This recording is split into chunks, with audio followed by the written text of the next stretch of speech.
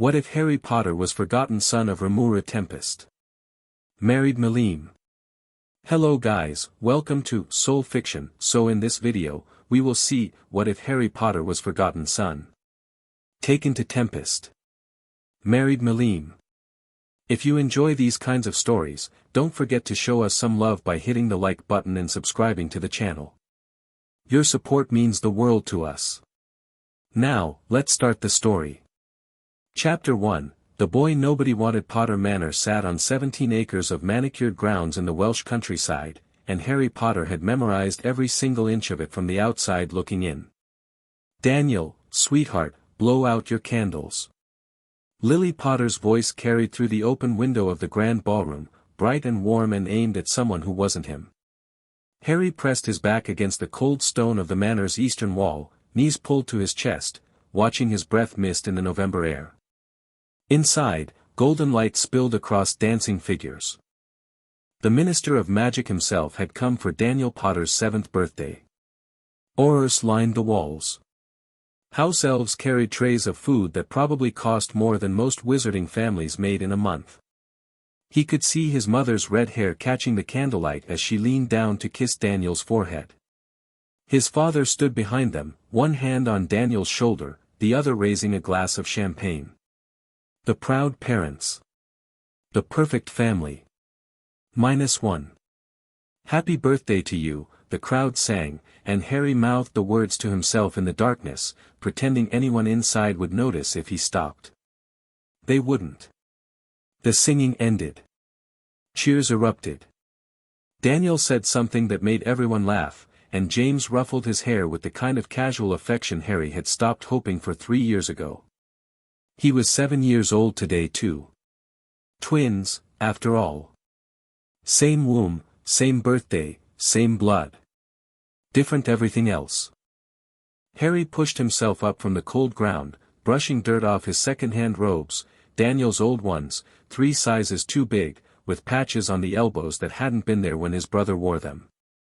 He'd asked Mipsy the house elf to resize them once, and she'd burst into tears and wailed about not being allowed to help the other young master, until Harry told her to forget it. Not allowed. 2 words that defined his existence. He walked around the manor toward the kitchens, where Mipsy usually left him a plate of whatever the main house was having. She wasn't supposed to. Lily had been very clear about Harry eating in his room and not disrupting Daniel's special day, but Mipsy had a rebellious streak buried under all that self-flagellation. The kitchen door was locked. Harry tried the handle twice, then pressed his forehead against the wood and laughed. It came out cracked and hollow. Of course. Of course they'd thought of that. Couldn't have the spare twin wandering around where guests might see him and ask uncomfortable questions. Who's that boy? Oh, that's just Harry. The other one. The other one? But I thought Daniel was the boy who lived. He is. Harry's just there. He'd overheard that conversation at the ministry gala last year, hidden behind a curtain because Lily had told him to stay out of sight. James had laughed awkwardly and changed the subject. Lily had said nothing at all. Just Harry. Just there. His stomach growled. He'd last eaten yesterday morning, a bread roll he'd nicked from the pantry before the house elves started cooking for the party. 24 hours ago. Maybe longer. Time blurred together when no one bothered to tell you when meals were. Fine. He'd survive. He always did. Harry made his way to the one place in Potter Manor that was truly his, a storage cupboard on the 3rd floor, tucked behind a tapestry of Godric Gryffindor wrestling a dragon. The cupboard had belonged to a house elf once, according to the tiny bed frame shoved against the back wall. Now it belonged to Harry, unofficially, because his official bedroom next to Daniel's had been converted into a trophy room for his brother's various awards and gifts 3 years ago. Lily had said it was temporary. That they'd find him another room soon. They hadn't. Harry pulled the tapestry aside and slipped into the darkness, closing the heavy fabric behind him. The cupboard smelled like dust and old wood and the faint sweetness of the apples he'd been hiding under his mattress. He felt his way to the tiny bed, collapsed onto it, and stared at the ceiling he couldn't see. 7 years old. Daniel was getting a new racing broom tonight, a Nimbus 1700, the latest model. Harry had heard James bragging about it to Sirius Black last week. "Only the best for my son," he'd said. Son. Singular. The worst part wasn't the hunger. Wasn't the cold. Wasn't even the locked doors or the too big robes or the way his parents looked through him like he was made of glass. The worst part was that Harry remembered when it wasn't like this. Flashes. Fragments. His mother holding him close after a nightmare, singing softly. His father teaching him to fly on a toy broomstick, laughing when Harry zoomed in circles. Daniel sharing his chocolate frogs because "you're my brother and brothers share everything." Then Dumbledore came. Harry had been 4. He remembered sitting in the parlor, legs dangling off a chair too big for him, while the old wizard with the long beard talked to his parents in hushed, serious tones.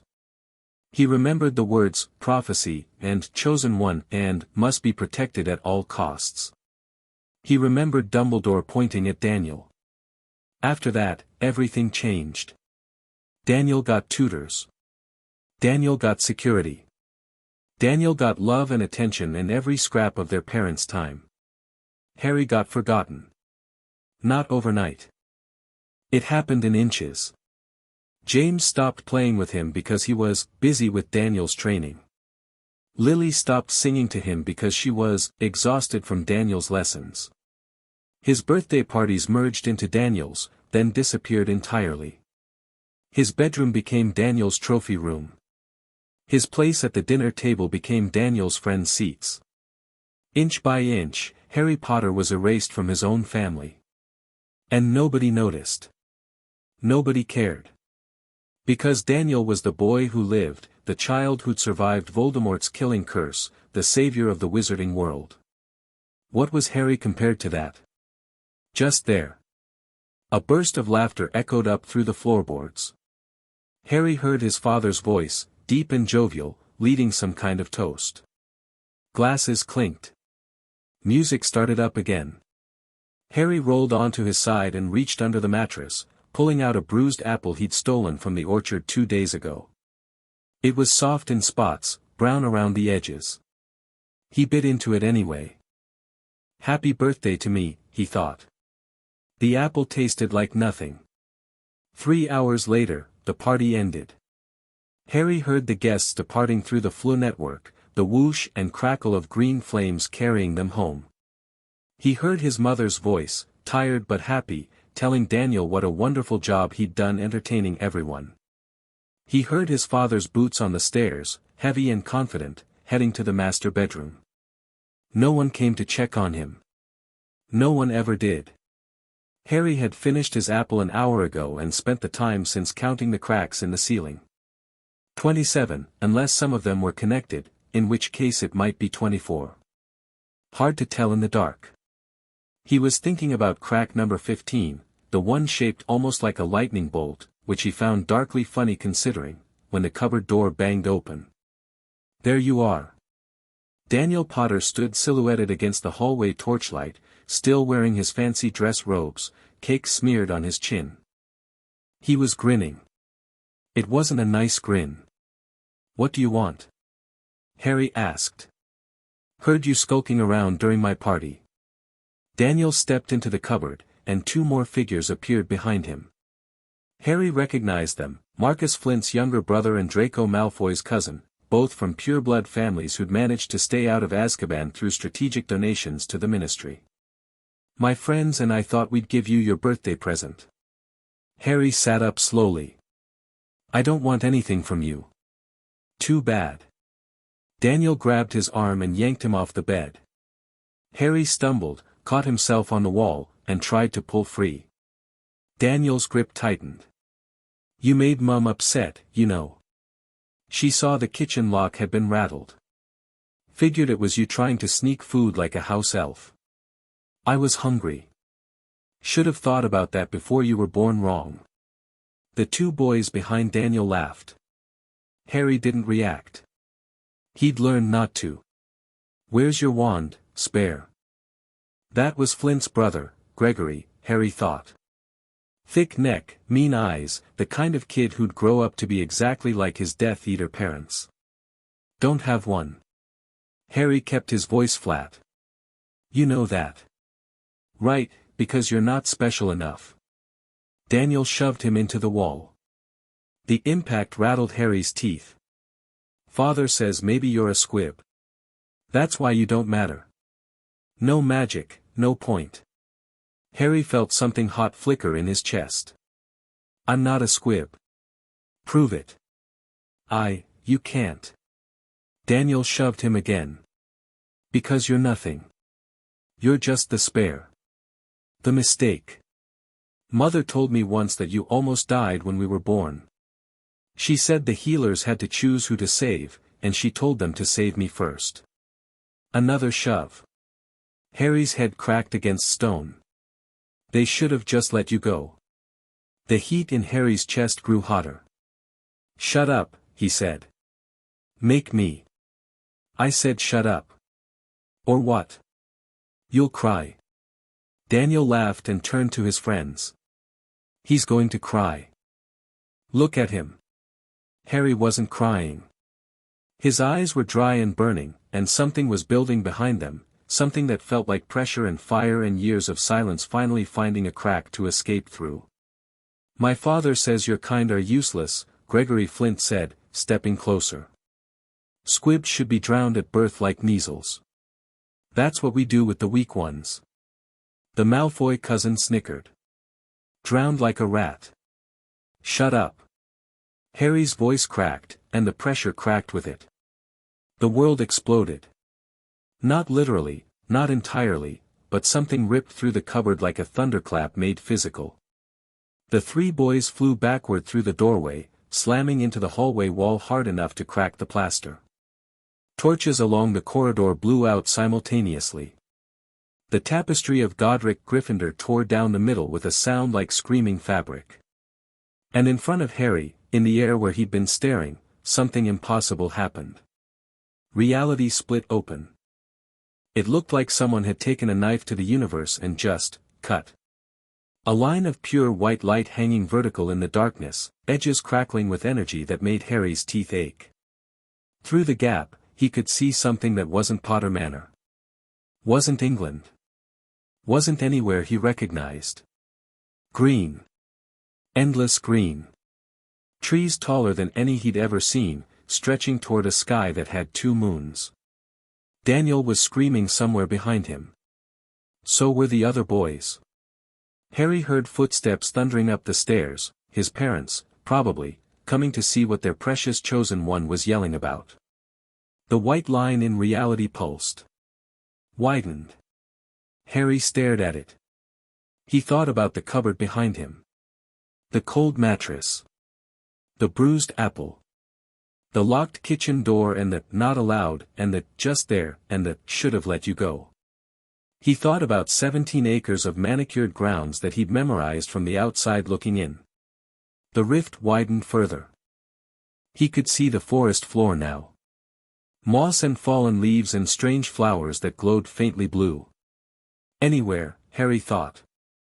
Anywhere but here. He stepped forward. Harry. His mother's voice, sharp with something that might have been fear. Might have been. Harry, what did you, Harry, stop. He didn't stop. The rift closed behind him like it had never existed, and Harry Potter fell into another world. The landing nearly killed him. Harry crashed through tree branches he couldn't see, bounced off something hard and wooden, and slammed into the ground with enough force to knock every thought out of his head. He lay there gasping, staring up at leaves that shimmered silver in the moonlight, both moonlights, and tried to remember how lungs worked. Everything hurt. His back. His head. His arm, which he was pretty sure wasn't supposed to bend that way. But underneath the pain, Harry felt something strange. Quiet. Not silence. The forest was alive with sounds, insects chirping and leaves rustling and somewhere far away what might have been a wolf howling. But quiet in his head. Quiet in his chest. The pressure that had been building for years, the heat that had exploded through that cupboard, was gone. He'd done it. Whatever it was. He'd actually done it. Harry laughed, and it hurt, and he didn't care. He was somewhere else. Somewhere that wasn't Potter Manor. Somewhere that didn't have Daniel or his parents or their locked doors and erased bedrooms. Somewhere. The laugh turned into a cough, and the cough brought up something that tasted like copper. Harry tried to sit up and immediately regretted it as his vision went white with pain. Right. The arm. Probably shouldn't move that. He lay back down and stared at the twin moons instead. Now what? He was 7 years old, alone in a forest that definitely wasn't on Earth, with a broken arm and no food and no water and no idea how to get back. Not that he wanted to go back. But still. This might have been a mistake. The wolf howl came again, closer this time. Harry's heart rate spiked. Did wolves eat children? He was pretty sure wolves ate children. Regular wolves, anyway. Who knew what kind of wolves lived in a place with 2 moons? Something rustled in the bushes to his left. Harry turned his head, ignoring the way his neck protested, and saw 2 points of golden light floating in the darkness. Eyes. Not wolf eyes. Too high off the ground. Too bright. They were watching him with an intelligence that made Harry's skin crawl. Hello. His voice came out as a croak. I'm not a threat. I'm just a kid. I fell. From, somewhere else. The eyes blinked slowly. Then a voice spoke directly into Harry's mind. A human child. In the Jura forest. How peculiar. Harry screamed. Or tried to. It came out as more of a wheeze, which was probably good because screaming in a magic forest full of monsters seemed like a bad survival strategy. The eyes moved closer, and the creature they belonged to emerged from the shadows. It was a wolf. Sort of. A wolf the size of a small horse, with black fur that seemed to drink the moonlight and fangs that gleamed like polished steel. Lightning crackled along its spine, dancing between raised hackles, casting flickering shadows across the forest floor. Harry's brain, which had apparently decided to process this information very slowly, supplied a single coherent thought, oh. I'm going to die. You are injured. The wolf's mental voice wasn't hostile. If anything, it sounded curious. And your energy signature is unusual. Where did you come from, human child? Harry's mouth opened and closed several times. England. I do not know this place. It's, a country. On Earth. Saying it out loud made him realize how stupid it sounded. I don't think this is Earth. It is not. The wolf sat back on its haunches, still watching him with those unblinking golden eyes. This is the cardinal world. You are in the Jura forest, territory of the Jura Tempest Federation. I am Ranga, servant of the great Rimuru Tempest. None of those words meant anything to Harry. He latched onto the least confusing part. I'm Harry. Harry Potter. I think I did accidental magic and it brought me here. Magic. Ranga tilted his massive head. You are a magic user. You seem very young for such things. It was an accident. I was angry and scared and it just happened. Harry tried to gesture with his good arm and winced. I didn't mean to. I don't even know how I did it. The wolf was quiet for a long moment. Lightning continued to dance along his fur, casting strange shadows. You are hurt, Ranga said finally. And you are small.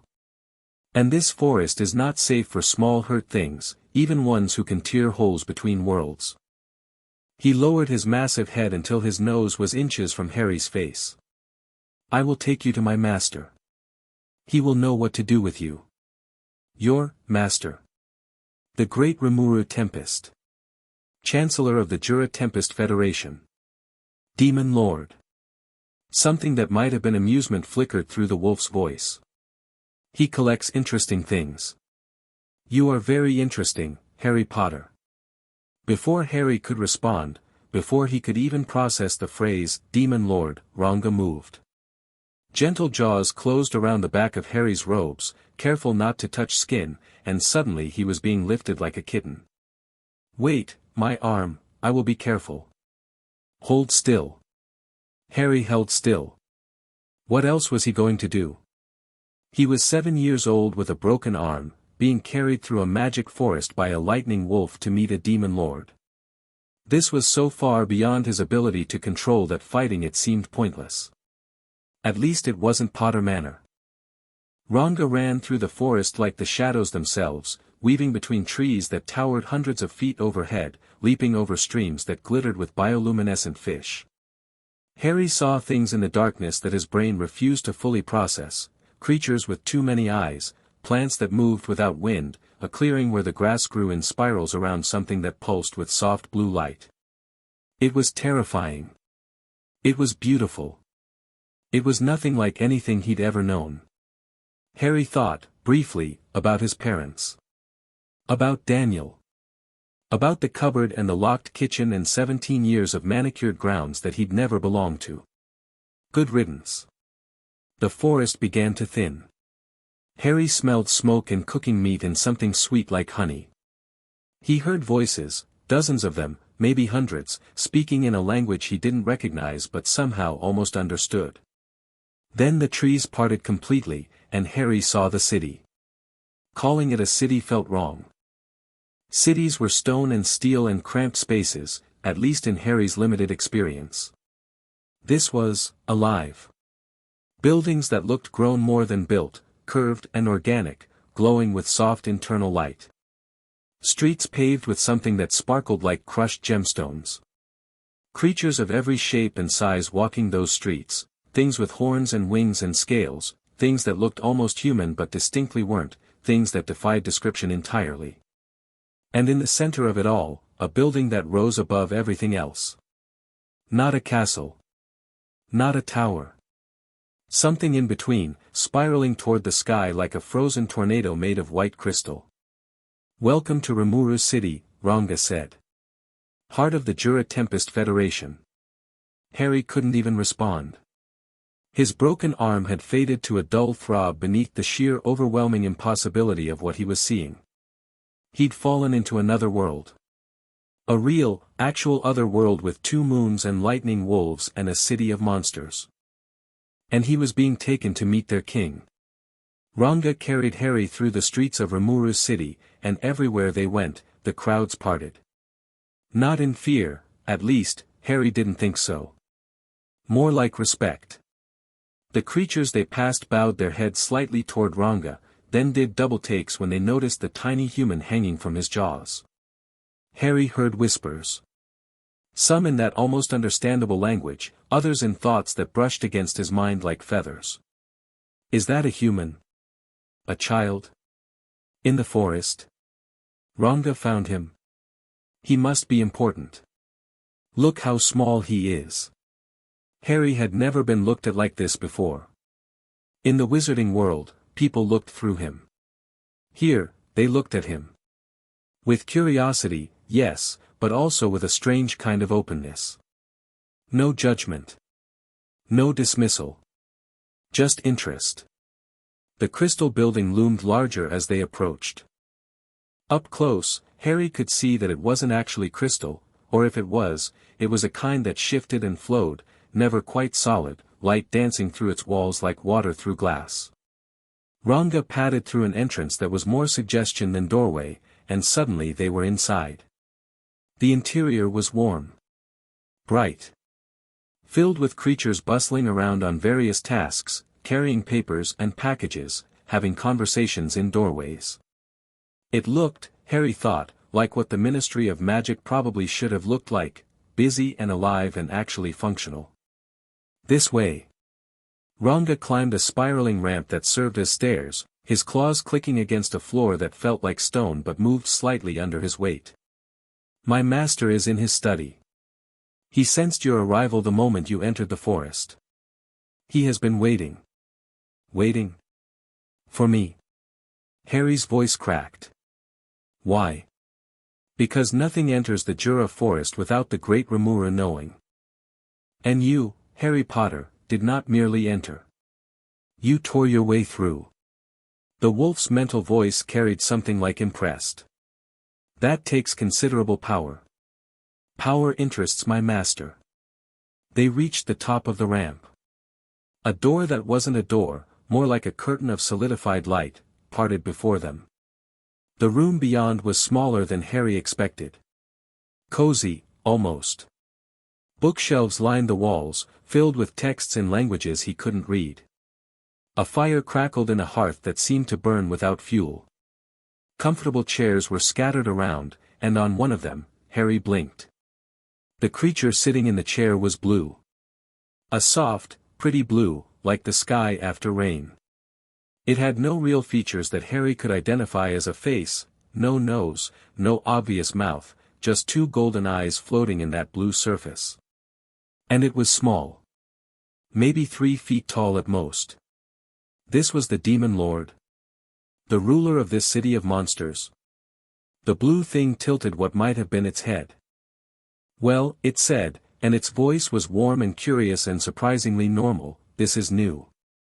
Ranga, why do you have a human child? He fell from the sky, master. Or rather, he tore his way through from another world. Ranga set Harry down gently on a plush carpet that absorbed his landing. His arm is broken. His energy signature is unusual. I thought you would want to see him. Another world, huh? The blue thing, Rimuru, apparently, hopped off the chair and waddled over to Harry. Up close, Harry could see that its surface wasn't solid but more like slime, constantly shifting and reforming. Hey there. I'm Rimuru. What's your name? Harry's brain was still catching up. Harry. Harry Potter. Harry.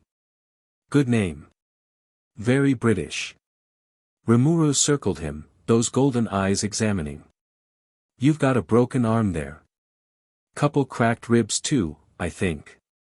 And you're severely malnourished. When did you eat last? The casual accuracy of the assessment startled Harry.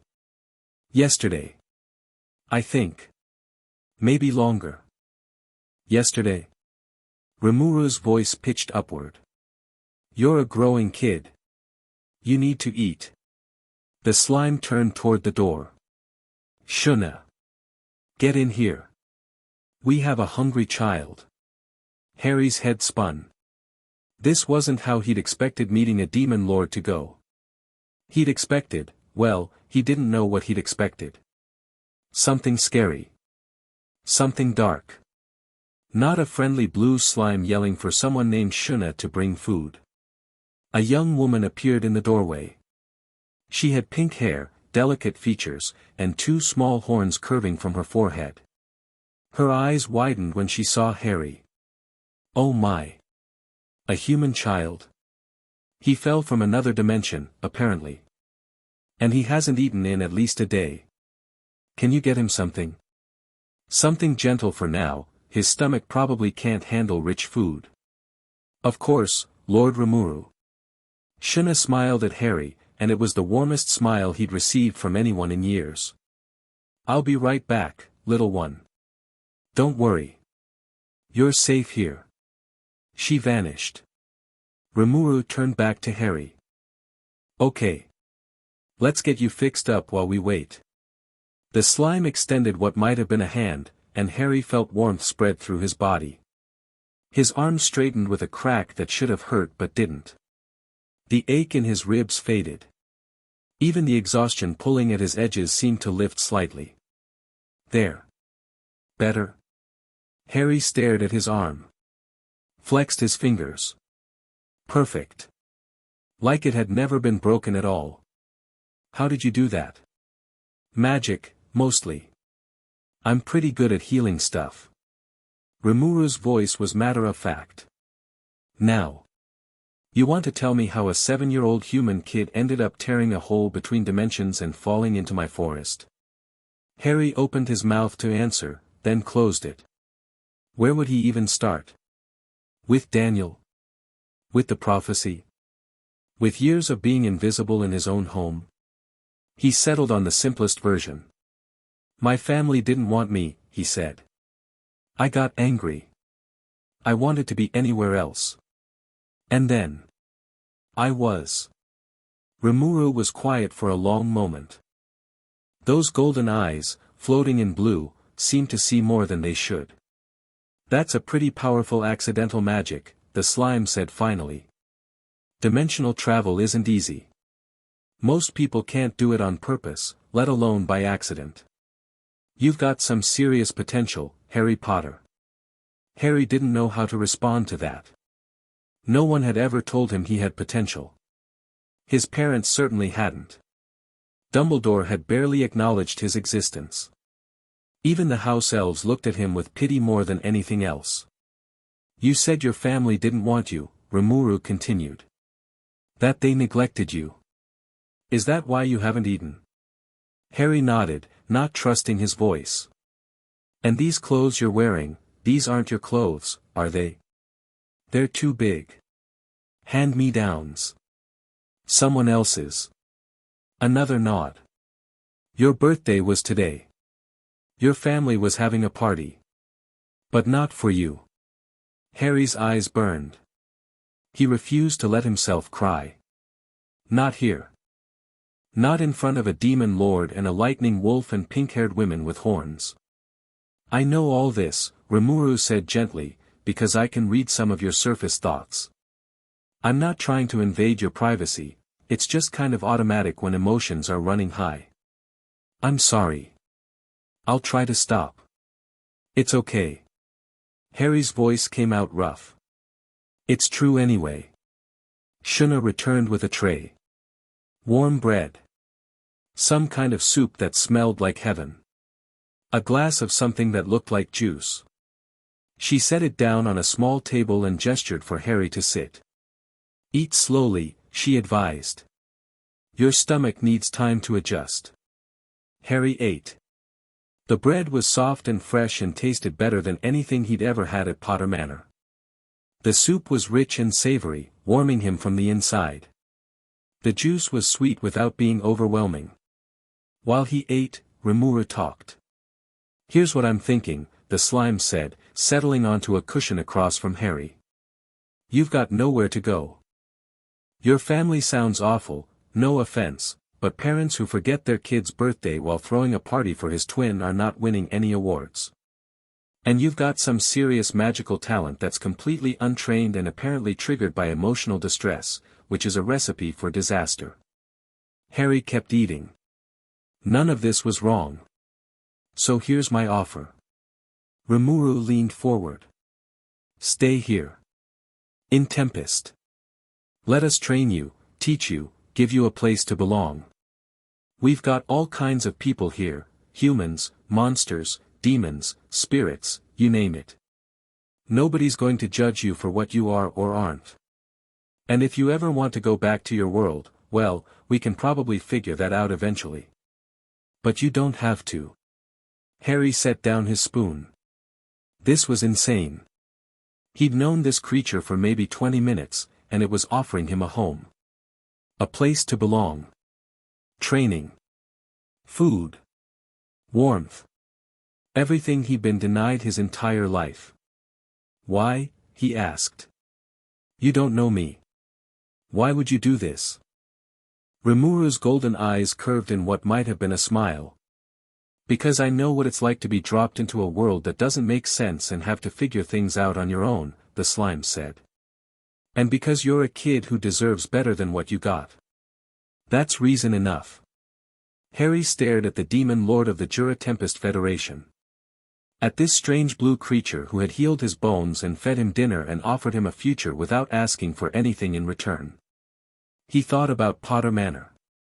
The cupboard. Daniel's laughter. His mother's voice saying stay out of sight. Then he thought about this city of monsters who looked at him with curiosity instead of dismissal. About Ranga, who had carried him gently through the forest. About Shuna's warm smile. About being wanted. Okay, Harry said. I'll stay. Rimuru's whole body rippled with what was probably happiness. Great. Welcome to Tempest, Harry. Let's get you settled in. The next few days passed in a blur of new experiences. Rimuru set Harry up in a room in the central building, a real room, with a bed that was actually his size, and a window that looked out over the glittering city, and a closet full of clothes that fit. Harry spent an embarrassingly long time just opening and closing the closet door, staring at the shirts and pants that were there specifically for him. People kept visiting. Shuna came every morning with breakfast and gentle conversation. A massive red-skinned man named Rimuru stopped by to assess Harry's combat potential and ended up teaching him how to hold a sword properly. A tiny fairy named Ramiris zipped through his window at random hours to ask increasingly bizarre questions about the other world before getting distracted and vanishing again. And Rimuru.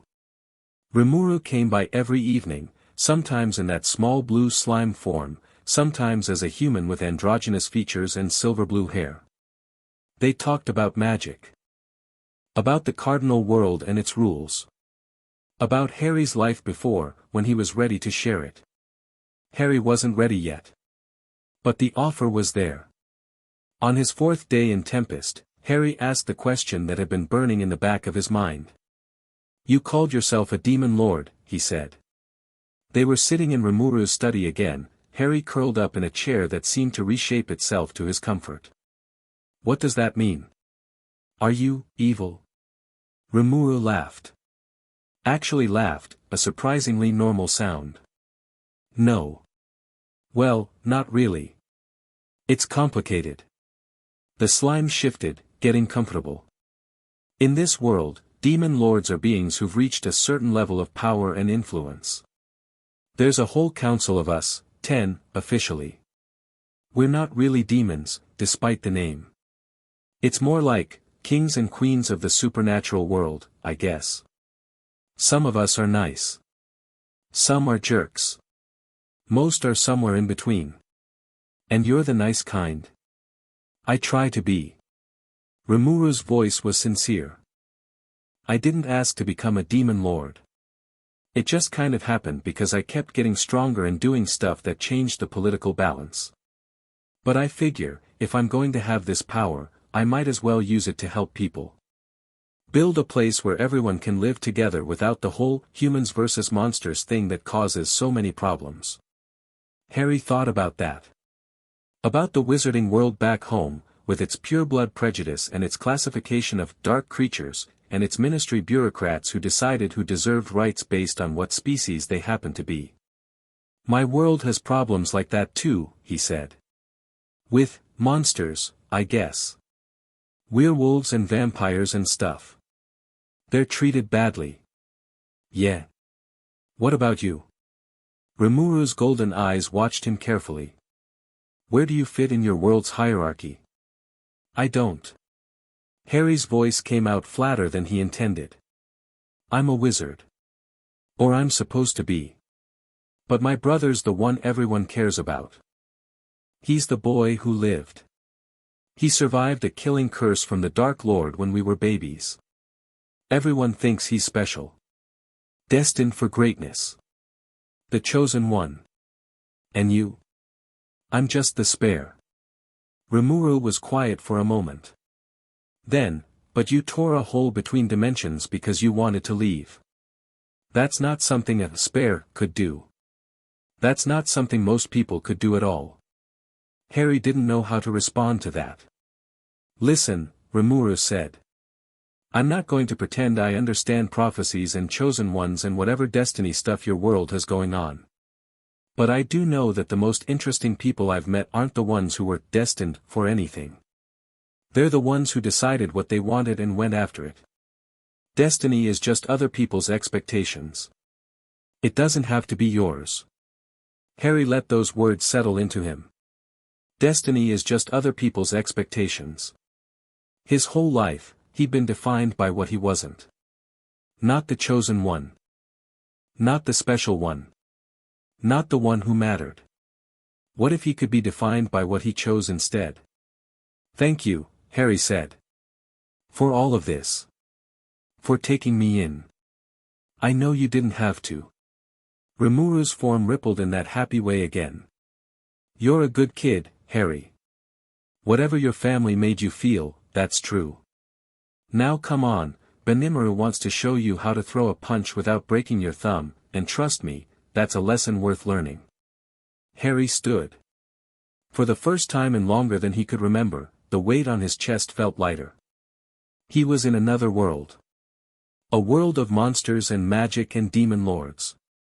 A world where nobody knew about Daniel Potter or the boy who lived or any of that mess. A world where he could be just Harry. He found himself smiling. 3 weeks into his new life, Harry had a routine. Mornings were physical training with Rimuru. The big red ogre was a harsh teacher but a fair one, never pushing Harry past his limits but always demanding his best. Harry learned to run without getting winded. To fall without hurting himself. To throw punches and kicks that actually connected. You're small, Rimuru said one morning, watching Harry struggle through push-ups. That's not a weakness. Small means fast. Small means hard to hit. You'll never beat a Kijin in raw strength, but you don't need to. You need to not be where our fists are. Afternoons were magic lessons, usually with a terrifyingly powerful being named Diablo who had appointed himself Rimuru's butler. Diablo was a demon, a real one, not just someone with the title. He wore human form like a suit that didn't quite fit, all sharp smiles and two knowing eyes. But he was patient with Harry. Surprisingly gentle, even. Your magic is different from ours, Diablo explained during their third session. You draw from an internal well, shaped by emotion and will. Our magic manipulates the magicules around us directly. But the principles are the same: intent, visualization, release. Master those, and the specific techniques will follow. Harry practiced. Intent, knowing exactly what he wanted to happen. Visualization, seeing it clearly in his mind. Release, letting the magic flow. It was harder than it sounded. Harry's magic had always been accidental, triggered by emotions he couldn't control. Trying to use it on purpose felt like trying to grab smoke. But slowly, incrementally, he started to figure it out. A week in, he managed to levitate a feather on purpose for the first time. The look of quiet pride on Diablo's face made Harry's chest tight in a way that had nothing to do with exertion. Evenings were his own. Harry explored the city, meeting its residents, learning their names and stories. There was Gobta, a goblin about Harry's age who was somehow both incredibly talented and catastrophically stupid, and who decided within 5 minutes of meeting Harry that they were best friends. There was Cheyenne, Rimuru's secretary, a purple-haired ogre woman whose cooking was legendarily lethal but whose sword skills were breathtaking. There were the dwarves and the lizard men and the orcs, all living together in ways that Harry's old world would have considered impossible. And there was Veldora. Harry met the storm dragon on his second week in Tempest, when Rimuru took him to a vast underground chamber where a dragon made of wind and lightning coiled around treasures that would have made Gringotts weep with envy. "Hello, small human." Veldora's voice was loud enough to rattle Harry's teeth. "I have heard of you. The child who tears dimensions. Impressive." Harry craned his neck back, trying to take in the full scale of the dragon. It was impossible. Veldora just kept going, scales and wings and power that made the air taste like ozone.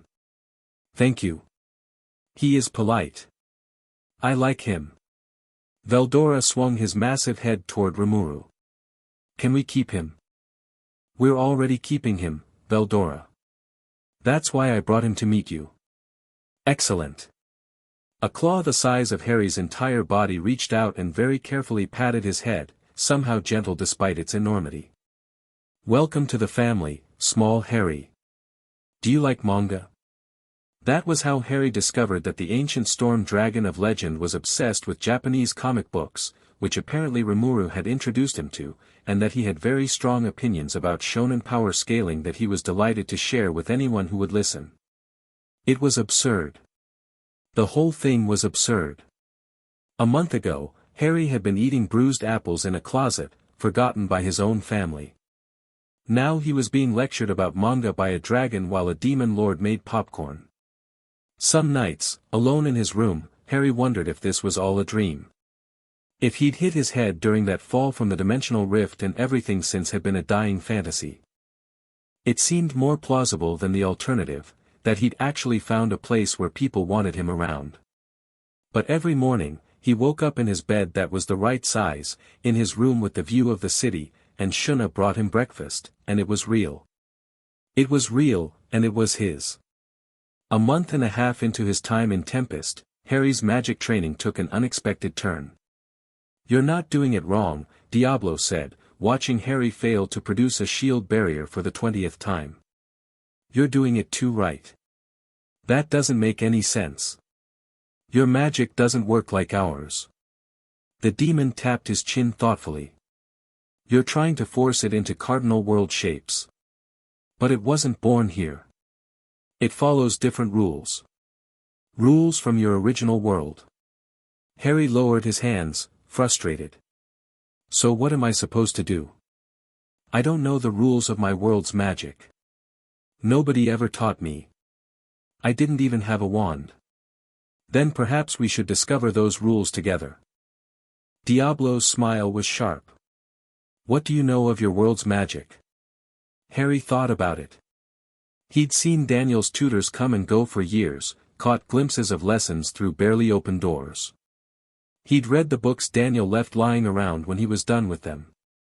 "It uses wands," he said slowly. "Words. Spells with Latin names. It's about precision and control. Doing exactly the right movements while saying exactly the right words. And yet your magic has never worked that way, has it? No wand. No words. Just emotion and will. That's accidental magic. It's not supposed to be controllable." "Says who?" Diablo leaned forward. "The wizards of your world who created their wands and their spells. They formalized magic for their own convenience. That doesn't mean it's the only way. That doesn't mean it's the best way." Harry's mind raced. He'd always been told that wandless magic was impossible, or at least incredibly rare and difficult.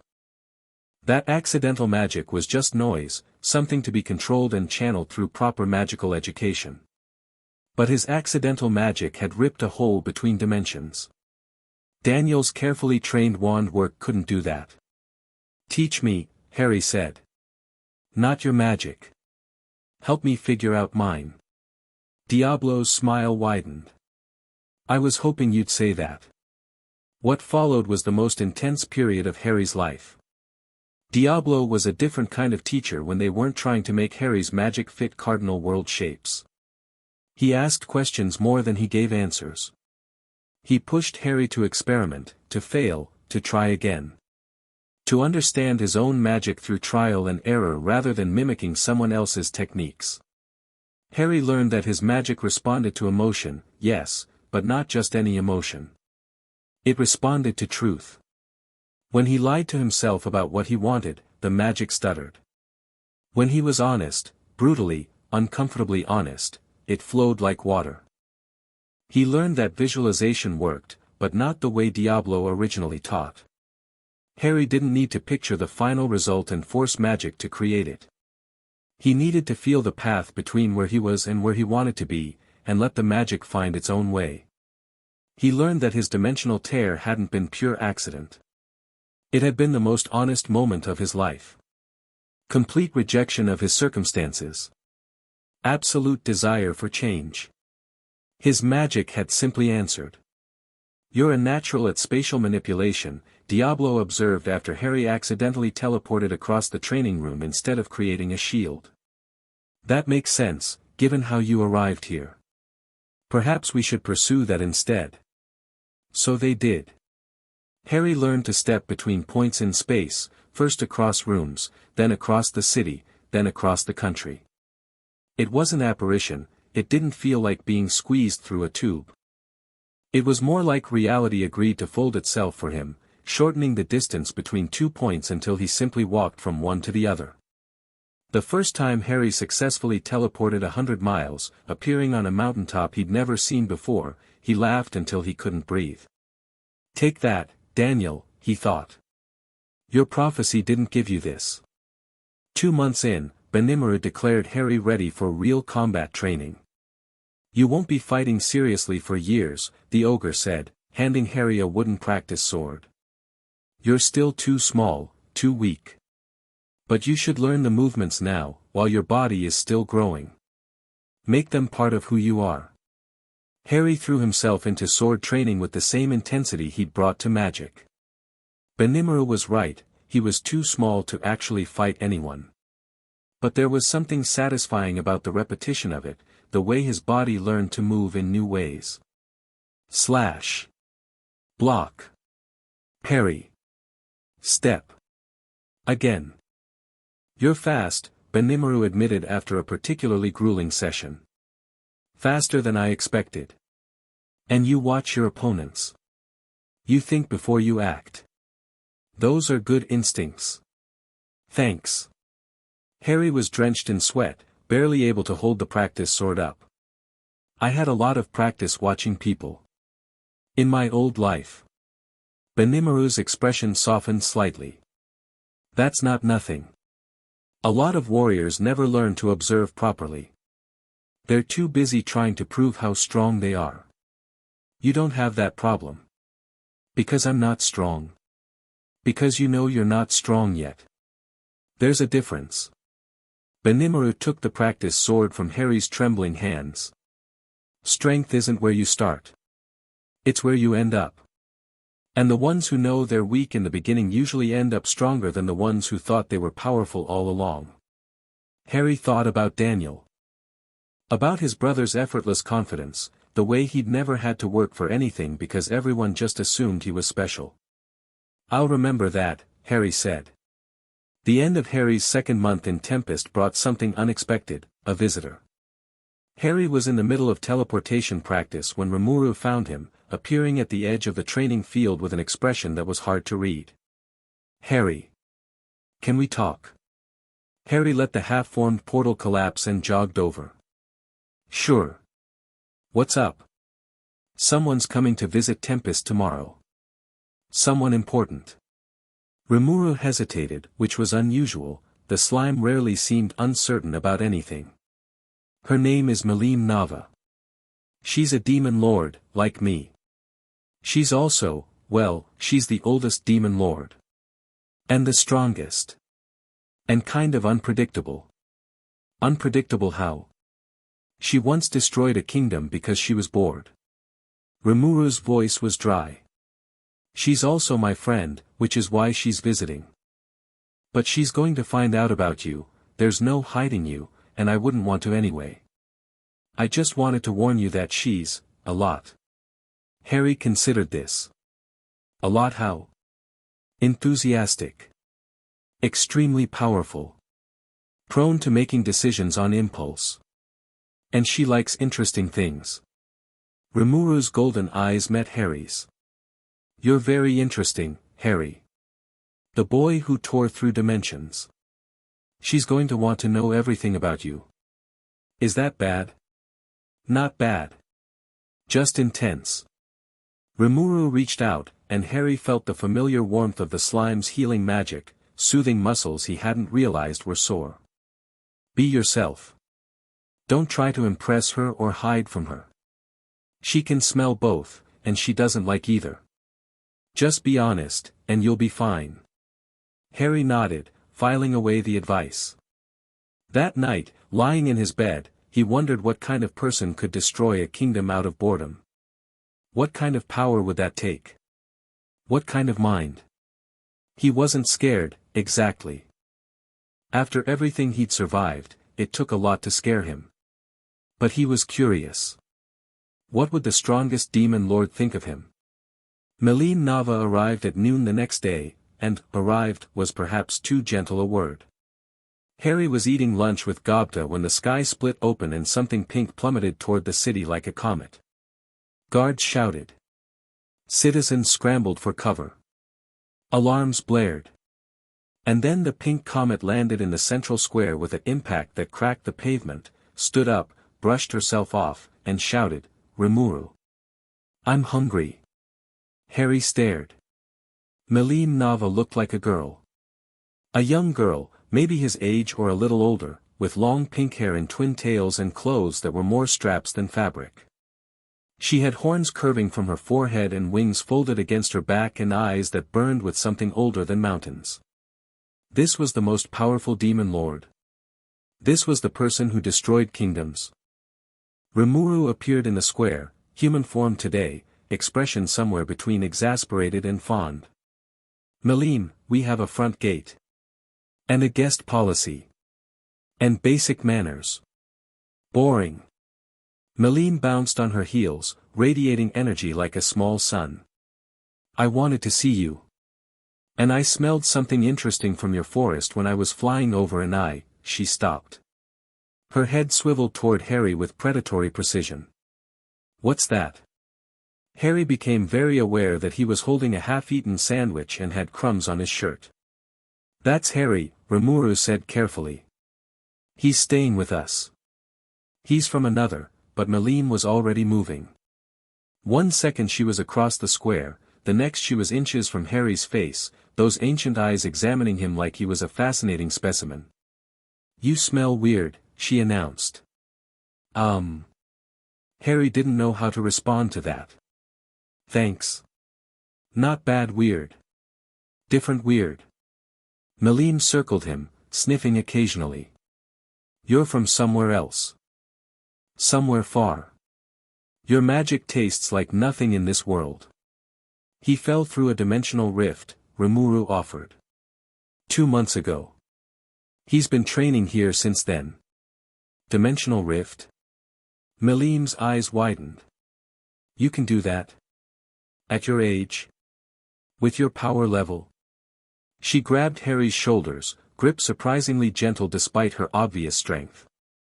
"Do it again. Show me." Milim." Rimuru's voice carried a warning. "He's a kid. He just figured out how to control it. Don't scare him." "I'm not scared," Harry said, surprising himself. He met Milim's eyes, those burning, ancient, impossible eyes, and found something familiar in them. Curiosity.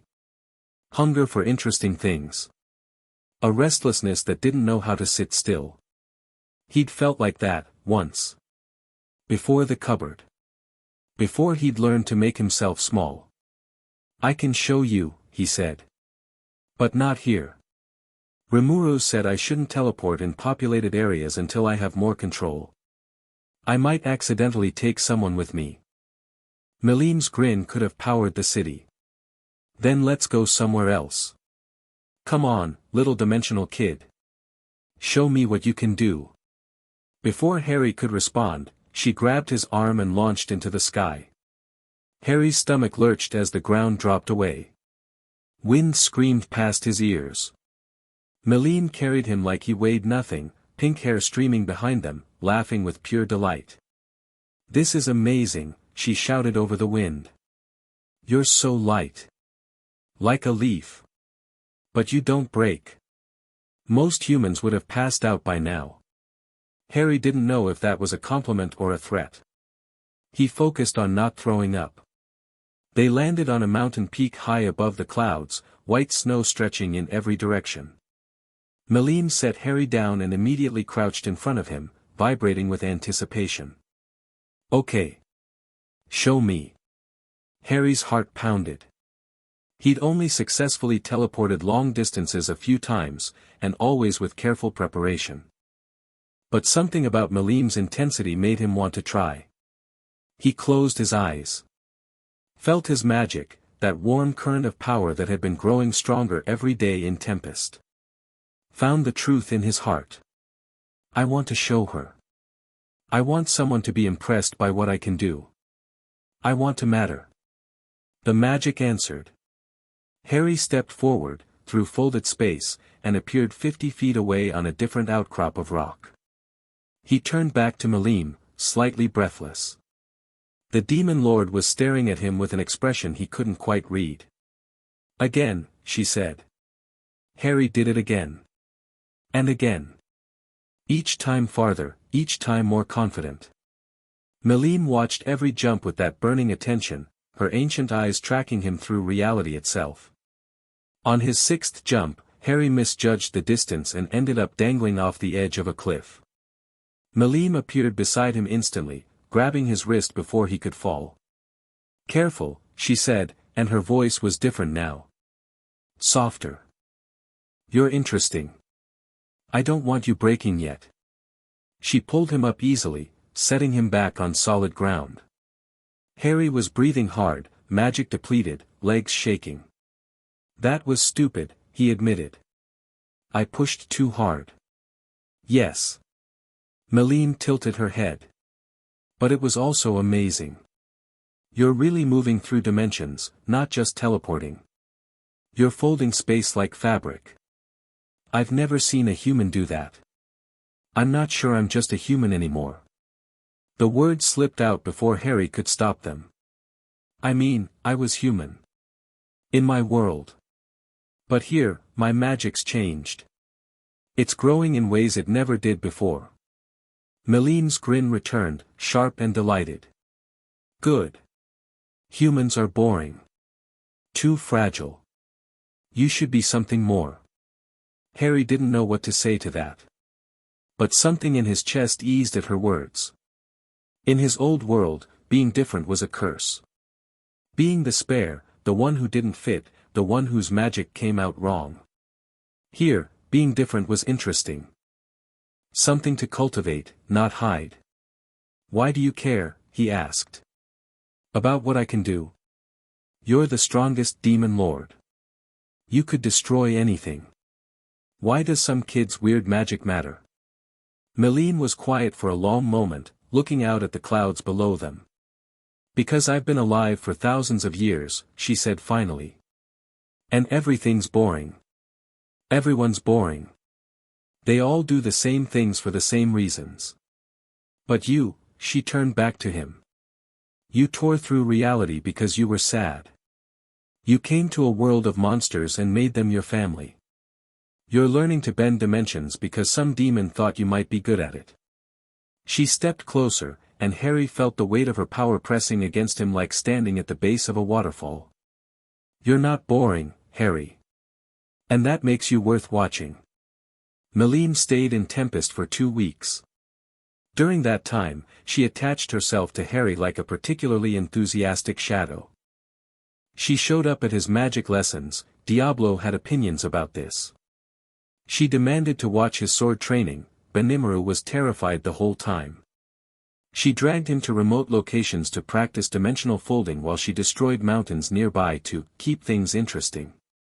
Harry learned several things about Milim Nava during those 2 weeks. 1. She really was the strongest being he'd ever encountered. Watching her fight, even just her casual displays of power, was like watching a force of nature with a personality. She didn't just use magic, she was magic, condensed into a form that looked like a girl. 2. She was genuinely ancient. Sometimes, between bouts of hyperactive energy, she'd say something that revealed just how long she'd been alive. Offhand references to kingdoms that didn't exist anymore. Casual mentions of killing gods. A weariness that surfaced occasionally in her eyes before she buried it under enthusiasm. 3. She liked him. Actually liked him, in a way that seemed to confuse her as much as it surprised Harry. She kept bringing him things, strange fruits from distant lands, weapons sized for his hands, manga volumes that Veldora desperately wanted. She listened when he talked about his old life, asked questions that showed she was paying attention. It was strange. Harry had spent years being invisible, and now the most powerful being in the world wanted to spend time with him. You're not scared of me, Milim said on her last day in Tempest. They were sitting on a hillside overlooking the city, watching the sunset paint the sky in impossible colors. Most people are. Even Rimuru gets nervous sometimes. But you just, talk to me. Like I'm normal. Harry considered the question seriously. I spent 7 years being scared of my own family. Of what they'd think if I did something wrong, of whether they'd forget I existed completely. After that, being scared of someone who actually seems to like me feels like a waste of energy. Milim was quiet for a moment. Then she laughed, not her usual loud cackle, but something softer. You're weird, dimensional kid. I like it. My name's Harry. I know. I like dimensional kid better. It's more interesting. Harry rolled his eyes, but he was smiling. When Milim left the next morning, launching herself into the sky with the same dramatic flair she'd arrived with, Harry felt something he hadn't expected. He missed her. Rimuru found him on the hillside later, staring at the empty sky. She'll be back, the slime said, settling beside him. She always comes back. Especially when she finds something interesting. Is that what I am? Something interesting? Yes. Rimuru's voice was matter-of-fact. But that's not a bad thing. Being interesting to Milim is better than being boring to everyone else. And she's not the only one who sees potential in you. Harry looked at his hands. At the magic humming under his skin, stronger every day. I'm going to get stronger, he said. Strong enough that when I go back to my world, if I go back, no one will ever be able to ignore me again. Is that what you want? To go back? Harry thought about it. Really thought about it. I don't know yet, he admitted. But I want it to be my choice. Not because I have nowhere else to go. Not because they decided they want me back. Because I chose it. Rimuru's form rippled with approval. That's a good answer, the slime said. Keep training. Keep growing. And when you're ready, whatever you decide, Tempest will support you. Harry nodded, watching the sky where Milim had disappeared. He had a long way to go. Years of training ahead. A power to master. A decision to make about a world that had thrown him away. But for the first time in his life, Harry Potter was excited about the future. That night, in his room that was the right size, in his bed that belonged to him, Harry dreamed. He dreamed of a cupboard under the stairs. Of parents who looked through him. Of a brother who called him spare. But the dream changed. In the new version, Harry stood in the cupboard, and then stepped through it. Through folded space, through bent dimensions, through the fabric of reality itself. He emerged in sunlight, in a city of monsters who smiled when they saw him. Rimuru was there. Benimaru and Shuna and Diablo and Veldora. Gobta waving enthusiastically. Ranga's golden eyes gleaming. And Milim, standing apart from the rest, pink hair bright as a flame. Well, Dream Milim asked. You coming? Harry smiled. He stepped forward. Chapter 2, Monster Among Monsters. Harry's fist connected with the training dummy and immediately regretted every decision that led to this moment. Ow. Ow ow ow, he shook his hand out, glaring at the wooden figure like it had personally offended him. Why is it so hard? Because you're hitting it wrong. Benimaru appeared beside him, arms crossed, expression somewhere between amused and exasperated. I've told you 6 times. Power comes from your legs, not your arm. You're punching like you're trying to slap it. I'm 8 years old. My legs are tiny. Then use your tiny legs correctly. Benimaru demonstrated, his massive frame flowing through the motion with liquid grace. His fist barely seemed to move, but the training dummy exploded into splinters. See? Legs. Harry stared at the destroyed dummy. Then at his throbbing hand. Then back at Benimaru. I hate you. Good. Hate gives you energy. Now do it again. This had been Harry's life for the past year. Wake up at dawn. Physical training until his muscles screamed. Magic practice until his head pounded. Combat drills until he couldn't lift his arms. Collapse into bed. Repeat. He loved every second of it. Well, maybe not the parts where Rimuru made him run laps around the entire city. Or when Diablo's simple exercises left him unconscious for 3 hours. Or when Gobta accidentally set his training clothes on fire during what was supposed to be a friendly sparring match. But the rest of it? The feeling of getting stronger, of his magic responding more smoothly every day, of slowly becoming someone who could stand on his own. That part was amazing. Harry reset his stance, remembering Benimaru's corrections. Feet shoulder-width apart. Weight low. Breathe from the belly. He focused on the new training dummy. Tempest went through a lot of training dummies, and threw his punch. His fist connected with a satisfying thwack. The dummy rocked backward on its base. Better. Benimaru nodded. Again. 50 more. Harry groaned but complied. 47 punches later, his knuckles were raw and his legs burned, but the dummy was actually showing damage. Progress. Alright, break time. Benimaru tossed him a water skin. Cheyenne wants to see you about something. Wouldn't tell me what. Just said it was important. Harry caught the water and drank gratefully. Cheyenne. She usually just tries to feed me. Which is why I'm concerned. Her cooking has gotten worse somehow. I didn't think that was possible. Harry laughed, still catching his breath. Cheyenne's cooking was legendary in Tempest, legendarily lethal. The woman could somehow make rice poisonous. Rimuru had instituted a policy that Cheyenne was only allowed in the kitchen under direct supervision, and even then, things occasionally went wrong. But Cheyenne herself was great. Fiercely loyal, surprisingly gentle with Harry, and absolutely terrifying with a sword. She'd taken to treating him like a little brother, which mostly meant ruffling his hair at random moments and threatening to dismember anyone who looked at him wrong. Harry finished his water, wiped the sweat from his face, and headed toward the central building. The streets of Rimuru's city were bustling as always, merchants hawking goods, children playing, guards patrolling with relaxed confidence. A year ago, Harry would have been overwhelmed by the variety of species sharing the same space. Now it just felt like home. Harry. Hey, Harry. A green blur tackled him from the side, and Harry found himself in a headlock administered by his best friend and greatest source of chaos.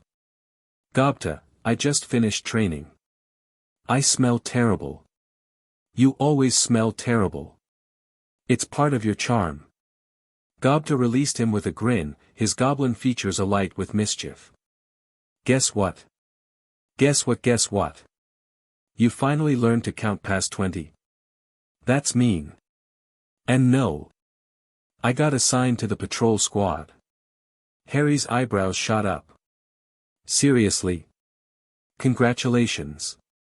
The patrol squads were Tempest's first line of defense, responsible for monitoring the borders and dealing with minor threats. Getting assigned was a big deal for someone Gobta's age. I know, right? Rigard said I showed surprising competence in the last training exercise. That's almost a compliment. From Rigard, that's basically a marriage proposal. They walked together toward the central building, Gobta chattering about his new assignment while Harry half listened. His mind kept drifting to what Cheyenne might want. Important things in Tempest could mean anything from diplomatic crises to Veldora escaping his reading room again. The central building's entrance rippled as Harry approached, recognizing him and granting access.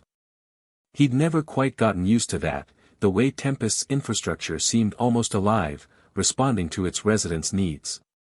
Rimuru had explained it once, something about the city being built using skills that gave it a form of awareness, but Harry had gotten lost in the technical details. He found Cheyenne in one of the meeting rooms, her purple hair cascading down her back as she reviewed what looked like a map. She looked up when he entered, and her usual fierce expression softened. Harry. Good, you're here. She gestured to a chair. Sit. We need to talk about something. Harry sat, immediately on guard. Cheyenne being serious was rarely a good sign. What's wrong? Nothing's wrong. Yet. She spread the map on the table between them. It showed the cardinal world, the continent where Tempest was located, surrounded by various nations and territories. You've been here a year now. Your training is progressing well. Lord Rimuru is pleased with your development. But? Cheyenne's lips quirked. But you can't stay in Tempest forever. Eventually, you'll need to interact with the wider world. And the wider world has opinions about humans raised by monsters. Harry studied the map. He'd learned some cardinal world geography over the past year, but mostly in abstract terms. The Western nations, dominated by the Holy Church. The Eastern Empire, militaristic and expansionist. Various smaller kingdoms caught between the major powers. You're worried about how other nations will react to me? I'm worried about everything. That's my job. Cheyenne tapped the map. The Holy Church, in particular, has strong views about humans and monsters coexisting. They call it corruption when a human chooses to live among us. If they learn about you, they might try to intervene. Intervene how? Rescue you from the monsters who kidnapped you. By force if necessary. Cheyenne's voice was flat. They've done it before. To adults who made their own choices. You're a child. They'd consider it a holy duty. Harry felt something cold settle in his stomach. He'd been so focused on training, on getting stronger, on his life inside Tempest. He hadn't really thought about threats from outside. What do I do? For now. Keep training. Get stronger. Learn to defend yourself. Cheyenne's expression softened again. But also, learn about the world beyond our borders. Understand the politics, the religions, the conflicts. Knowledge is a weapon too. Harry nodded slowly. Is that why you wanted to see me? To warn me? Partly. Cheyenne hesitated. There's something else. Lord Rimuru received a message this morning. From your birth world. Harry went very still. What kind of message? We're not entirely sure. It arrived through dimensional channels, apparently your world's magic is trying to make contact. Lord Rimuru contained it, but he hasn't opened it yet. He wanted to talk to you first. Harry's heart was pounding. A message from his birth world. After a year of silence, a year of freedom, a year of becoming someone new. Where's Rimuru now? His study. He's waiting for you. Harry stood, chair scraping against the floor.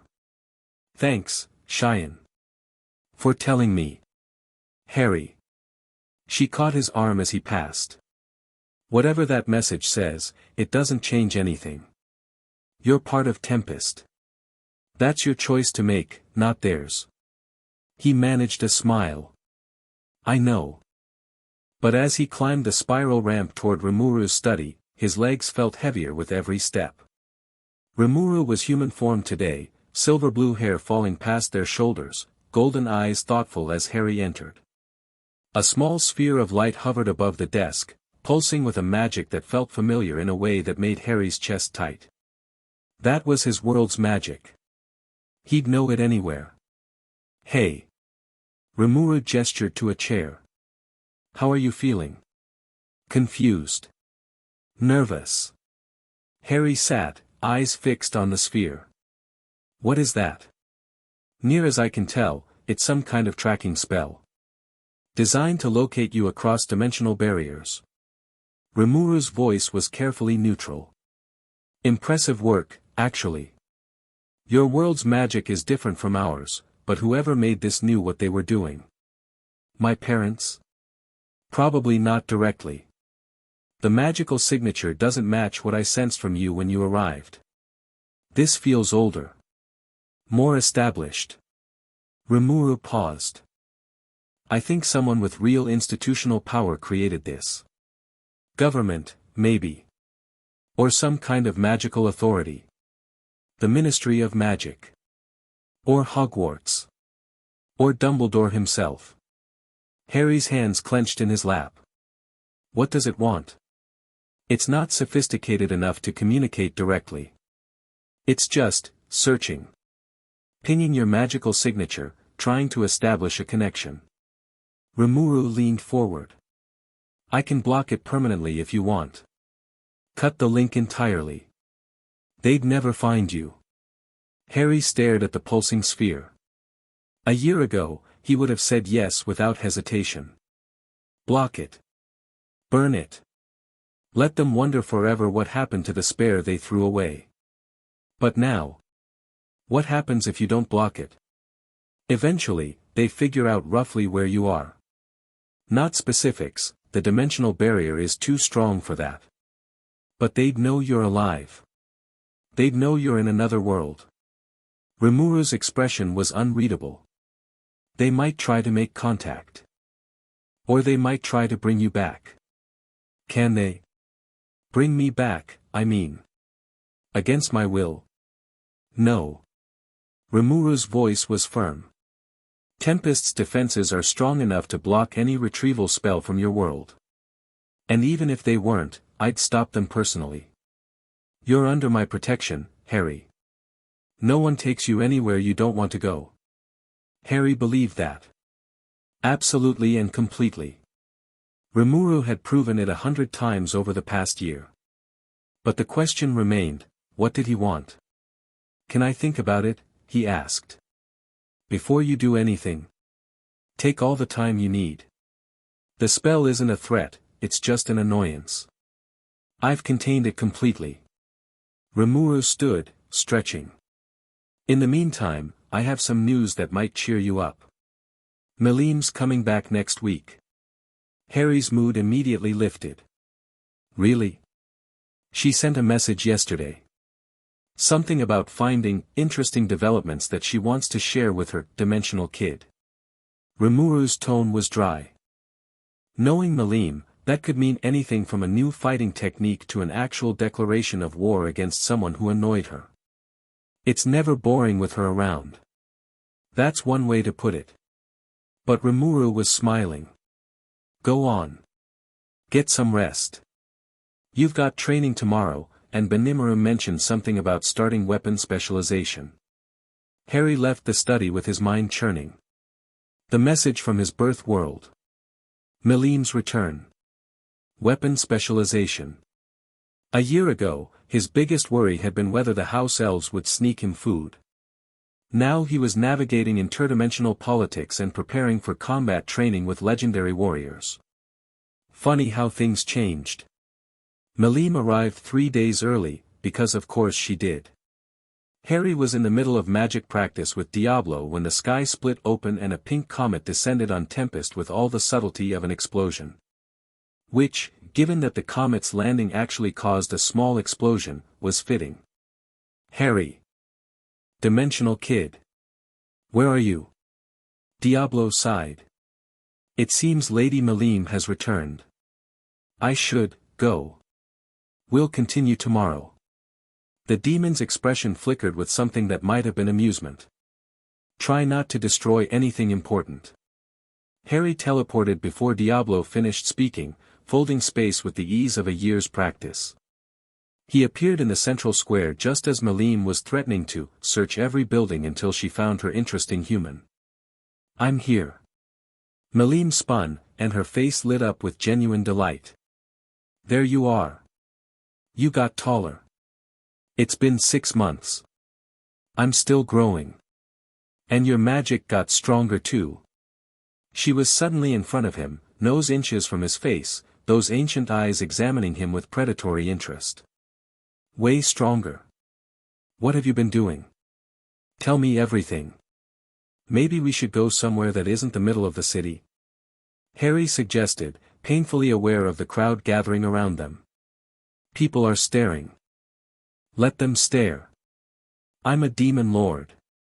Staring is normal. But she grabbed his arm anyway, launching them both into the sky. Fine, we'll go to that mountain you like. The one with the view. Wind screamed past Harry's ears as they shot through the clouds. He'd gotten more used to Milim's style of travel over the past year, but it still made his stomach flip. They landed on the mountain peak where they'd first practiced his dimensional folding, snow crunching under their feet. Okay. Milim released him and immediately started bouncing in place. Talk. What's new? What can you do now?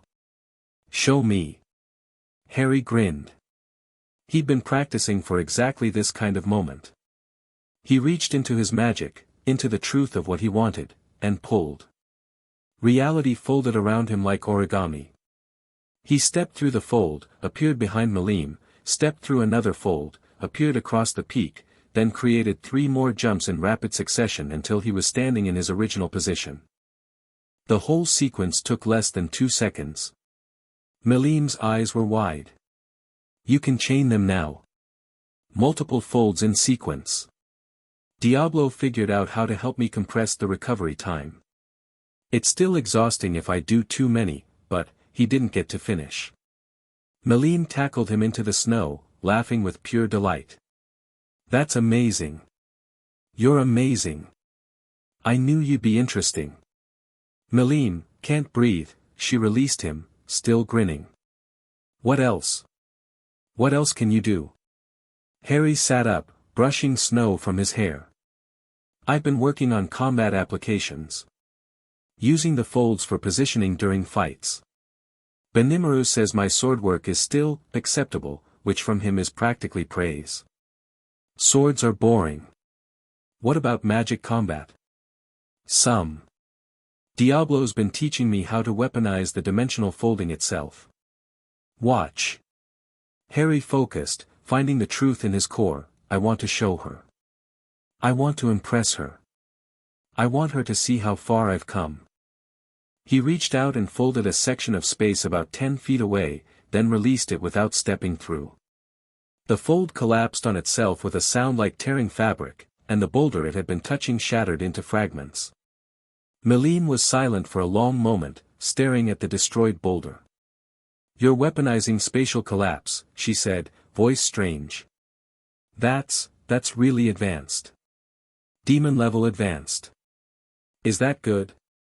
It's terrifying. Her grin returned, sharper now. I love it. Do it again. Make something else explode. Harry laughed and obliged. By the time they were done, the mountain peak looked like a war zone, and he was so magically drained he could barely stand. Milim caught him as his legs gave out, lowering him to a snow-free rock with surprising gentleness. You pushed too hard, she said. Worth it. Harry managed a tired smile. I wanted to show you I wasn't wasting my time here. Something flickered in Milim's ancient eyes. I never thought that. You're too stubborn to waste time. How do you know I'm stubborn? We've only spent a few weeks together total. Because I can see it. She tapped his forehead with one finger. In here. You've got the same look I had when I was young. Before I became a demon lord. That look that says, I'm going to make everyone who doubted me regret it. Harry's tired smile faded. People doubted you. Everyone doubted me. I was born from a human woman and a dragon. Neither side wanted me. The humans called me a monster. The monsters called me a pretender. Milim's voice was light, but her eyes were far away. So I got strong enough that no one could call me anything. Strong enough that I could burn their opinions to ash if I wanted to. Did you? Burn them? Some of them. No apology in her tone. The ones who really deserved it. Harry thought about Daniel. About his parents. About Dumbledore and his prophecy and all the people who'd looked at Harry like he was nothing. I don't want to burn them, he said slowly. I just want them to see that they were wrong. That I wasn't nothing. That throwing me away was the biggest mistake they ever made. Milim studied him for a long moment. Then she nodded. That's different. Harder, in some ways. Burning people is easy. Making them regret is an art. She stood, offering him a hand. Come on. You need food and rest. We can destroy more things tomorrow. Harry took her hand. Her grip was warm despite the snow around them. Milim. Thanks. For coming back. I told you I would. She pulled him up, steadying him when he swayed. I always come back for interesting things. And you're the most interesting thing I've found in centuries. Milim stayed for a month this time. She inserted herself into Harry's training schedule with the force of a natural disaster, which meant his training schedule essentially exploded and reformed around her whims. Rimuru learned to schedule sessions around her inspections. Diablo developed a twitch every time she burst into his carefully constructed lessons. Even Rimuru seemed slightly frazzled by the chaos she introduced. But Harry's progress accelerated dramatically. Fighting Milim, even the heavily restrained version of fighting Milim that she offered, taught him things that years of normal training couldn't. How to read an opponent who moved faster than sight. How to use his dimensional folding to survive attacks that should have killed him. How to find openings in defense that seemed impenetrable. You're thinking too much, Milim said after flattening him for the 100th time one afternoon. Combat at our level isn't about thinking. It's about reacting. Your body already knows what to do. Your brain just gets in the way. Harry peeled himself off the ground, bruised everywhere. Easy for you to say. You've been fighting for thousands of years. And you've been fighting for one. So what? You didn't learn dimensional folding by thinking about it. You learned by feeling it. Combat's the same. She had a point. Harry's best moments in their sparring sessions came when he stopped planning and just moved, letting instinct guide him. The problem was getting to that state consistently. Again, he said. Milim's grin sharpened. That's what I like about you. You don't know when to quit. She attacked, and Harry let himself fall into the rhythm of it. Dodge. Fold. Counter. Fold again. Move without thinking, react without planning. For 3 glorious seconds, he actually kept up with her. Then she kicked him through a boulder and the moment ended. Better, she called from somewhere above him.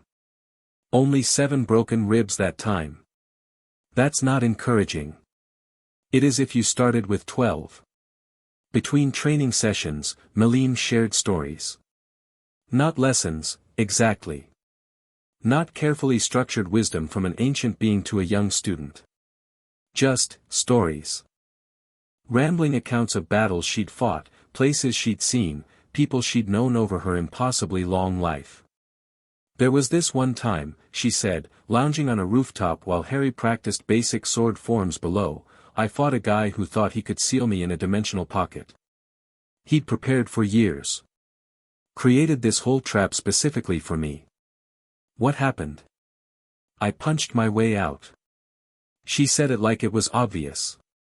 Dimensional pockets aren't meant to contain dragon-level power. His whole trap collapsed on itself. Took out half his army too.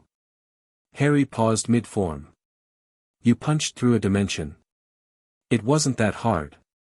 Dimensions are just layers. If you hit them hard enough, they break like anything else. She rolled onto her back, staring at the sky. You could probably do it eventually. Your folding technique is basically poking holes in dimensions anyway. Same principle, just more force. Harry filed that away for later consideration. Milim. Can I ask you something? You just did. But sure, ask another thing. Why do you keep coming back here? To Tempest, I mean. You could go anywhere. Do anything. Why spend time with, he gestured vaguely at himself. Milim was quiet for a moment. When she spoke, her voice was different. Softer. I've been alive a long time, Harry. A really long time. And for most of it, I've been alone. Not because I had to be.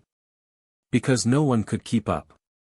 Everyone I met was either too weak to survive around me or too scared to treat me like a person. She sat up, those ancient eyes finding his. Rimuru was the first one in centuries who talked to me like I was just, me. Not a demon lord. Not a weapon. Not a threat. Just Milim. A small smile. And you do the same thing. You're not scared of me. You don't want anything from me. You just, are. Around me. Like it's normal. Harry climbed up to join her on the rooftop, sitting beside her on the warm tiles. It is normal, he said. To me, anyway. You're my friend. That's all. Milim stared at him for a long moment. Then she laughed, that soft laugh he'd only heard a few times before.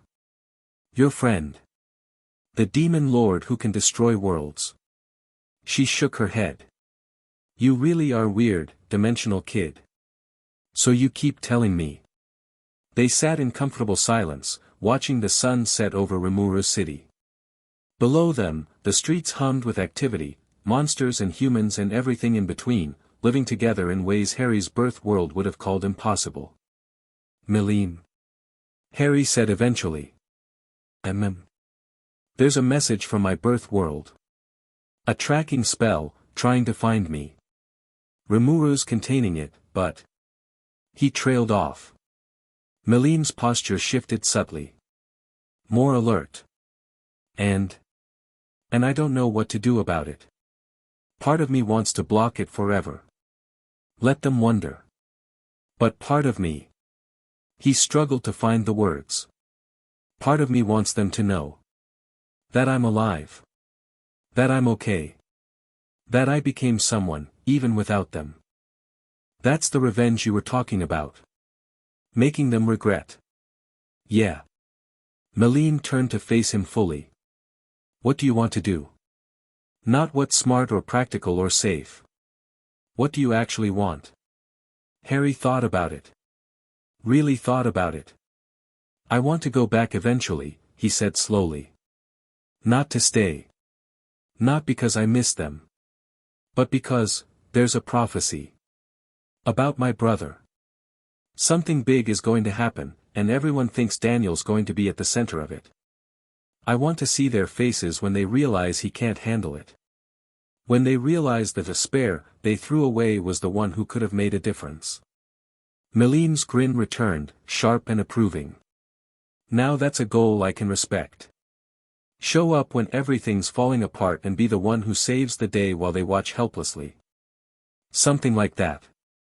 Then get stronger. She stood, stretching. Get strong enough that when you walk back into that world, everyone feels it.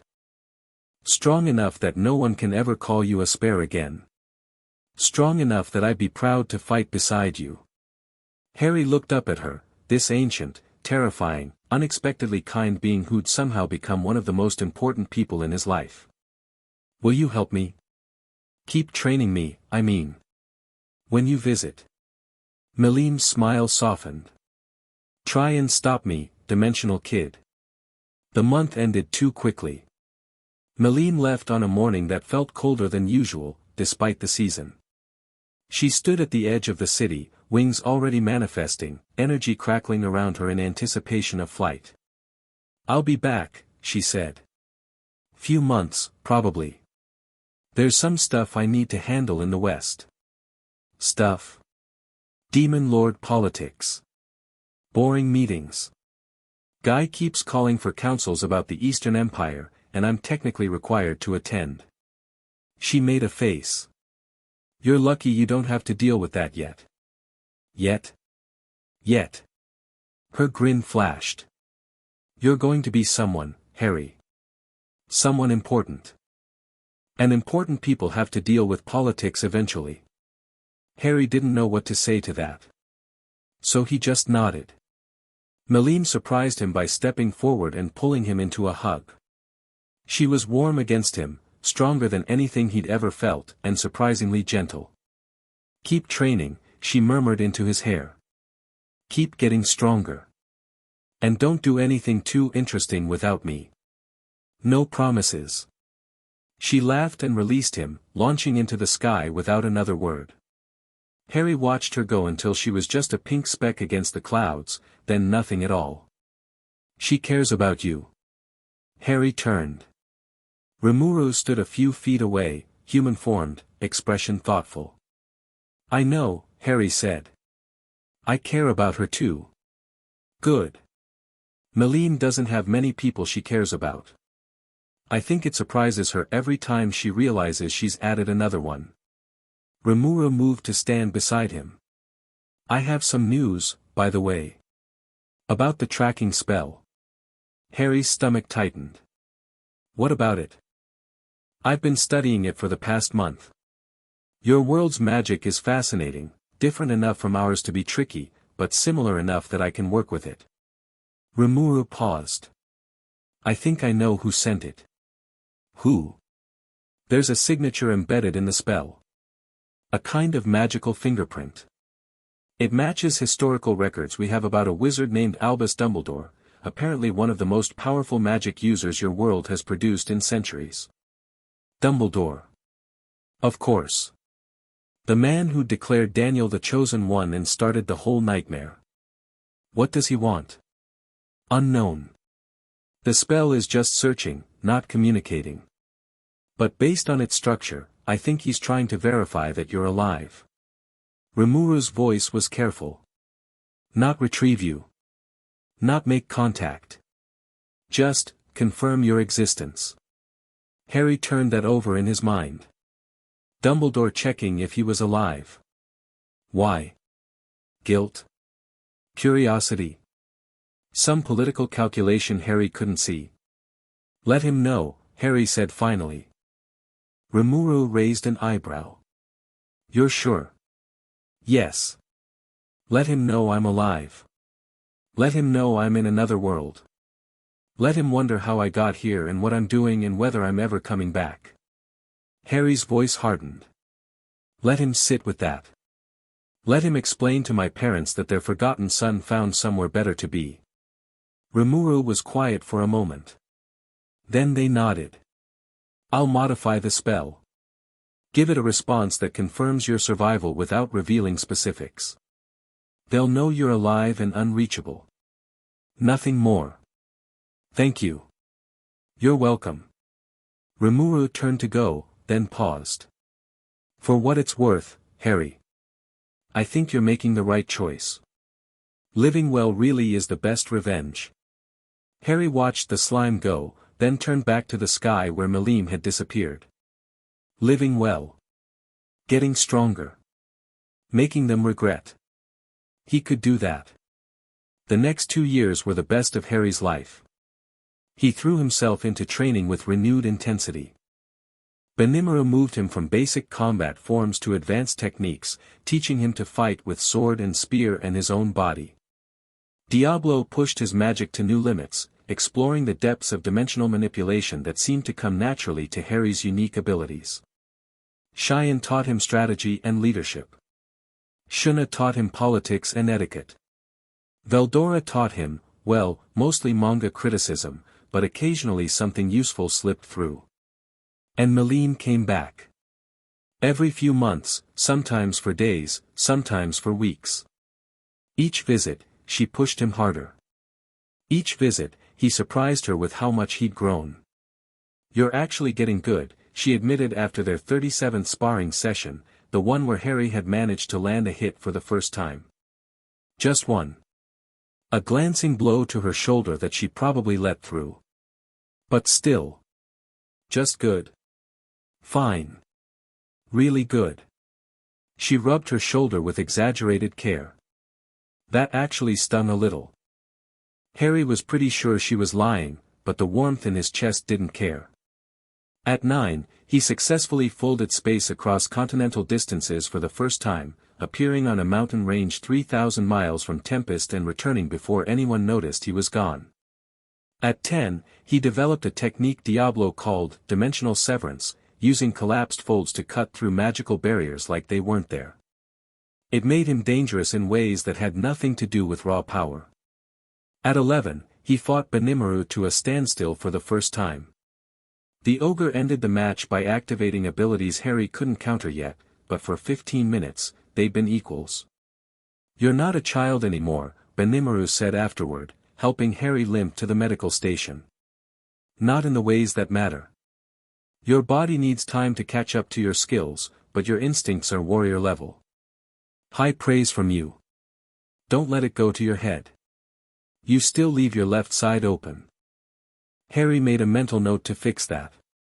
But his training wasn't just combat. Rimuru insisted on education, real education, the kind that made Harry's brain hurt in different ways. Economics. Politics. History. The complex web of alliances and enmities that made up the cardinal world's geopolitical landscape. Harry learned about the Western Holy Church and their crusades against monsters. He learned about the Eastern Empire and their imperial ambitions. He learned about the other demon lords, Guy Crimson's ancient power, Luminous Valentine's vampire kingdom, the various others with their own agendas and territories. "Why do I need to know all this?" Harry asked Cheyenne during one particularly grueling political theory session. "Because power without knowledge is just destruction," Cheyenne replied. "You can fold dimensions, Harry. You can cut through barriers. You're developing abilities that most beings in this world would kill for. But if you don't understand how to use that power wisely, you'll just become another weapon. Another threat to be managed. Is that what people think I am? A threat?" Cheyenne's expression softened. "Not yet. But they will. The stronger you get, the more attention you'll attract. From other nations. From other demon lords. From forces we don't even know about yet." She leaned forward. "When that happens, I want you to be ready. Not just to fight. To think. To plan. To outmaneuver." Harry took her lessons more seriously after that. The summer Harry turned 11 brought an unexpected visitor. Harry was in the library, working through a particularly dense text on magical theory, when Gobta burst through the door with his usual complete disregard for library etiquette. "Harry! Harry! Someone's here to see you." "Gobta," inside voice, "it's a weird old guy. He came through a portal. A dimensional portal. Like yours but different." Harry was on his feet before Gobta finished speaking. A dimensional portal. From another world. From his world. He teleported to the central square, appearing in time to see Rimuru facing off against a tall figure in robes that seemed to shimmer with contained power. Long white beard. Half-moon spectacles. That grandfatherly smile that Harry remembered from his childhood nightmares. Albus Dumbledore. "Ah," Dumbledore said, those blue eyes twinkling as they found Harry. "There you are, my boy. You've grown." Harry felt his magic surge in response to the threat, because that's what this was, no matter how friendly the old man seemed. His dimensional senses prickled, mapping escape routes, attack vectors, ways to fold Dumbledore into a spatial collapse before he could react. "Easy," Rimuru murmured, one hand raised. "Let's hear what he has to say." Dumbledore spread his hands in a gesture of peace. "I come only to talk. I mean no harm. How did you get here?" Harry's voice came out colder than he intended. "Your world's magic shouldn't be able to breach Tempest's barriers.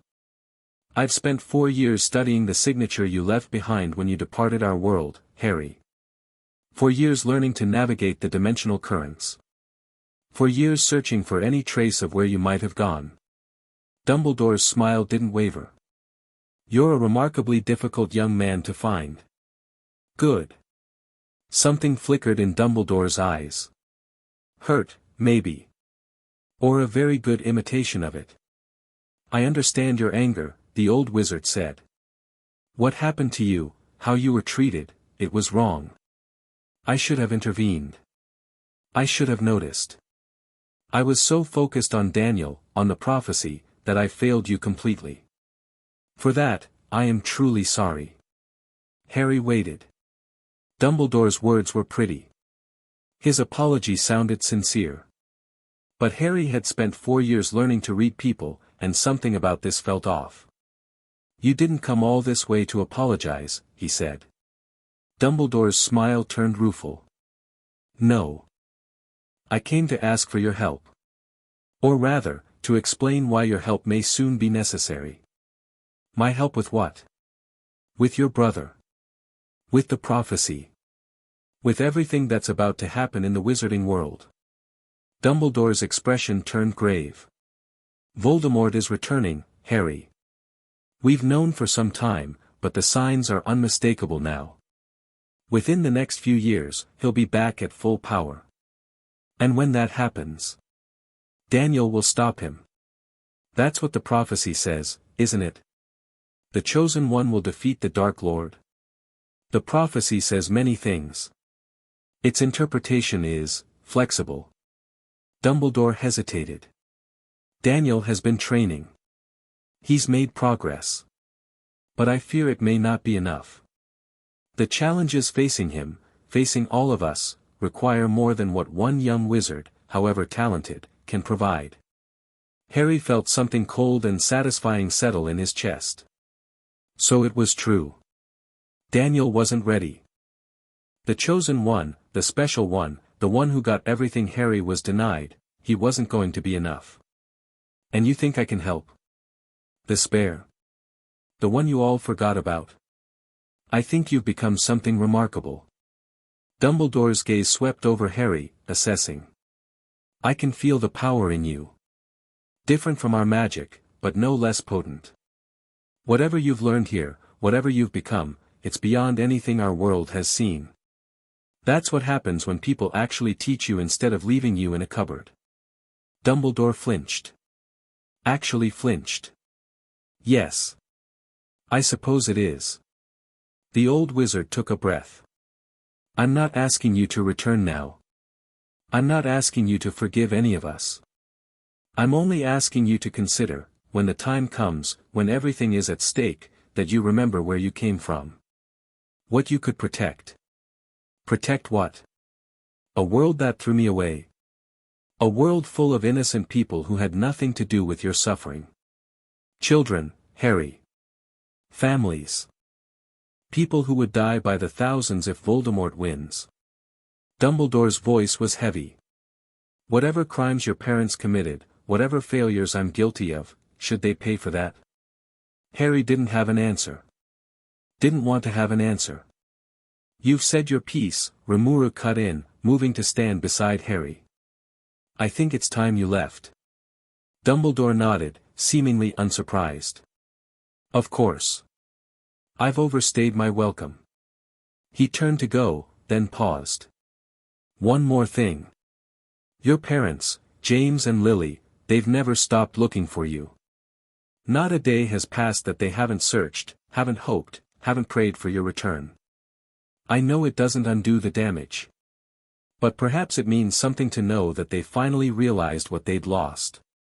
He raised his wand, and a portal shimmered into existence, back to the world Harry had left behind.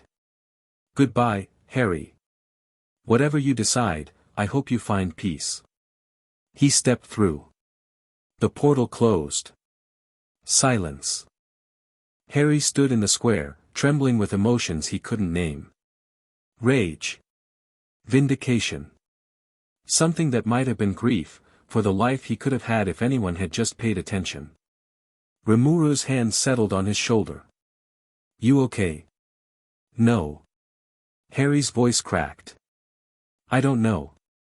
I wanted them to suffer. To know what they did. But hearing it, knowing they regret it."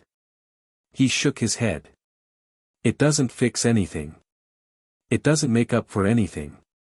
It's not supposed to." Rimuru guided him away from the square, away from the staring crowds. "Regret doesn't undo damage. It just means they finally see it clearly. What you do with that knowledge is up to you." They walked in silence through the city, past the shops and homes and people who had become Harry's real family. Past the training grounds where Benimaru was probably waiting for their afternoon session.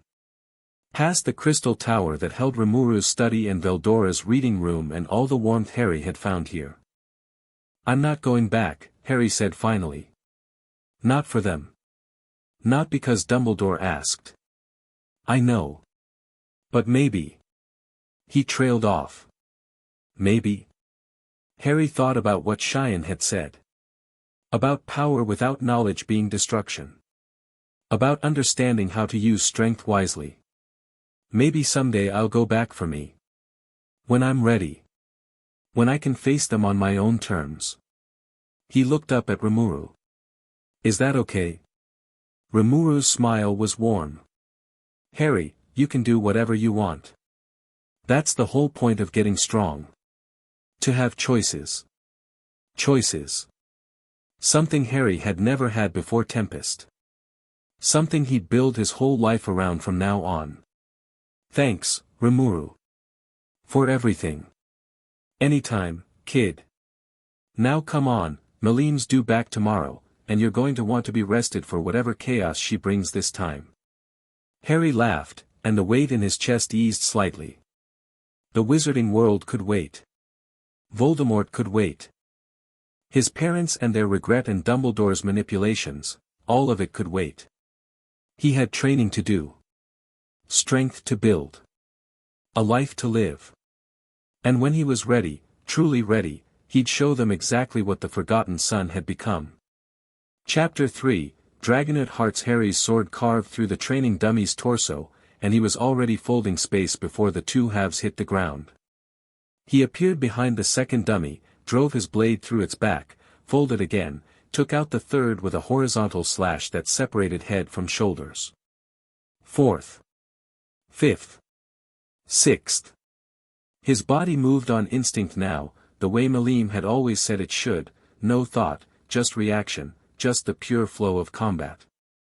7 dummies in 4 seconds. A new personal record. Acceptable, Rimuru said from the edge of the training field. Harry sheathed his sword, barely winded. Just acceptable. I'm pretty sure that was impressive. Impressive for a 15-year-old human, perhaps. Adequate for someone who might one day face real opponents. But there was a hint of a smile on the ogre's face. Your spatial integration has improved. You're not teleporting and then attacking anymore, you're attacking through the teleport. The movement and the strike have become one action.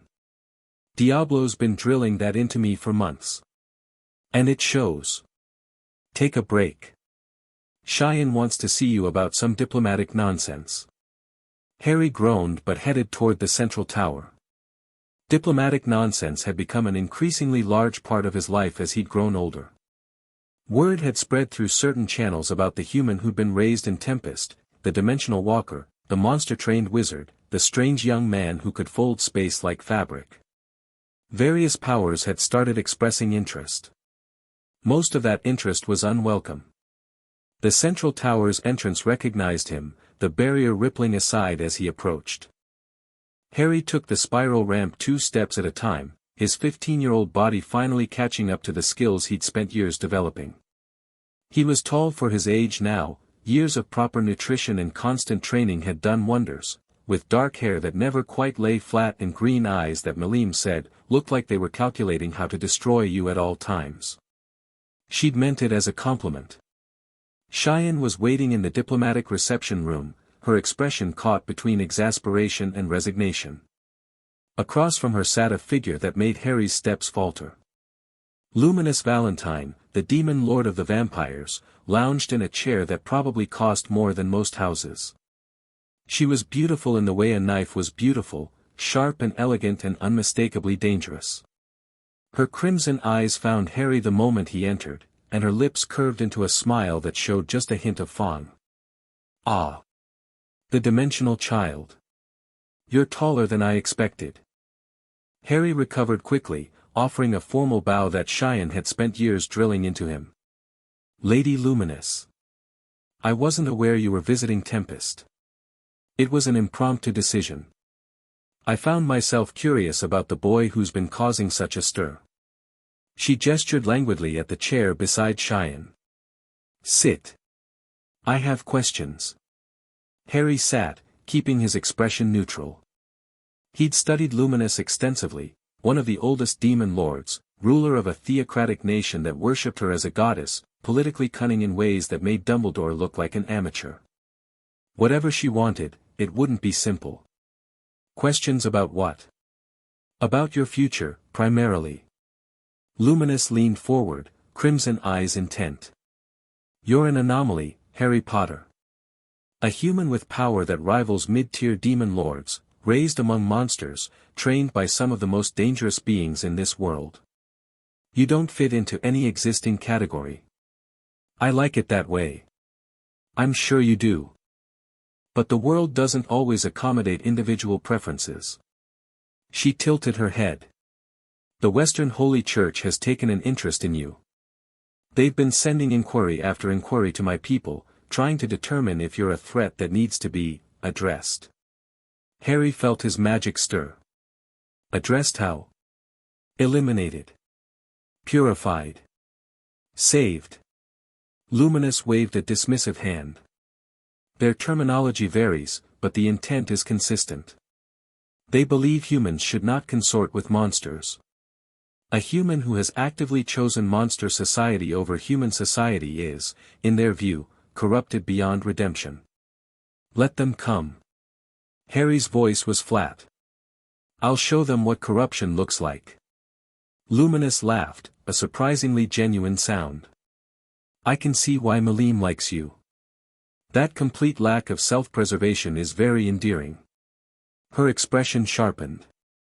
But the Holy Church isn't a force to dismiss lightly. They've destroyed nations before. They have resources, fanaticism, and the backing of most human powers in the Western regions. What are you suggesting? That you need allies. Political connections.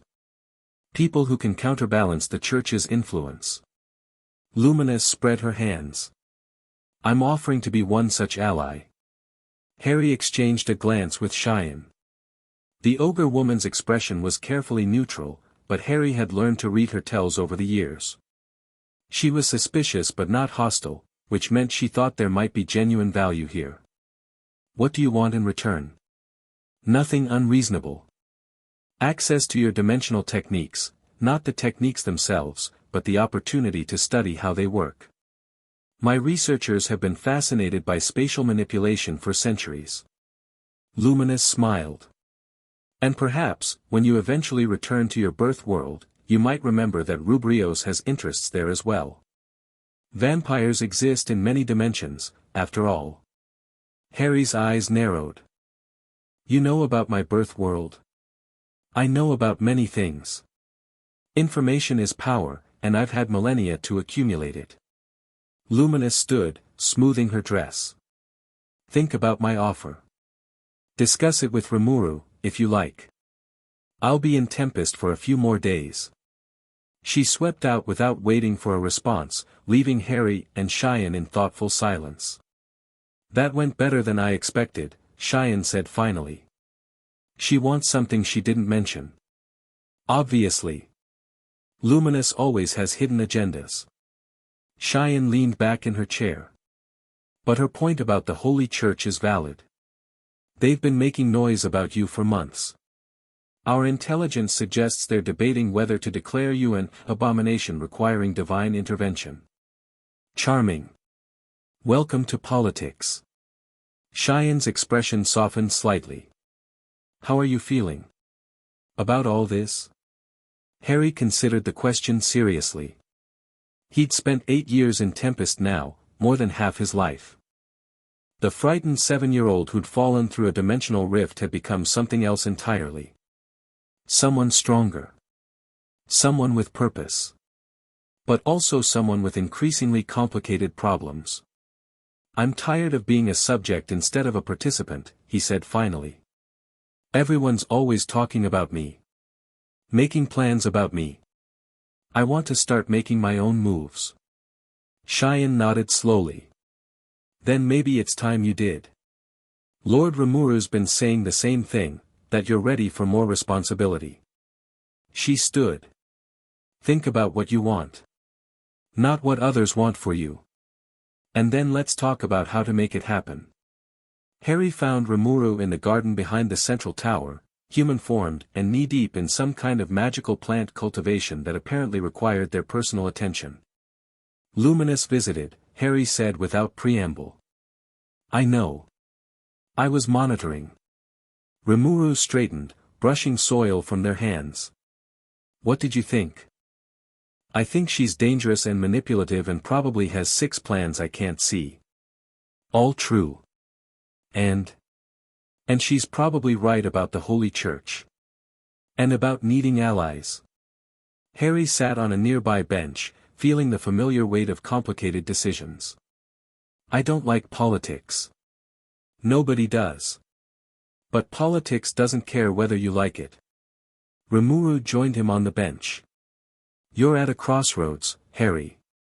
You've been training for years, building power, preparing for something. But something isn't a plan. It's a direction. I know what I want.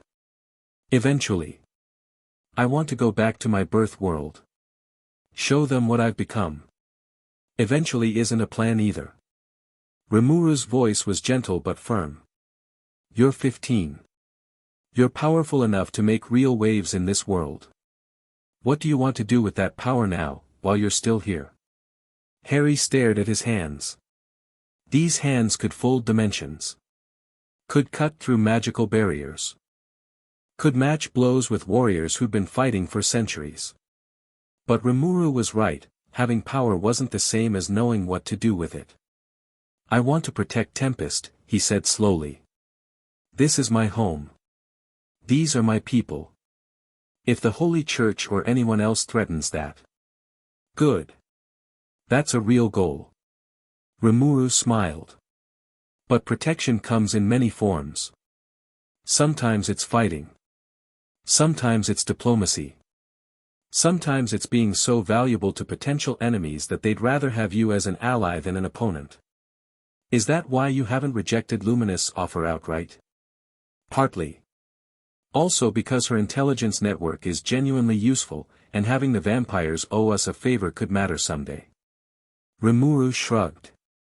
Politics is chess, Harry. Every piece has multiple uses. Harry was about to respond when he felt it, a familiar surge of power approaching from the east. Massive. Chaotic. Radiating joy like a small sun. He couldn't help grinning. Milim's here. She crashed into the garden like a meteor with a personality disorder, cratering the carefully cultivated plants and sending magical seedlings flying in every direction. Harry. I'm back. Harry was already on his feet, bracing for impact. Milim slammed into him with a hug that would have shattered normal human bones, lifting him off the ground and spinning him in circles. You got taller again.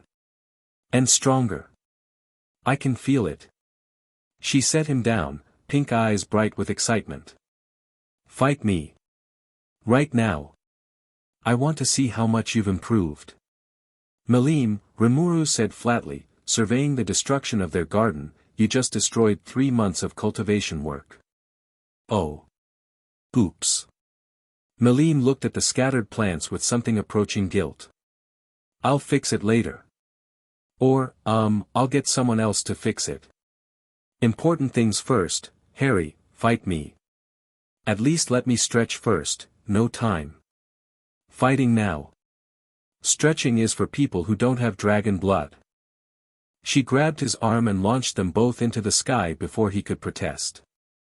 Wind screamed past as they shot toward the mountains north of Tempest, Milim's wings carrying them faster than Harry's dimensional folding could manage. They landed on a plateau high above the treeline, surrounded by peaks that had survived Milim's previous visits mostly intact. Okay. She cracked her knuckles, grinning. Rules, you can use everything except actual dimensional collapse. I'll hold back to Demon Lord Tyr, no Dragon Knuckle, no Drago Nova, no wiping out the continent by accident. Very reassuring. Ready? Harry settled into a combat stance, drawing his sword. His magic hummed beneath his skin, ready to fold space at a moment's notice. Ready. Milim moved.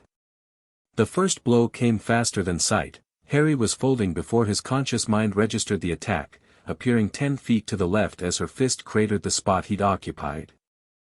He counterattacked immediately, blade seeking her exposed side, but she was already spinning, catching his sword on her forearm guard and retaliating with a kick that he barely dodged. They'd fought dozens of times over the years. Harry knew her patterns, her preferences, the tiny tells that preceded her attacks. But Milim was ancient and infinitely adaptive, and she'd been watching him grow too. She knew his patterns just as well. Harry folded 3 times in rapid succession, attacking from multiple angles, trying to overwhelm her with spatial unpredictability. Milim laughed and met every strike, her movements a blur of pink and silver, power radiating from her in waves that made the air taste like ozone. Good. Better than last time. She caught his blade between 2 fingers, casual, almost playful, and yanked him forward into a headbutt that rang his skull like a bell. But you're still thinking too much. Harry stumbled back, vision swimming. She was right. He was analyzing, planning, trying to outmaneuver her strategically. But against someone like Milim, strategy was a trap. She'd always be faster, stronger, more experienced.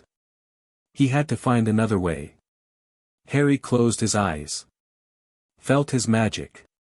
Found the truth. I want to surprise her. I want to do something she hasn't seen before. I want to be worthy of fighting beside her. His dimensional sense expanded.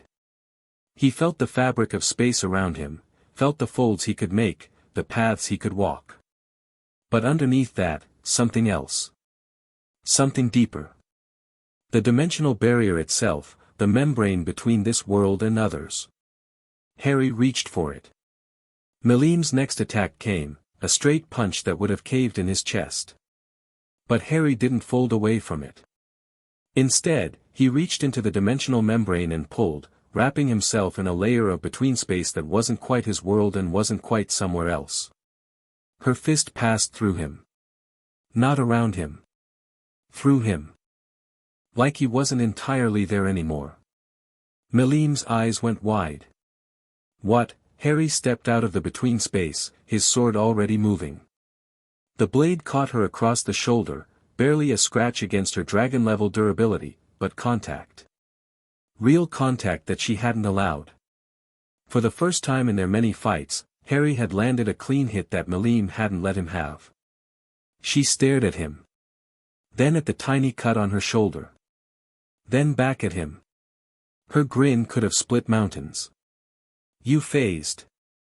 She grabbed him by the shoulders, shaking him with excitement. You actually phased.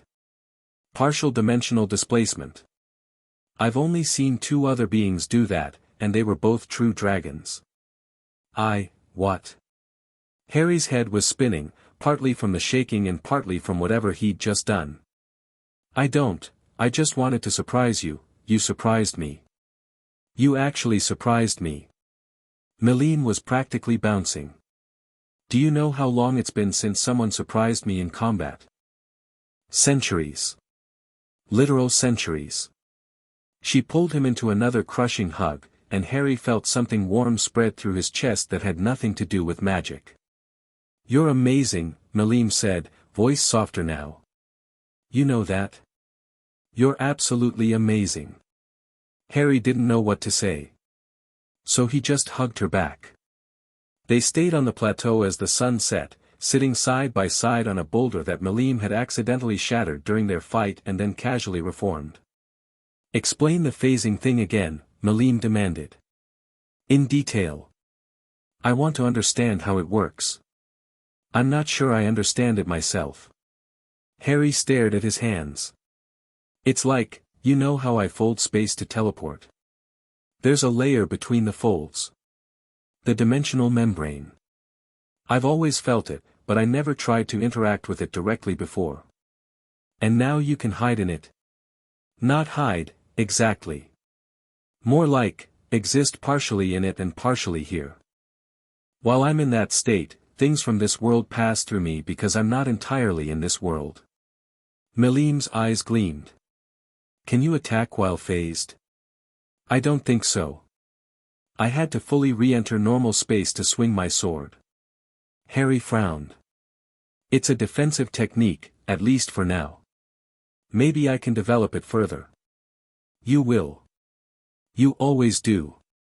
Milim leaned back, looking at the stars emerging overhead. You know what I love about you, dimensional kid? Harry's heart did something complicated in his chest.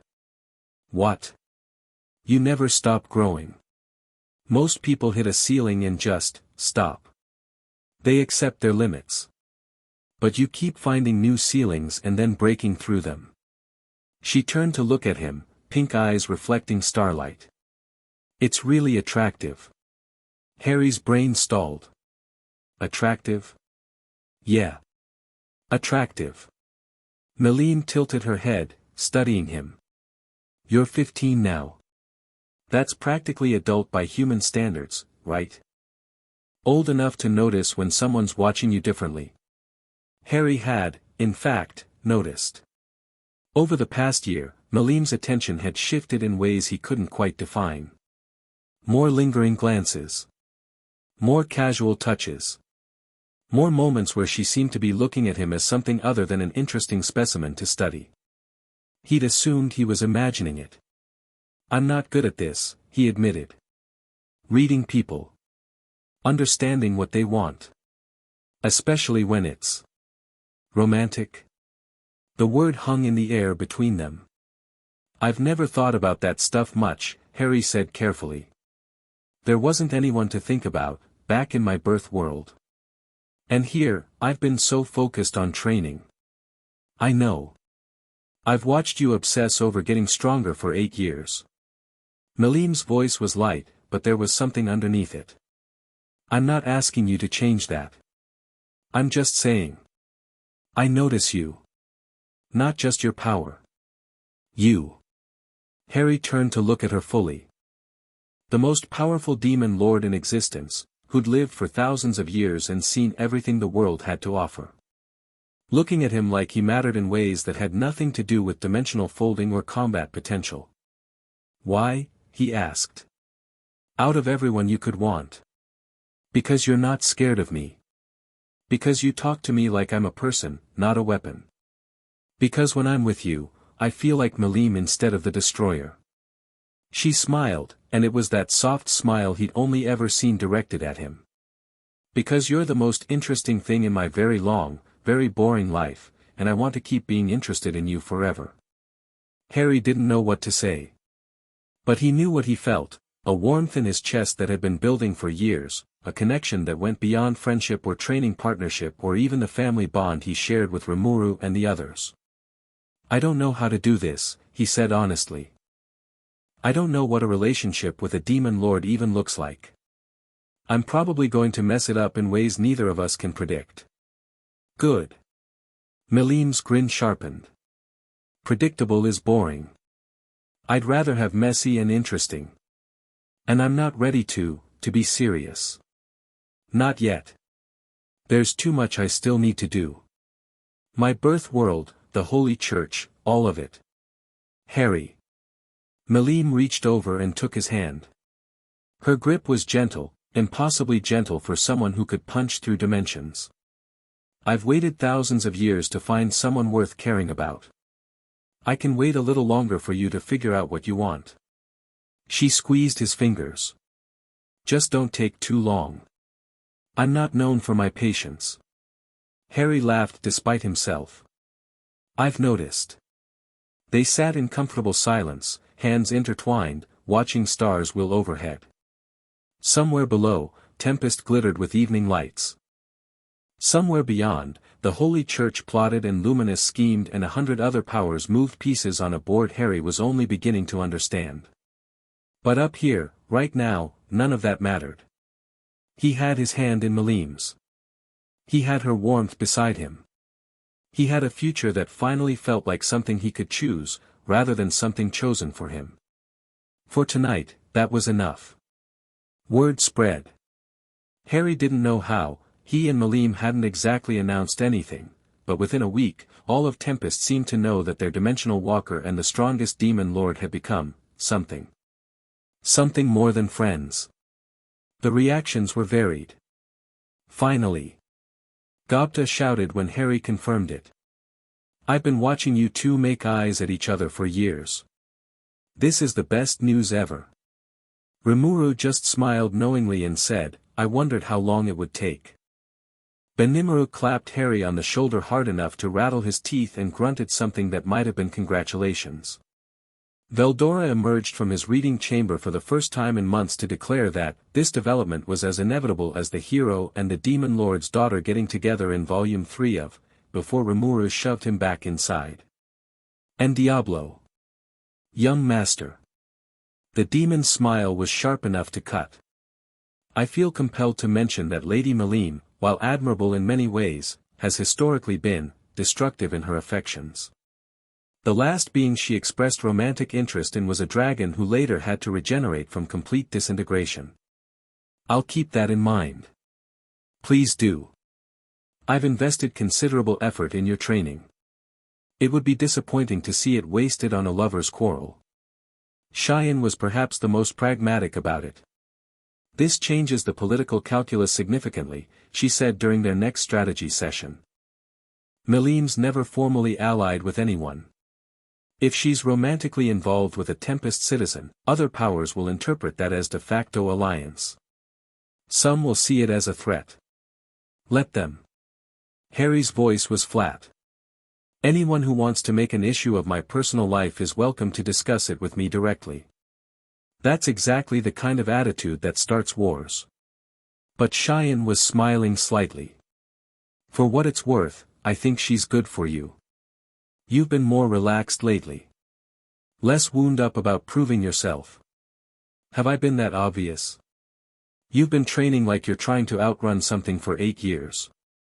It's about time you let yourself slow down occasionally. Harry thought about that. About the drive that had pushed him through countless hours of combat drills and magic practice. About the anger at his birth world that had fueled so much of his growth. Was he ready to let that go? No. Not entirely. There were still things he needed to do, scores that needed settling. But maybe Cheyenne was right about balance. Maybe getting stronger didn't have to be his entire identity anymore. Milim stayed in Tempest for 3 months this time, the longest continuous visit she'd ever made. They trained together, obviously. Milim helped him develop the phasing technique, pushing him to hold the dimensional displacement longer and transition in and out more smoothly. By the end of the first month, Harry could phase for nearly 30 seconds before the strain became too much. The key is intention, Milim explained after watching him practice. You're treating the membrane like a hiding place. But it's not, it's a battlefield. The moment you start thinking of it as somewhere you can retreat to, you lose the ability to use it offensively. How do I use it offensively? Milim's grin was predatory. Figure it out. She wouldn't give him the answer, she never did with things like this. Milim believed in discovery over instruction, in finding your own path to power rather than following someone else's. It was frustrating, but Harry had to admit it was effective. The things he learned himself stuck with him in ways that handed-down techniques never quite did. But they didn't just train. Milim dragged him on adventures across the Cardinal world, teleporting to distant locations she remembered from centuries ago, showing him ruins and battlefields and hidden wonders that weren't in any book. She told him stories about the places they visited, about battles she'd fought and enemies she'd defeated and the rare few she'd considered friends over her long life. There was a guy once, she said, sitting atop a crumbling temple in a desert thousands of miles from Tempest. Human. Strongest human mage of his era. He wasn't scared of me either. What happened to him? He died. Old age. Milim's voice was matter-of-fact, but Harry heard the old pain underneath. Humans do that. Even the strong ones. I watched him get weaker and weaker over the years, and then one day he just stopped. Harry didn't know what to say. He was human too, or mostly human. Even with his unusual power, his lifespan was probably limited in ways Milim's wasn't. That scares me sometimes, he admitted. The idea that one day I'll be too old to keep up with you. That you'll have to watch me fade. Milim turned to look at him, expression unreadable. Who says you're going to fade? I'm human, Milim. Humans age. You're human now. She reached over and tapped his chest, right above his heart. But you're not finished growing. Nobody knows what you'll become. Not even you. It should have sounded like empty reassurance. But Milim wasn't the type for empty words. If she said something, she meant it. You really believe that? I believe in you. She leaned against his shoulder, warm and solid. I've believed in you since I first saw you fold space like it was nothing. I'll keep believing in you no matter what happens. Harry wrapped an arm around her, pulling her closer. For someone who'd spent his childhood desperate for any scrap of affection, hearing those words still felt surreal. Like something he might wake up from and find himself back in the cupboard. But he wasn't in the cupboard anymore. He was here, in another world, with people who actually wanted him around. With someone who loved him. The word echoed in his mind. Love. Neither of them had said it out loud yet. But Harry felt it in every touch, every look, every moment they spent together. It was terrifying and wonderful and completely unlike anything he'd ever experienced. Hey Milim. I'm glad you keep coming back.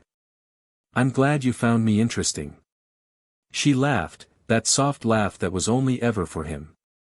Me too, dimensional kid. Me too. The Holy Church made their move at the end of Milim's third month in Tempest. Harry was having breakfast with Gobta when the alarm started blaring. He was on his feet instantly, dimensional senses extending outward, mapping the situation. Airships.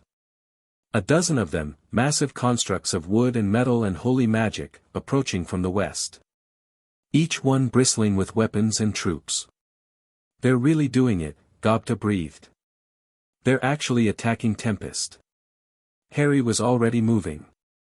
He folded space, appearing on the city's western wall where Rimuru was barking orders to assembled soldiers. Report. 12 vessels, standard church crusade formation. Estimated crew of 3,000 holy knights plus support mages. Benimaru's expression was grim. They've announced themselves as a Salvation Expion, here to rescue the corrupted human child from monster influence. How thoughtful of them. Lord Rimuru is meeting with the council. Cheyenne is coordinating evacuation of civilian areas.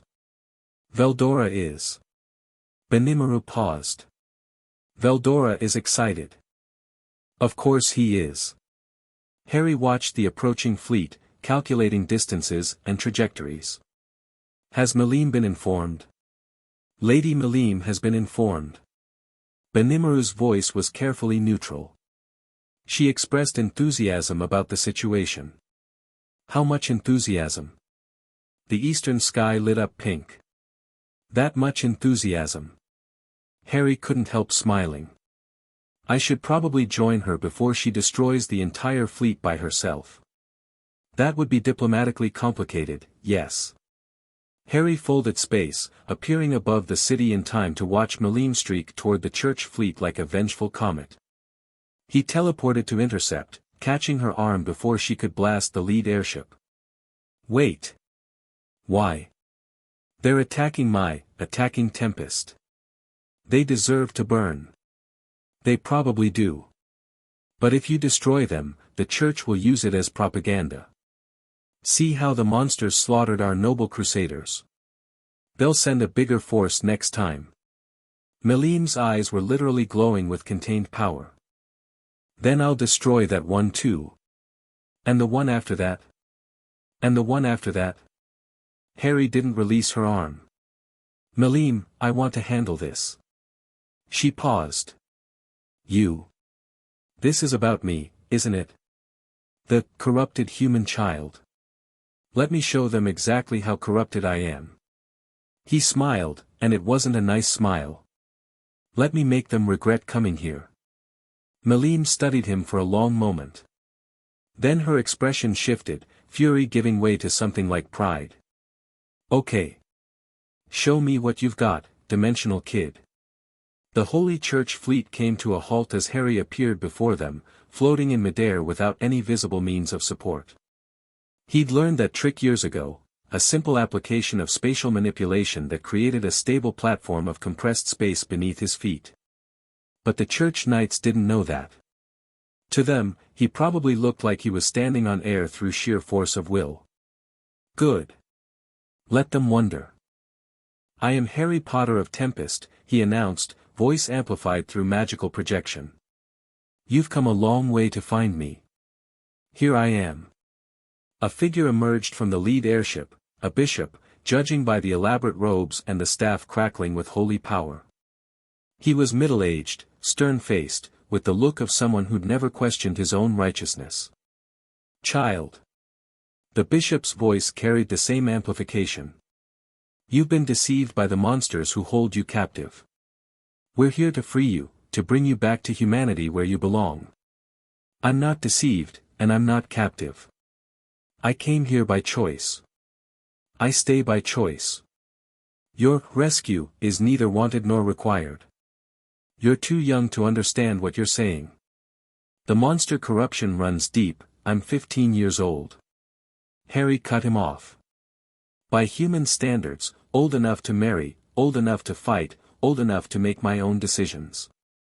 And I've decided that the Holy Church can turn around and go home, or they can find out exactly how corrupted I really am. The bishop's expression hardened. We have 3,000 holy knights trained specifically to combat monster influence. You're one boy. Harry smiled. Behind him, the space began to distort. Fold. Compress. You're right. I am one boy. He raised his hand, and the folds he'd created tightened around the lead airship's main weapon, the holy bombardment cannon that could level city blocks. The weapon crumpled like paper, collapsing in on itself as the spatial distortion intensified. One boy who can do this. Screams from the airship's crew. The bishop staggered, face going pale.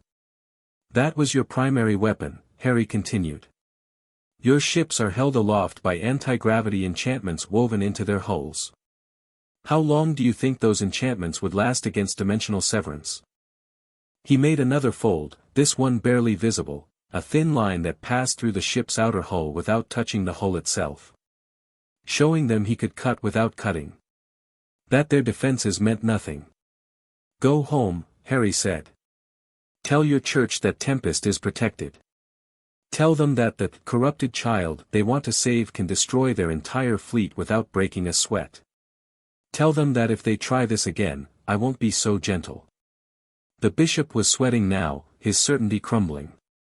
You're bluffing. One person can't. Harry folded space and appeared directly in front of the bishop, close enough to touch. The man flinched backward, nearly falling. I'm not bluffing. Harry's voice was soft. I've spent 8 years learning to kill things far more dangerous than you. Your holy magic, your blessed weapons, your 3,000 knights, none of it matters against someone who can step outside your reality entirely. He leaned closer. This is your only warning. The next fleet won't get one. Harry folded back to his original position, hovering before the assembled ships.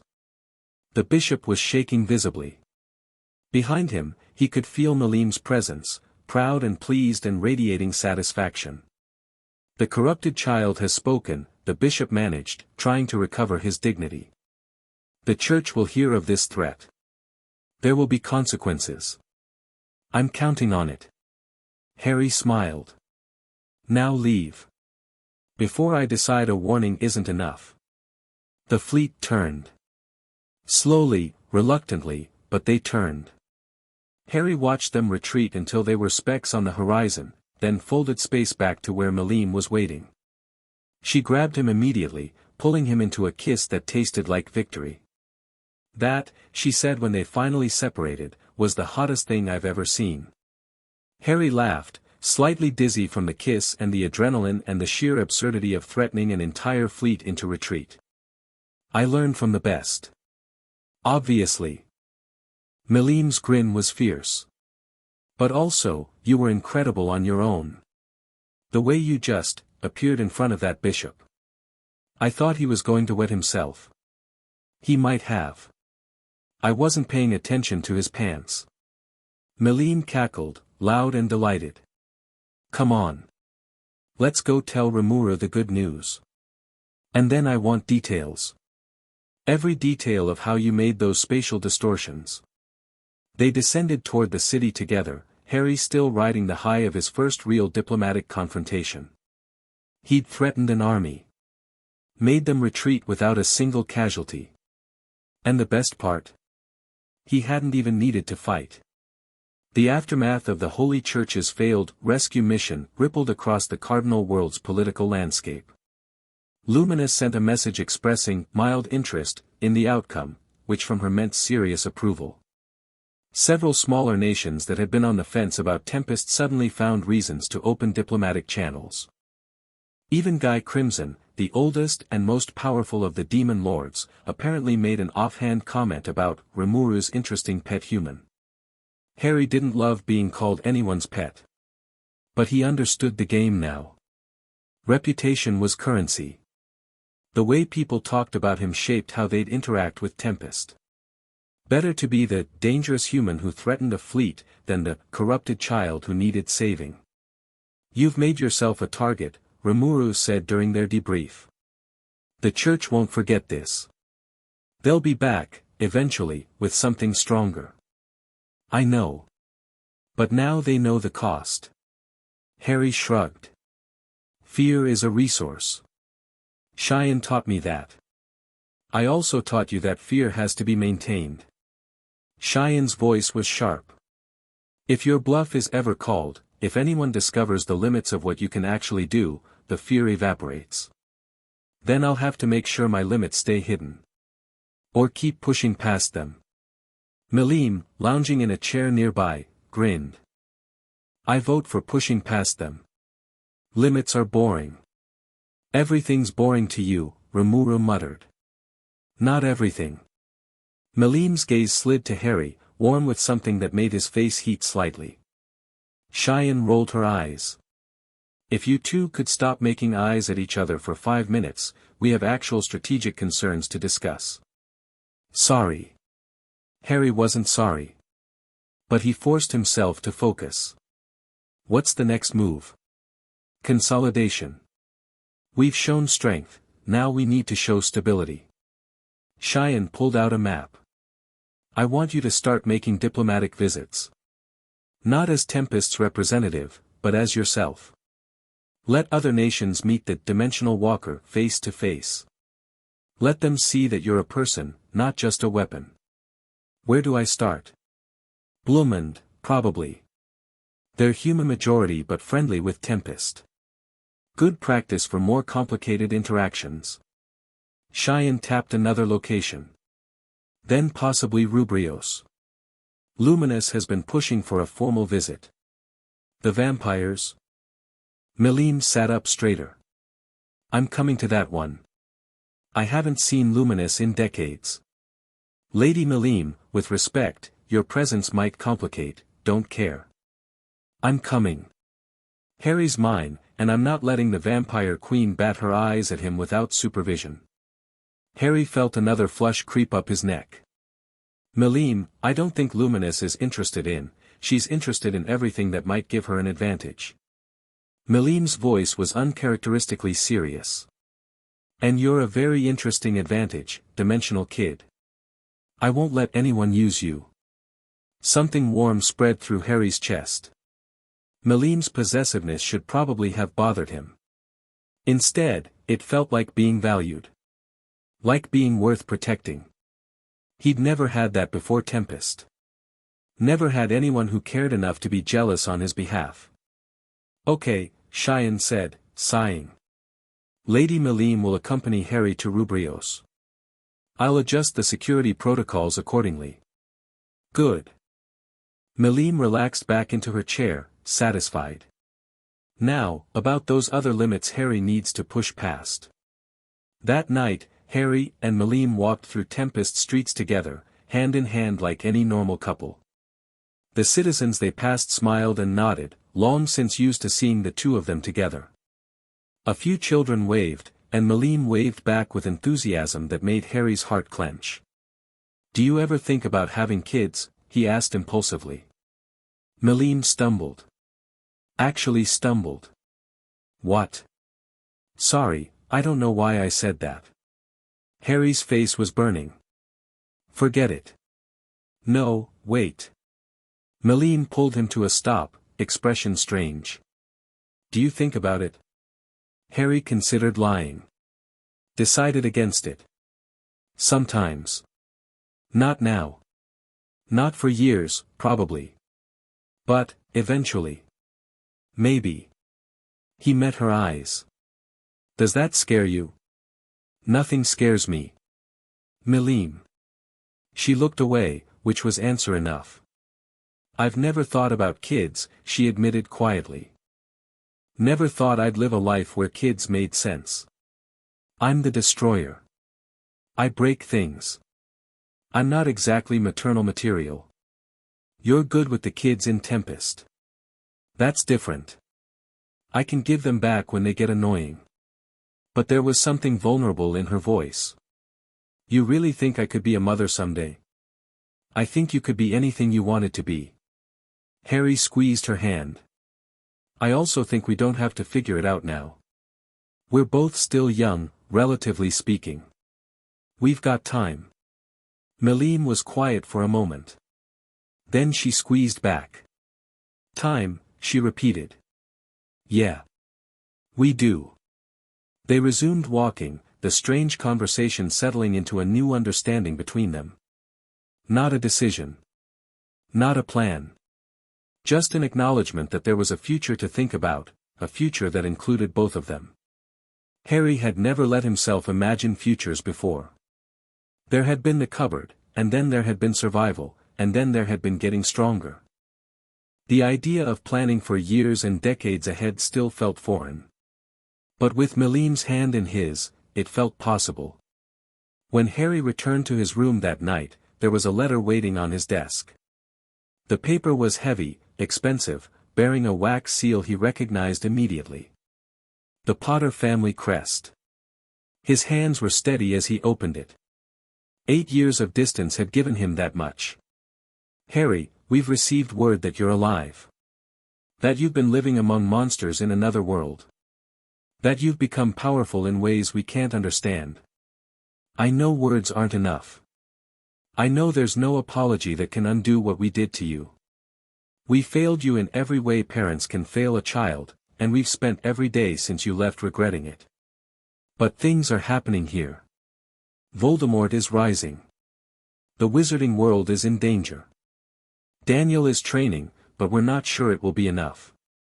I'm not asking you to come back for us. We don't deserve that. But there are innocent people, children, families, who had nothing to do with how we treated you. If there's any part of you that still cares about this world, please consider helping. Your father is too proud to write this himself. Your brother doesn't know how. But I'm asking, Harry. Not as your mother, I lost the right to call myself that years ago, but as someone who once loved you and failed you completely. Please. Lily Potter. Harry set the letter down. He felt nothing. Or rather, he felt everything at once, so tangled together that it registered as nothing. Anger. Vindication. Grief. Satisfaction. Something that might have been pity. His mother had finally written to him. After 8 years. After he'd threatened an army and made himself impossible to ignore. Funny how that worked. He folded the letter carefully and placed it in his desk drawer. Then he walked to his window and looked out at Tempest, glittering in the darkness, alive with people who'd actually been there for him. Someday, he'd go back. He'd face the Potters. He'd deal with Voldemort and the prophecy and all the mess his birth world had made. But not because Lily asked. Because he chose. Harry watched the twin moons rise over his city, his home, and let himself smile. He was 15 years old, in love with a demon lord, and stronger than anyone in his birth world could imagine. Whatever came next, he was ready. Chapter 4, The World Left Behind. The Hogwarts letter arrived on a Tuesday, because the universe apparently had a sense of humor. Harry was reviewing trade agreements with Cheyenne, mind-numbing work, but necessary, when Rimuru burst into the conference room holding an envelope like it might explode. "You need to see this." Harry took the envelope. Heavy parchment. Green ink. A wax seal bearing a coat of arms he recognized from Daniel's discarded correspondence years ago. Hogwarts School of Witchcraft and Wizardry. His name was written on the front in flowing script, Mr. H. Potter. The room with the Mountain View Central Tower, Rimuru City. Jura Tempest Federation. The Cardinal World. How did they get this address? Cheyenne demanded, already on her feet. Magic finds a way. Rimuru's voice was grim. The tracking spell Dumbledore sent 4 years ago, it must have mapped Harry's location in enough detail for their owls to navigate dimensionally. Harry opened the envelope, scanning the contents. A formal acceptance letter, dated as though he'd applied normally. Course lists. Supply requirements. A personal note at the bottom in handwriting he didn't recognize. Mr. Potter, the headmaster extends a personal invitation for you to attend Hogwarts as a 7th-year student, regardless of your unconventional educational background. Special accommodations will be made. Professor M. McGonagall. Deputy Headmistress. Harry laughed. Actually laughed. They want me to attend as a student. He held up the letter. After everything. After I threatened the Holy Church. After 8 years of becoming something they can't possibly comprehend. They want me to sit in classrooms and learn how to turn teacups into mice. It's a power play. Cheyenne's mind was already working. Dumbledore can't retrieve you by force, so he's trying to lure you involuntarily. Once you're on Hogwarts grounds, under his authority as headmaster. I know what it is. Harry set the letter down. The question is what I do about it. Ignore it, Rimuru said. You don't owe them anything. No. I don't. Harry stared at the parchment, feeling the familiar weight of old anger settling in his chest. But I've been saying for years that I'd go back eventually. That I'd show them what they threw away. There's a difference between going back on your terms and walking into Dumbledore's trap. Is it a trap if I know it's there? Harry met Rimuru's eyes. I'm not the scared 7-year-old who fell through a dimensional rift anymore. I'm not going to be manipulated or controlled. I'm going to walk into their world, let them see exactly what I've become, and then walk out again. On my terms. Cheyenne and Rimuru exchanged glances. You've thought about this, Cheyenne said. For years. Harry folded the letter carefully. Voldemort's rising. The prophecies in play. My birth world is heading toward a war they might not survive. And somewhere in the middle of all that are my parents, my brother, and every person who looked at me like I was nothing. He stood. I want them to watch. When everything falls apart, when Daniel can't handle what's coming, I want to be there. Not to save them, to show them what they could have had, if they'd just paid attention. The room was silent. That's petty, Rimuru said finally. Yes. And dangerous. Probably. And exactly what Dumbledore wants you to do. Maybe. Harry's smile was sharp. But he doesn't know what he's actually getting. None of them do. Milim's reaction was predictable. I'm coming with you. Milim, not negotiable. She crossed her arms, pink eyes blazing. You're walking into enemy territory surrounded by people who want to use you. I'm not letting you do that alone. It's a school. A human school. You can't just, watch me. Harry sighed. This was going to be an argument he couldn't win. The wizarding world has never seen anything like you. If you show up with me, you'll cause a panic. Good. Panicked enemies make mistakes. They're not enemies. Most of them, anyway. They're just people. People who don't know any better. Then I'll teach them better. Milim's expression softened slightly. Harry. I know you want to do this yourself. I know you want to prove something. But you don't have to prove it alone. That's what having people who care about you means. Harry felt his resolve waver. She wasn't wrong. Walking into his birth world with Milim at his side would send a very different message than walking in alone. The forgotten son returned with the most powerful being in existence as his partner. The petty part of him loved that idea. Fine, he said.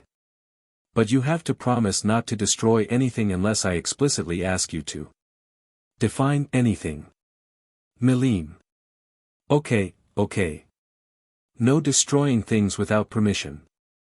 She grinned. Unless someone tries to hurt you. Then all bets are off. Harry supposed that was the best he was going to get. Rimuru insisted on sending a proper delegation. You're not just Harry anymore, the slime explained during the planning session. You're Harry of Tempest. A representative of this nation, whether you like it or not. If you show up at Hogwarts alone, or even just with Milim, it looks like you're sneaking in. If you show up with an official escort, it looks like a diplomatic visit. I don't want to make this into a political thing. It's already political. Everything at your level is political. Rimuru pulled out a list. I'm sending Cheyenne as your formal advisor. Benimaru will provide security, 1 squad, nothing excessive. And Gobta. Gobta? He begged. For 3 hours. I eventually gave in just to make him stop. Harry couldn't help smiling. Gobta as part of a diplomatic delegation to the wizarding world. The chaos potential was astronomical. Ranga will accompany you as well, Rimuru continued. Quietly. He can shadow travel alongside you without being noticed, but he'll be there if you need him. That's a lot of backup for a school visit. It's exactly the right amount of backup for walking into unknown territory controlled by someone who's already tried to manipulate you twice. Rimuru's voice was firm. I'm not losing you to Dumbledore's schemes, Harry. Your family. The word hit Harry harder than he expected. Family. 8 years later, and hearing it still made his chest tight. Thank you, he managed. Don't thank me yet. You still have to actually survive the trip. Preparations took 2 weeks. Harry used the time to research everything he could about his birth world's current state. The information was fragmentary, dimensional barriers made intelligence gathering difficult, but he pieced together a general picture. Voldemort had returned 3 years ago, emerging from hiding during Daniel's 4th year at Hogwarts. There had been battles, casualties, a slow-building war that the Ministry of Magic kept trying to pretend wasn't happening. Daniel was apparently some kind of resistance figurehead now, the boy who lived rallying the forces of light against darkness. Harry felt nothing reading about his brother's heroics. Not jealousy. Not pride.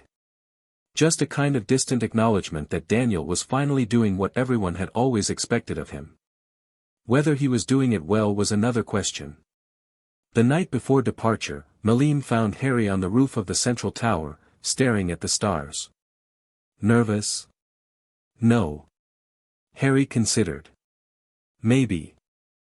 I don't know what I'm supposed to feel. She sat beside him, close enough that their shoulders touched. What do you actually feel? Angry. Still. After all this time. He laughed bitterly. I thought I'd gotten past it. All those years of training, of building a new life, of becoming someone who doesn't need their approval.